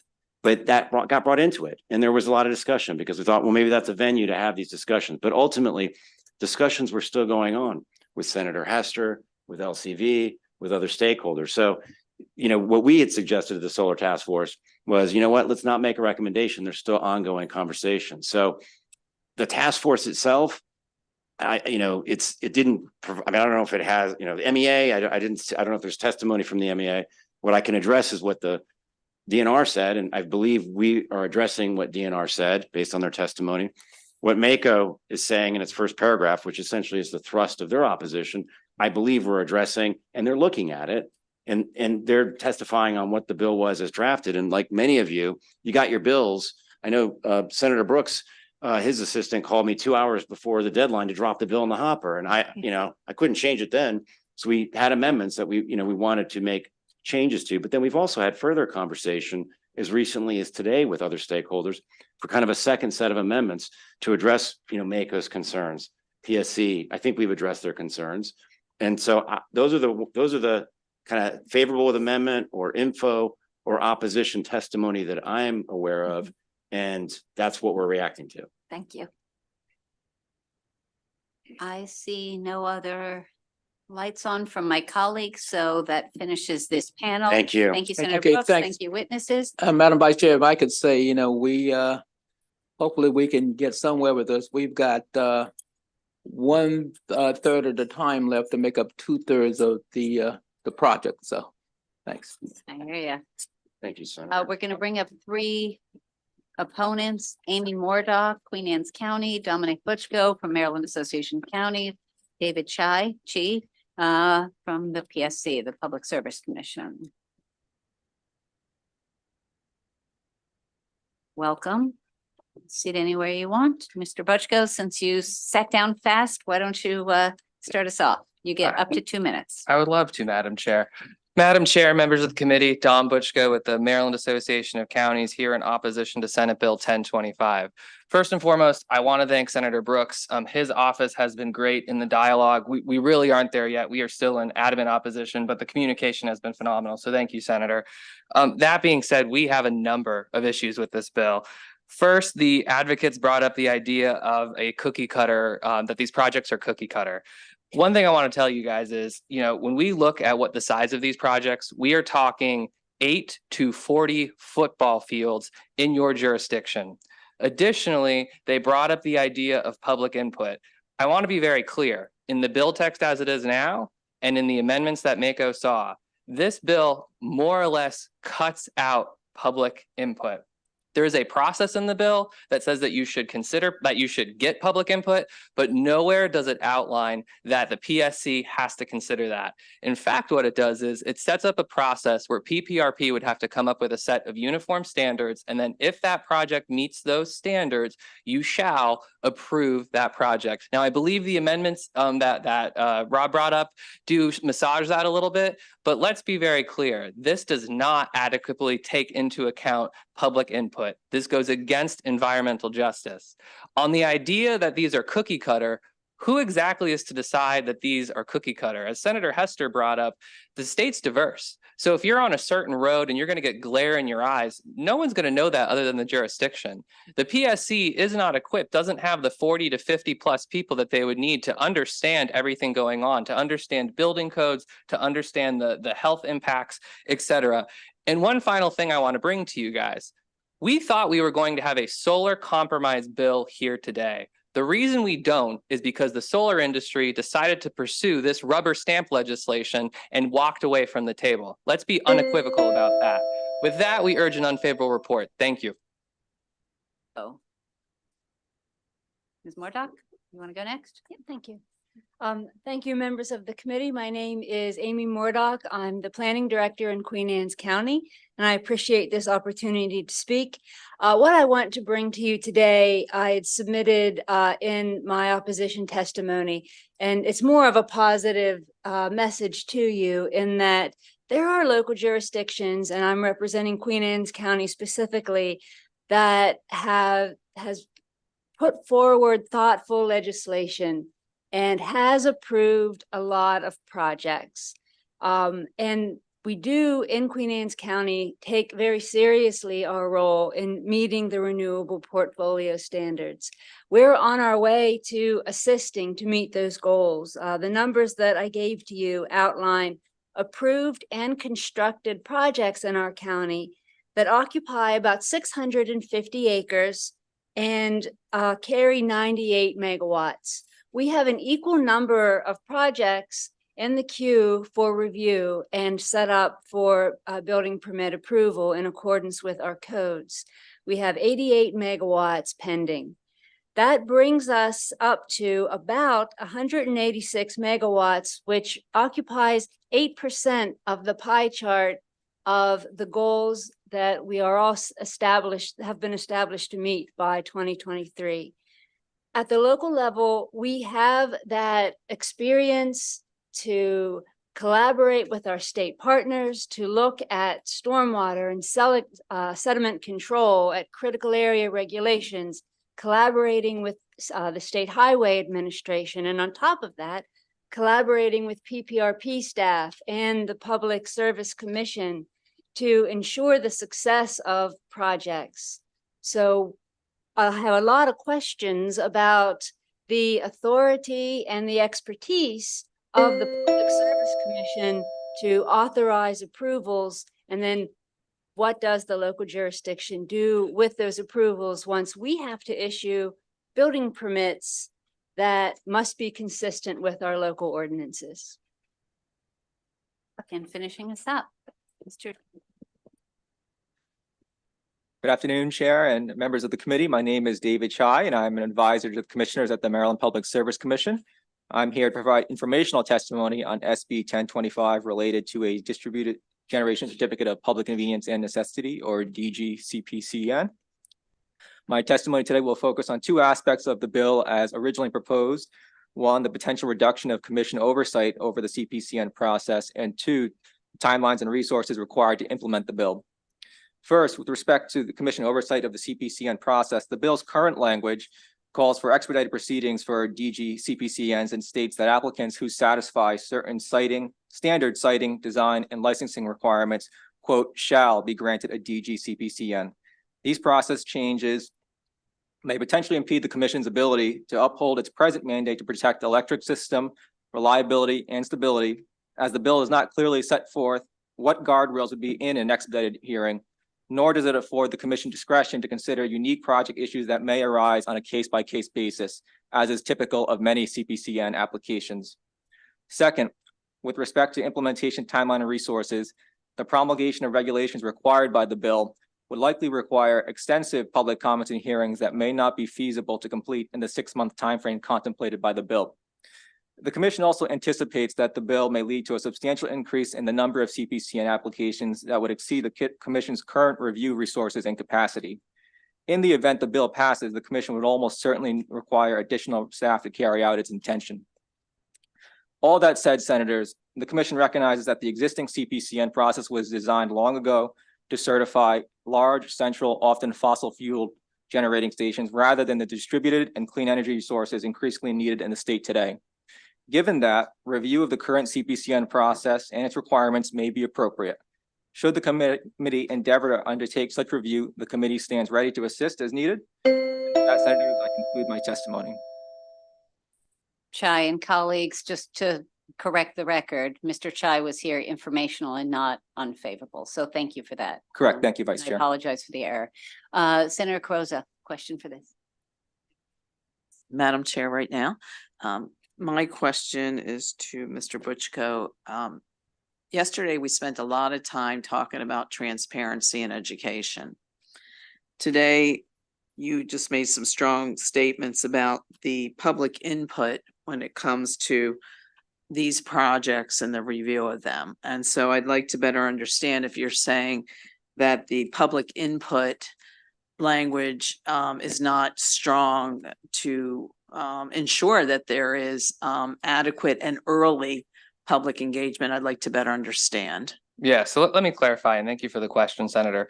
So first, the current, not DG-CPCN, the regular CPCN process has a process for getting public input and a process for getting input from the local jurisdiction.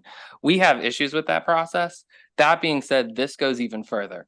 While the bill does say that, yes, you need to get public input, there is nothing in this bill that says that the PSC has to consider the results of that hearing, which is different from the current CPCN process. So let's say that you have a project that meets whatever the PPRP develops, that list, and then you go through a public hearing, and that public hearing reveals whatever information.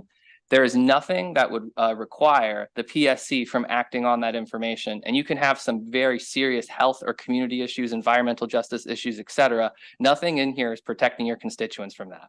Okay, so knowing that some of my constituents don't think that that process is engaging enough, you're saying that this would go backwards when it comes to public input? Correct. Okay. Senator Gallion? Thank you, Madam Chair. So, the first panel sounded like we were talking about a bunch of amendments and some of them maybe not out yet. And they're still working on things. But then hearing your testimony from Mako, it sounds like there's a big divide there. So with these amendments that are either forthcoming or whatever, are they going to be able to address concerns or that Mako has, or is the gap too wide? Or can you just kind of let us know your point of view on the amendments they're talking about? So I've only seen one set of amendments. They were given to us yesterday. The first set of amendments we saw does absolutely nothing to our case or to our issues. It addresses absolutely nothing.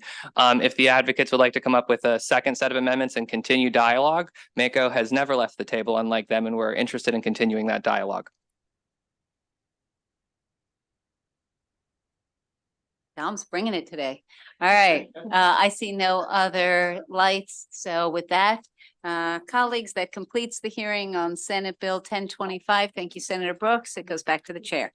Okay, colleagues, we've got two bills left, and we're going to start with Senator Lewis Young, Senate Bill 861. And we're going to call up your sponsor panel consists of Susan Miller, Steve Klein, and then we have one virtual witness, Elizabeth Law, who's part of your sponsor panelists. So why don't you start on Senate Bill 861, and we'll take the two witnesses at the table, one virtual witness, and then we'll see where we are. Okay, Senator Lewis. I will do that. Thank you, Mr. Chair, and good afternoon, committee members. You may recall, for those of you that were here, in 2020, SB 397 was passed. It approved a sales and use tax and personal property exemption for data centers. Now, we made a mistake when we passed that bill. We neglected to tie those incentives to clean energy goals. And so what the bill that I have before you today, although it's been amended, is attempting to do is to fix what we didn't do 4 years ago. I have some amendments. I think you have them now. It eliminated cannabis and cryptocurrency from the bill based on conversations this committee has had. And also it allows MDE to establish a baseline because the baseline I used is just not as relevant to Maryland law, Maryland precedent. But what I want to focus my time on today is sharing what problem that this bill is trying to solve, because I'm not confident that I've clearly made my case. So the first article I want to share with you, and I'm going to summarize it for you. It's about 2 weeks old. It was published on February 18th. And the title of the article is, "One of Oregon's smallest utilities is suddenly among the state's biggest polluters. Why? Amazon data centers." The rural area's power utility became one of the state's biggest polluters beginning in 2018. By 2020, its carbon emission had doubled. In 2021, it doubled again. The Umatilla Electric Cooperative is responsible for 1.8 million tons of carbon emissions annually, according to newly released state data, even though it has just 16,000 customers. It's now the third largest emitter of greenhouse gases among all Oregon utilities because of one of those customers, Amazon. The soaring greenhouse gases are a byproduct of Oregon tax policy and represent a profound setback for the state's energy aspirations. Amazon has capitalized on hundreds of millions of dollars in local tax breaks to subsidize a constellation of enormous power-hungry data centers around 2 cities. And the regional power grid has little access to renewable energy. We all know data center power demands have upended. Well, we don't know that, but we know it from Oregon. Data center powers have, or data centers power demands, I'm tired too, have upended Oregon's fight against global warming, exposing the limitations of the state's electric grid and the state's hope to move toward clean power. Oregon is many years away from meaningfully expanding its transmission capacity. And with Amazon planning at least 10 more data centers in the region, 81 already exist, Eastern Oregon's carbon footprint is poised to continue soaring. Now, I want to transition to transmission issues, and I'll explain why that's appropriate relative to this bill. Amazon has paid more than $73 million in local taxes since the middle of 2020. It's the largest taxpayer in both counties, though its tax exemptions are worth at least triple what they actually paid during that time. The company says it's committed to net zero carbon emissions across its operations by 2040. But when Oregon lawmakers considered a bill last year to make data centers subject to the state's clean energy rules, Amazon mounted a furious lobbying campaign to kill it. Amazon and the electric company that I mentioned were among the biggest lobbyists in the state capitol last year, collectively spending more than $500,000 during 2023.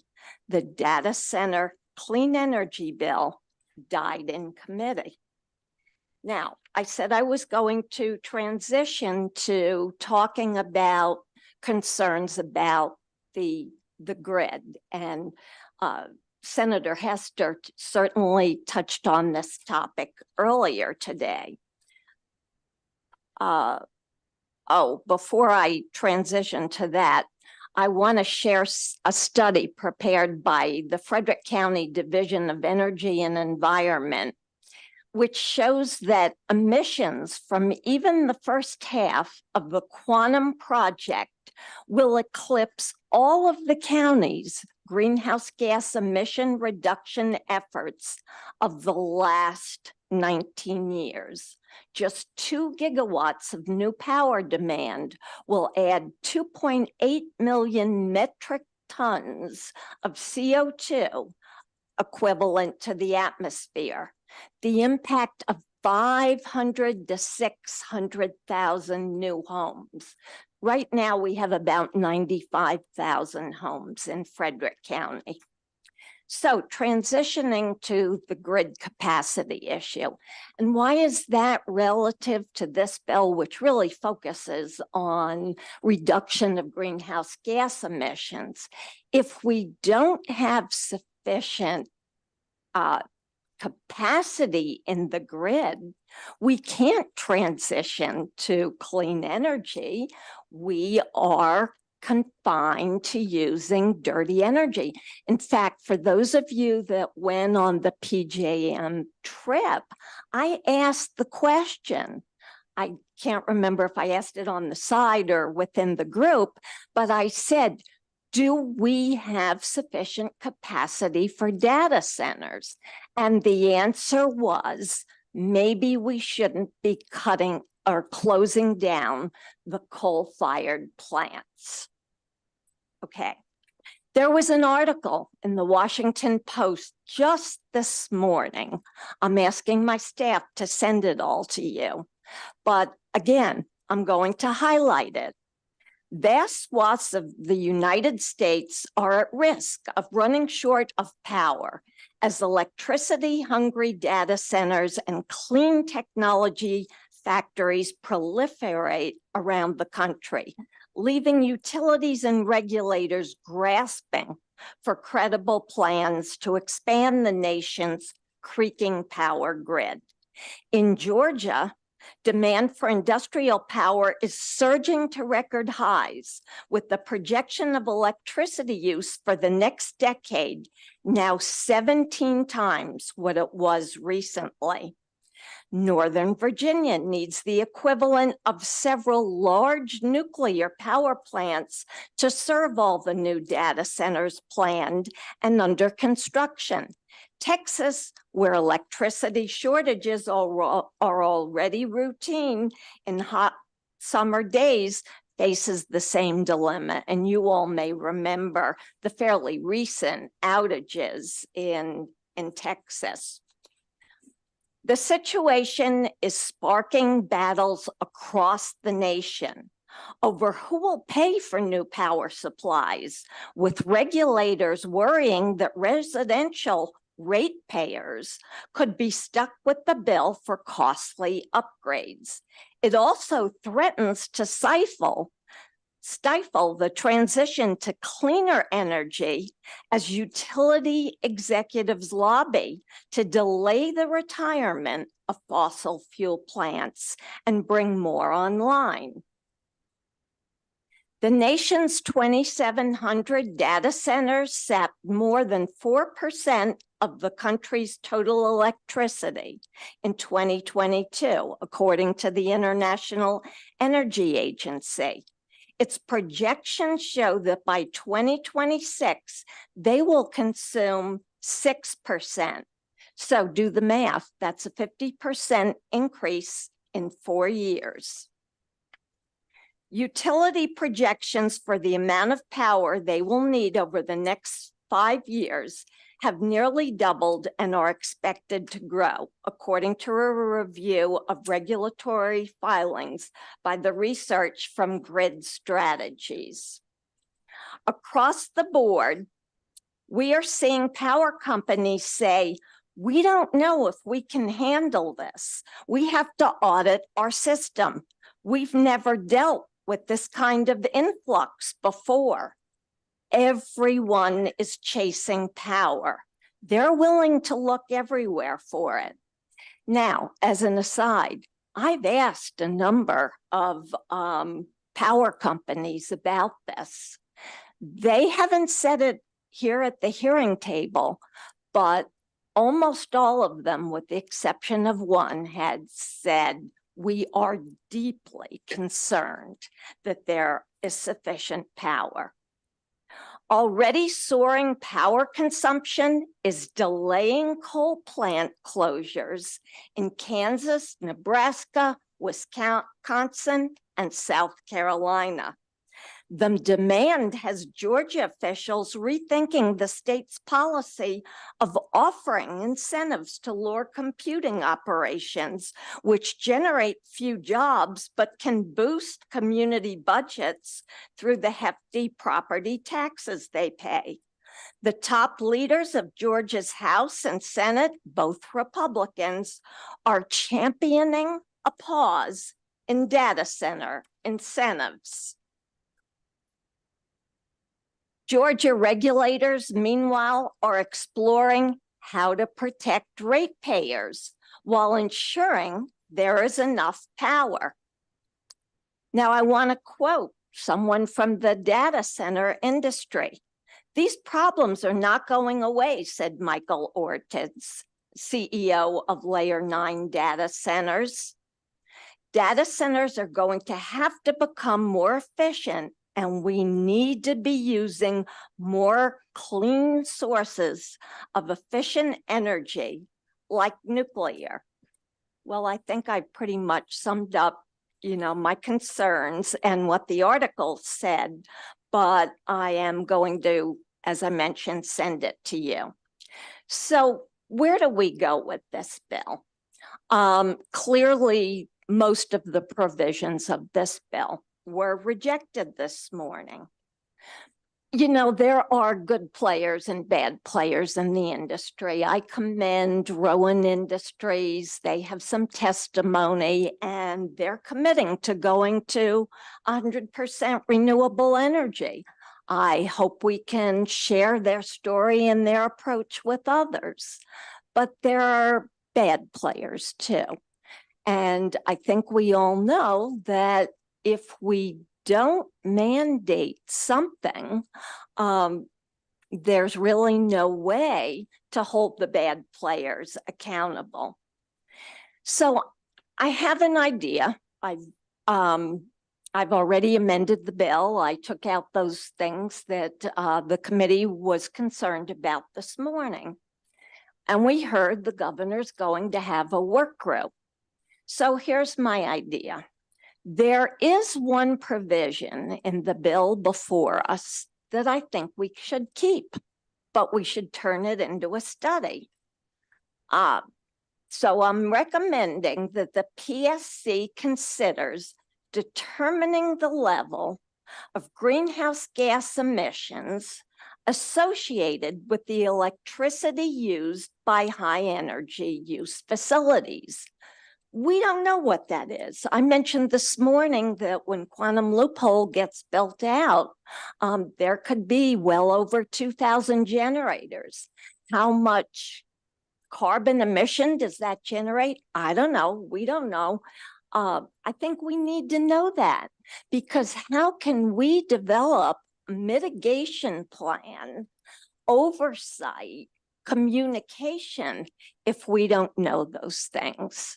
So that's my recommendation. If we, at a minimum, mandate a study to understand this, then we could share it with the governor's work group and give them a bit of a head start so that they can continue their work that they committed to about developing a mitigation plan, strengthening transparency in communications, and developing an oversight plan. And with that, I will pass on further testimony to my panel. Okay. Who wants to go next? Thank you, Ms. Sharon. Good evening. My name is Susan Miller, and I'm a senior staff attorney with Earth Justice. Earth Justice is a nonprofit law firm that represents other nonprofits free of charge. But in a prior existence, I actually worked for the Maryland Public Service Commission for 20 years, including 7 as the general counsel. I just want to point out some of the carbon issues associated with Maryland's data centers. As you may be aware, the Aligned filed with the Public Service Commission asking for 168 megawatts of power, 168.3 megawatts diesel generators. This was only the first phase. So assuming each phase has the same amount, they would have 843 megawatt diesel generators in one data center campus. Now, it's important to bear in mind that though they're labeled emergency, they don't just run on an emergency basis. Each of those generators has to run 1 hour a month for maintenance and repair. So that means that they would, each year there would be 33 million pounds of CO2 emitted simply from this one data center just for their maintenance and repair. And that's one data center. There could be there presumably are going to be thousands of generators once more data centers are built. In Virginia, Dominion Energy, now 20% of the energy they sold is sold solely for data centers. They've told the commission that they're not going to close a fossil fuel plant that was scheduled for closing, and they would now want to build another 1,000 megawatt gas-fired generation station. So we do agree that there needs to be more study. Actually, what we requested in our opposition testimony to the governor's bill is there should be a best practices task force that looks at everything associated with these data centers, the rates, the transmission, the release of carbon, so that we can have a full process before we have 15 or 20 data centers like they made the mistake of doing in Virginia. Thank you, Mr. Chairman. Okay, thank you. And we'll go to our next witness. Tell us who you are. Not Yeah. Steve Klein. You're not Steve Klein. You don't look like Steve Klein. Are you Carol Bean? Or? Yes, sir. Okay, there you go. 2 Sir. minutes. Good evening, Chairman, members of the committee. My name is Carol Bean. I am the Land Use and Policy Manager for the Eastern Shore Land Conservancy, which is Maryland's largest private land trust. Our organization advocates for more research, better planning, greater oversight, and appropriate incentives and mitigation measures for new high energy industries. These have the potentially significant land use impacts, which is something that we're concerned about, both for rural areas and for the state at large. We support the passage of Senate Bill 861. I think the idea of the study group establishing sort of goals and benchmarks for greenhouse gas reduction targets, what would be appropriate reporting requirements that can guide the development of this industry in a responsible way. The cloud now has a greater carbon footprint than the airline industry, with explosive growth forecast in the near future. While Maryland seeks ways to leverage potential economic benefits from these new data center industries, it also must remain cognizant of the environmental impacts of these high energy users and find ways these projects do not undermine the state's climate goals. We believe this bill is the begins to do just that, and urge a favorable report from the commission. Okay, thank you, Ms. Bean. Why don't we pick up Elizabeth Law virtually, then we can take questions. Ms. Law, you're virtual and you're 2 minutes signed up favorable. Thank you. I'm chair of the Fellowship of Scientists and Engineers, and we are a fairly new group. We're NASA scientists, mostly electric power engineers, and we came together to help to educate the county council in Frederick County, which because Frederick County has the first hyperscale data center in the state. And most people, I have a master's of engineering and electric power from RPI. I analyzed the grid for New York City for Con Edison. I I worked for FERC, the Federal Energy Regulatory Commission, investigating blackouts. So I have a strong background, and several of my friends also in this group have worked for FERC, or one is a nuclear engineer with 40 years experience. So we are constituents of Senator Karen Lewis Young, and as I said, we live in Frederick, and we were concerned that people who are not part of power don't understand the scope of the power that's coming. I worked for Con Edison, a high load day with 7,200 megawatts. A high load day for that grid is about what Scott, or the CEO of Quantum Loophole, expects a full build out, equivalent of New York City at a high load day. I'm glad that Rowan has made that commitment. I hope they come through with it. That would be a great start. As engineers, as I said, we understand the scope of the scale, which is staggering, but it is possible over time to make it renewable. And that is because FERC has issued order 2023. 2023 is the name of the order, and the purpose is to direct PJM Please read my report. Thank you. Okay, that works. Okay, any questions for sponsor, Senator Karen Lewis Young, or the three witnesses? Okay, Senator Washington. Thank you very much, Senator, for giving us, well, yes. So persisting and making us hear this. And I hope we really hear it and understand that we've done what we've done, but that we can help the whole state make better, more informed decisions. And I appreciate your willingness to offer this as a study. And that seems very reasonable. And also I want to thank the scientists also for your persistence. I don't think anyone should challenge your ability to analyze a situation and to provide us with good, accurate information. So I appreciate that. Thank you. Okay, any additional questions for the panel? Okay, thank you for your testimony. Thank you. Is one witness, I don't think he's here, Alex Pavlak. He's not, I don't believe he's here today. So that concludes the bill hearing on Senate Bill 861, which brings us to our final bill of the day. Senator Washington, you get to come up on Senate Bill 814. We don't have a panel. There are two favorable witnesses signed up and two favorable with amendment witnesses, but you can bring anybody you want up here. There are four in-person witnesses signed up. I just have Kenneth Kimmel and Amanda Best, I thought. Yes, there you are. Okay. Feel free. Come up. There's room. I mean, Ernesto Ernesto, what's that? Yes, okay, from CCAN, he's favorable, so can we include him? And then I do find there's a favorable with amendment, Evan Vaughn. That's the extent of the witnesses on the bill. Can we just bring him up? He's an FWA. Sure. Okay, come on up, Evan. And that'll be all the witnesses for this bill, so. Well, okay. Committee colleagues, I'm excited. This is my very first energy bill, so just excited about that. But also, you know, when I was offered this bill, it was certainly deceptively, I was like, oh, that's short. I should have known, you know, the shorter it is. But the good thing it is that what you have before you in the amendments, all of the stakeholders agree with these amendments, and we've had a few meetings, and I had an opportunity to learn a lot about energy, and so I thank you for that. Well, specifically around wind.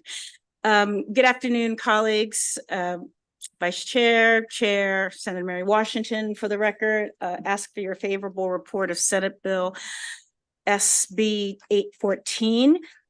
Just for background, you might recall the passage of the Power Act last year marked a significant milestone in Maryland, and it did in fact position us as a front runner in the offshore wind development in the United States.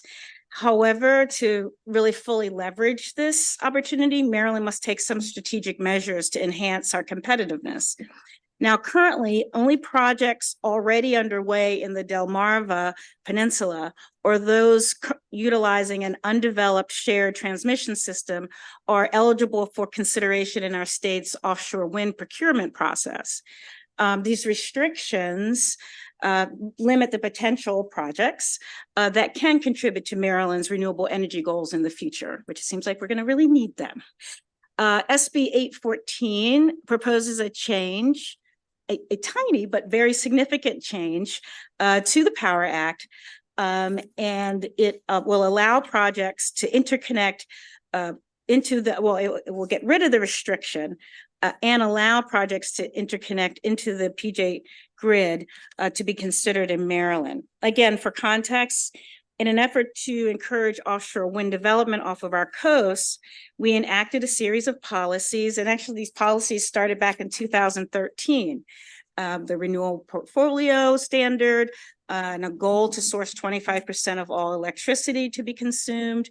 We created a carve out for offshore wind, and it was not to exceed 2.5% or about 500 megawatts. The Power Act, which this body approved last year, expanded the state's offshore wind goals. Okay, so Maryland's total approved offshore wind projects, which include Ørsted, Skipjack Wind, and U.S. Wind Momentum Wind, stands at 2,022.5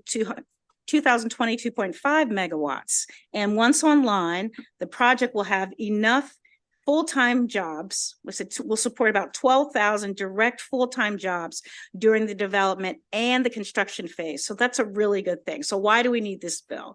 So there was an interest and a desire to have flexible transmission options. And we need to make sure we have flexible transmission options. There was the goal to have it make sure that we had regional integration. So we wanted to restrict and say, look, you need to go through our peninsula in order to connect to the grid. But that limitation means it's going to really cost some costly upgrades. So what does this bill do? This bill alters the definition of a qualified offshore wind project to a qualified windshore project. Sorry. What does the bill do? Oh, there it is. Oh, because I have an amendment. As drafted, it did one thing. As the amendment, we've added at the request of the PSC, if the offshore wind transmission project is available when the qualified windshore wind project is constructed. So in the original draft of the bill, we just deleted it altogether.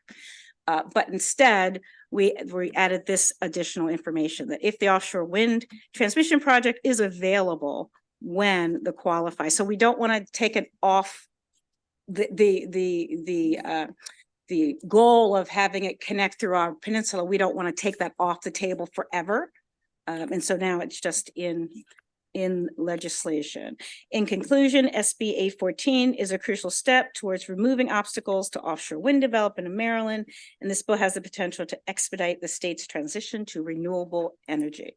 And you have my panelists here, and they will explain the bill and ask for your favorable report. Okay, let's go down the panel. Sir, why don't you start, and each of you will have 2 minutes. Excellent. Thank you, committee members. I know the hour is late. Thank you for your careful review of this bill. And thank you, Senator Washington, for sponsoring it. My name is Ken Kimmel. I'm the Chief Development Officer for a company known as Avangrid. Avangrid is the country's 3rd largest renewable energy generator. And we are very proud that we're building our nation's first utility scale offshore wind farm about 30 miles off the coast of Massachusetts. When this project is done, 800 megawatts, it will supply clean power to about 400,000 homes and businesses in Massachusetts. I want to applaud Maryland for its nation-leading commitment to offshore wind. An 8.5 gigawatt goal is very ambitious, and that is the kind of signal that needs to be sent to encourage private developers to come to Maryland. So we're interested in bringing our expertise and what we've learned from building that first wind farm to Maryland. We're going to take a very careful look at the upcoming Central Atlantic auction, and I hope we'll be fortunate enough to land a lease. But in the meantime, I wanted to tell you about another lease area that's kind of an example of what you would have as an option if you pass this bill. We have a lease off the coast of Virginia. It's called Kitty Hawk. It has really high wind speeds. It has very shallow depths to the seabed. And we bought that lease in 2017 for $9 million. That lease would now be worth hundreds of millions of dollars. We would love to sell power from that lease to Maryland, but we can't put a cable up to Maryland because there's a Department of Defense restriction. We can't cross that.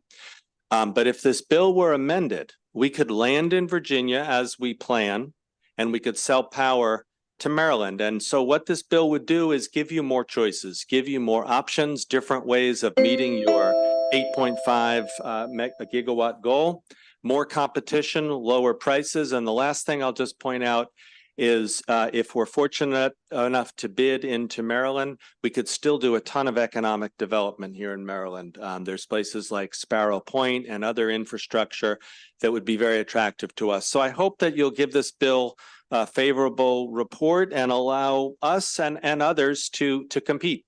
Thank you. Okay, thank you. Mr. Vaughn, why don't you go? Sure. Great. Hello again, Evan Vaughn with Merrick Action, representing utility scale wind developers. This bill, we are supportive of this bill with amendments. I hadn't seen the amendments that Senator Washington just discussed. They sound really promising, so I think this bill's heading in the right direction. I just want to impart a few things as one of the major advocates that supported the Power Act last year that I think are important for this committee to keep in mind.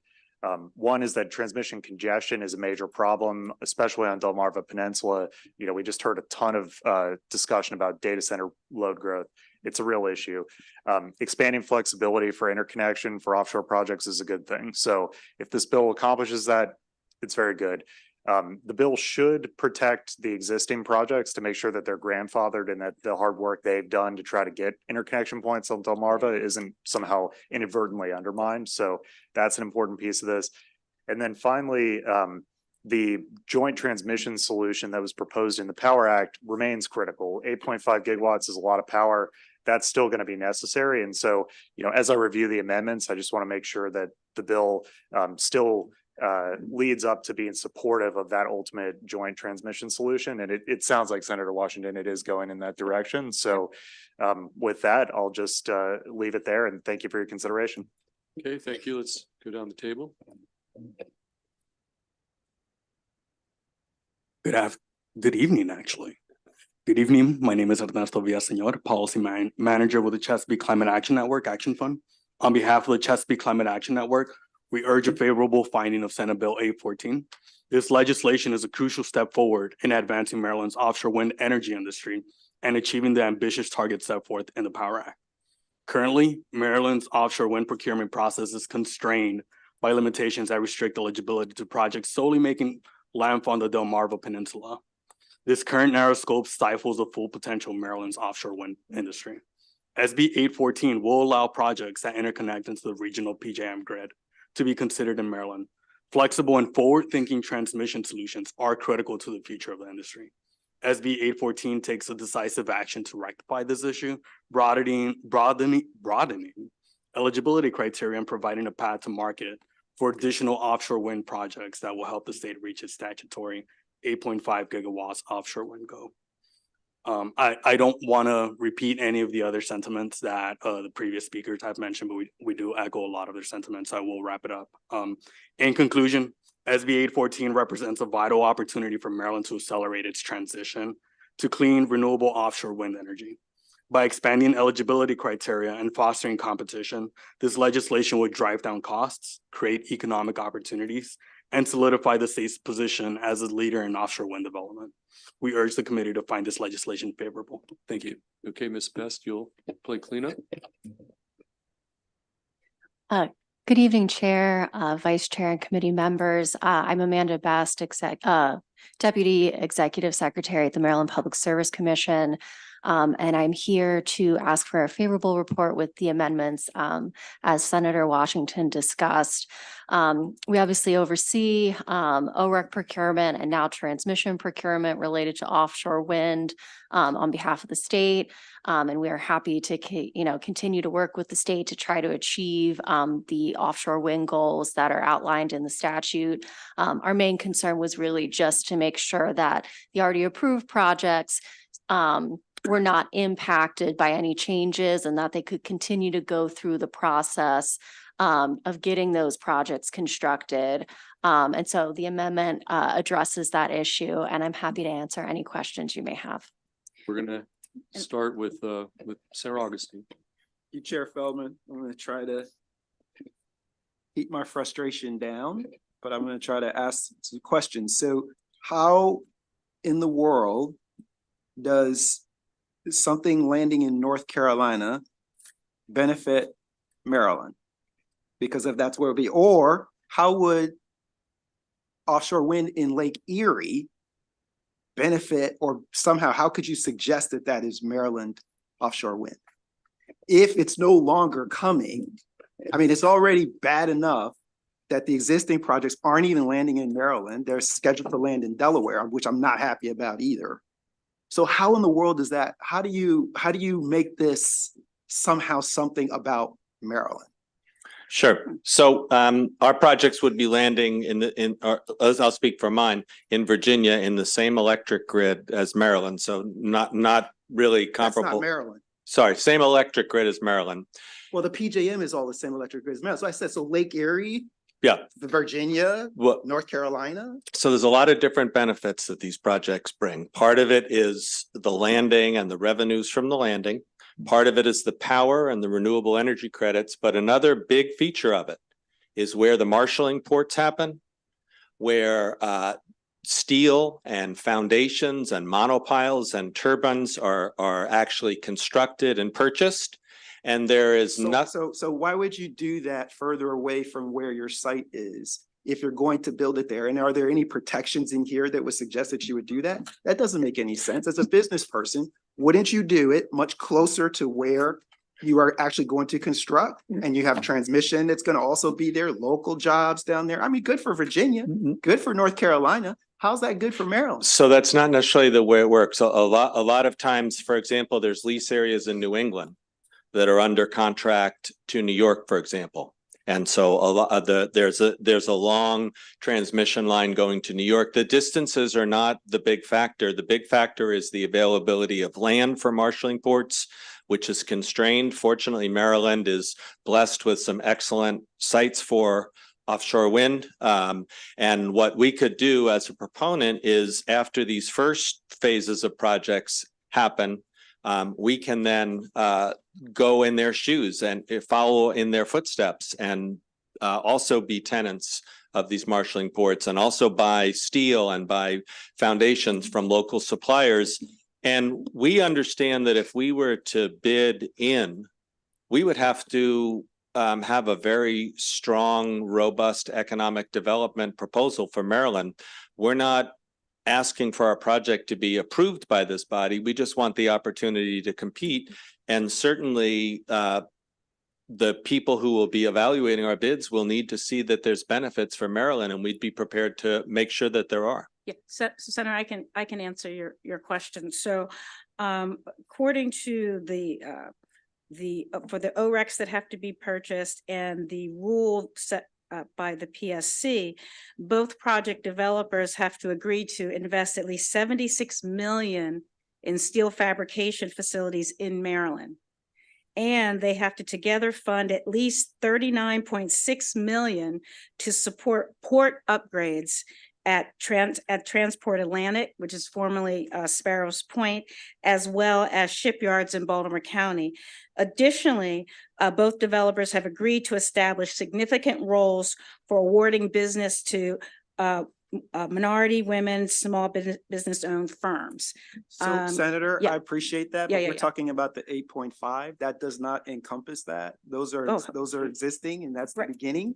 This is now talking about the larger opportunity that they're asking for us to give. So do co-weights we outside add of that it. to this? So then do we? should Well, we simply we add can, that to we can that? discuss it. I'm just trying to share with you. No, you're helping me. That's, Yeah. go ahead, go. That I'm just trying to say that, yes, right? But that's not This. what they're talking about, a much larger, which we've discussed, having this much larger and now saying that it won't land on Delmarva, that it will be anywhere in PJM. So it could be Lake Erie. So it could be wherever. That's all. So we can talk about it some more. Well, I do have it just, I guess the question, one of the things I understood, and then you could correct and maybe could ask is, you know, do we have anything ready? In other words, would this increase or make us our ability to achieve our goals faster? Or is there any reason why we can't currently go through the Delmarva Peninsula? I Yeah. can take a stab at Yes, answering fine. that. I mean, I know the answer, but maybe you Yeah, should. yeah. talk. And thank you, Senator Augustine, for the question. It's a really good one. I think right now the existing projects have largely used up, and I say likely because with Orsted's status, I'm not 100% sure what that's done to their point of interconnection, but Delmarva is very congested. You know, just an observation. But that wasn't what you guys said last year for the Power Act, though. So I that's part of my frustration. Right? When we talked about building the transmission coming from outside and coming on and landing on the Delmarva Peninsula, you did not say last year, oh, it's so congested, we can't do it. No, you argued for it, which is how you argued and how you got that bill passed, which established this goal, which was associated with outside that portion of the shelf. And as I understand it, there are additional areas that are a little further out that are also potentially in play for bid. But now you're trying to move the goalpost and say, let's do it some other place. I mean, am I missing it? Yeah, I do respectfully, I do think so, because the what we said during the Power Act is we needed the transmission joint solution, which could connect into Delmarva, could connect, you know, Baltimore, somewhere else. Does it not say Delmarva? So the existing statute says qualified offshore wind projects either connect in Delmarva or through a joint transmission solicitation identified through the PSC process, the Power Act to try. So that joint transmission solution, it's not prescribed where that would land per se. Now, I think it's reasonable to assume the PSC would approve something And I would hazard to say that that was the assumption that most of us had, that was what we believed. And if we were misled in some way, that would be unfortunate. That it would land in Delmarva or. Correct. I mean, the belief or the understanding, the conversations that we had over and over and over again here was that it was about the landing in Delmarva. No one suggested that it wasn't going to land in Delmarva, because I think that would have provided some relief to Senator Carrozza, quite frankly. That never occurred. But yeah, I'm not sure. Yeah, I'm happy to talk about it. I guess a valid point that you make, Senator, is that, and I think my colleagues made the point as well, the economic development requirements in the procurement of offshore wind in Maryland is the safeguard here. So if this body is not comfortable with, as you look to legislate to achieve the 8.5 goal at some point, enshrining those same kinds of economic development safeguards, you know, that is a real question. Like, without those safeguards to make sure there's investment in Maryland from any future offshore wind procurement, what you're fearing could very much come true. But what I've said all along, including last year, I don't think some of the sponsors agreed with me, was if Ken and his company can deliver the same or better economic development in Maryland with a project that's farther afield, I think that's fair, but that's a judgment the legislature has to decide. That's just my personal view on it. Okay, let's go to Senator Carrozza. Thank you, Mr. Chair. And I appreciate this. I enjoy working with the sponsor on education bill. So let's put it that way. And I appreciate a little leeway here. This is a hearing on the definition of a qualified offshore wind project, but it's also the time for me to remind, and I think update my colleagues, that the impact of offshore wind industrialization on the local economy and tourism, the negative effects on marine life, fishing, and the military, taken together, are unacceptable and are unaffordable risks to my constituents. It's my constituents that are most impacted. I do have questions specifically to the definition, but I'd like to give a little context to why I'm asking the questions. If you go back to 2010, Ocean City first expressed deep concerns about the proposed offshore wind projects. And since that time, the turbines have continued to increase in size to the point where they are now almost 4 times the height of the tallest building in Ocean City. In the past, one of the offshore wind industrialization developers assured state officials that their closest turbine would be 17 miles from the shore.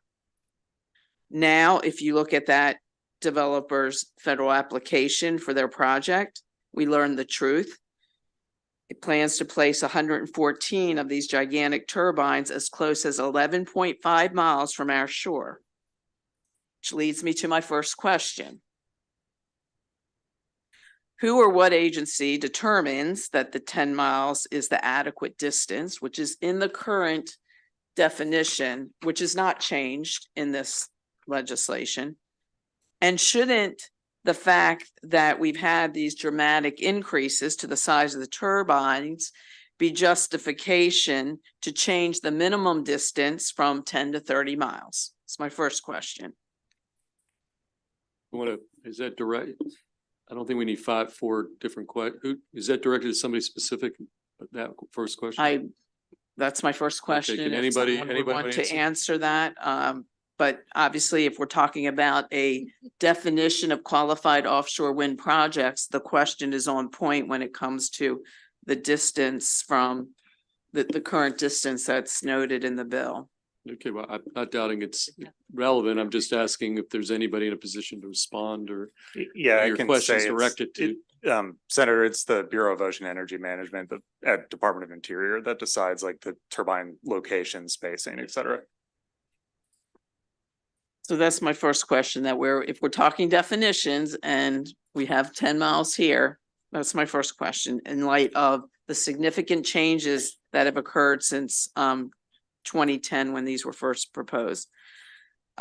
This is when I went home this past weekend, this is the article that is running in all my local newspapers. US Wind wants OC's harbor, and they talk about the operating and maintenance facility that'll house the turbine parts, the 4 crew transfer ships, the turbine service ship, the onloading, offloading equipment, the monitoring vessels. And there's a public hearing on March 25th that I can tell you that many of my constituents will take the time to attend. Although it's being held in Salisbury, not Ocean City, they will still make the effort to go. But this is what we're facing at home, which leads me to my second question. Now that we are hearing about maintenance piers as part of the project, shouldn't, when we talk about definitions of these projects, shouldn't the definitions include onshore facilities to support these projects? Okay, Evan, do you want to take us? I don't want to force anybody to answer. I mean, Yeah, just being forced to respond. Somebody has to, I'm not 100% sure how to answer the question. And it's in the spirit of transparency, Sure. because I can tell you when my constituents, they were only focused on, okay, they're going to build these turbines out and no one will see them. There was no conversation or education about transmission lines or now, these facilities. This is in West Ocean City's harbor. So to me, when we talk about projects of this significance, impacting my constituents and Marylanders overall, it seems to me a reasonable question to ask, shouldn't the definition include onshore facilities?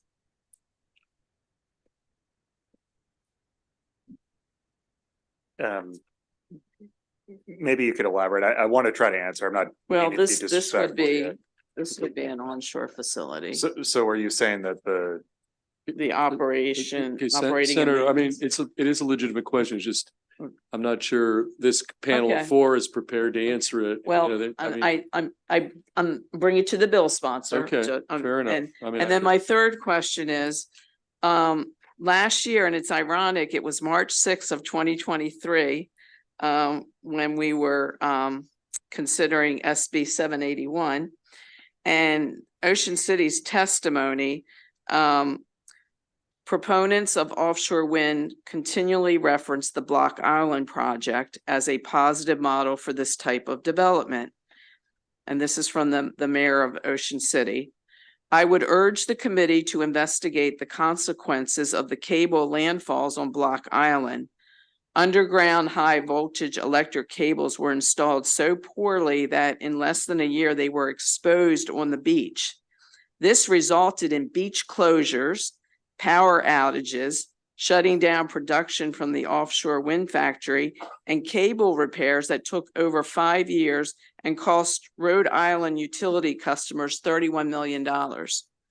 So my question is, shouldn't the definition have greater specificity to ensure safety, adequate burial, to prevent surfacing and to prevent beach closures and other community hazards?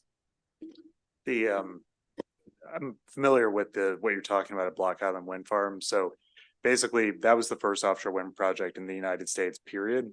And they used what's called a jet plow technology, I believe, to bury that cable, which is a pretty shallow surface cable burial. It's a little bit cheaper than the alternative, as I understand it, which is horizontal drilling, which is more of a bore, deeper bore technology. So because that was such a small project, I think they took basically the path of least resistance to bury the cable. Some mistakes, clearly were made because it came unburied. But my understanding, Ken might be able to speak more. I won't put him on the spot, but the current best practice, having learned from that experience, is to use the horizontal drilling technique to make sure that you don't have that. So I think you're answering my question, which is, can you imagine a beach closure in Ocean City in August during Mako? And so again, my question would be that you would have, again, going back to the definition, so it's relevant, that you would have, if this bill is about the definition, why would we not look at these other factors to ensure safety and to ensure the impact on our community? So those are my questions, and I appreciate the bill sponsor letting me, because I have spent a lot of time on this, and the more I'm learning, the more concerned I am about the impact on my constituents. Okay, we'll take one correct. Very briefly. Yeah, very briefly. I just wanted to point out, thank you for your comments, that the Block Island project is not our project. So just in case there was any confusion. No, I understand that, but it's another New England project. We had nothing to do with it. And Senator, I appreciate your points, and I just wanted to leave with a thought that this bill could potentially be amended to include as a requirement that there be significant economic development in Maryland, and we would have no problem with that. That would be our plan. So that's maybe something to think about for drafting. Okay, any additional questions for this panel? Okay, seeing none, that concludes the bill hearing on Senate Bill 814, and that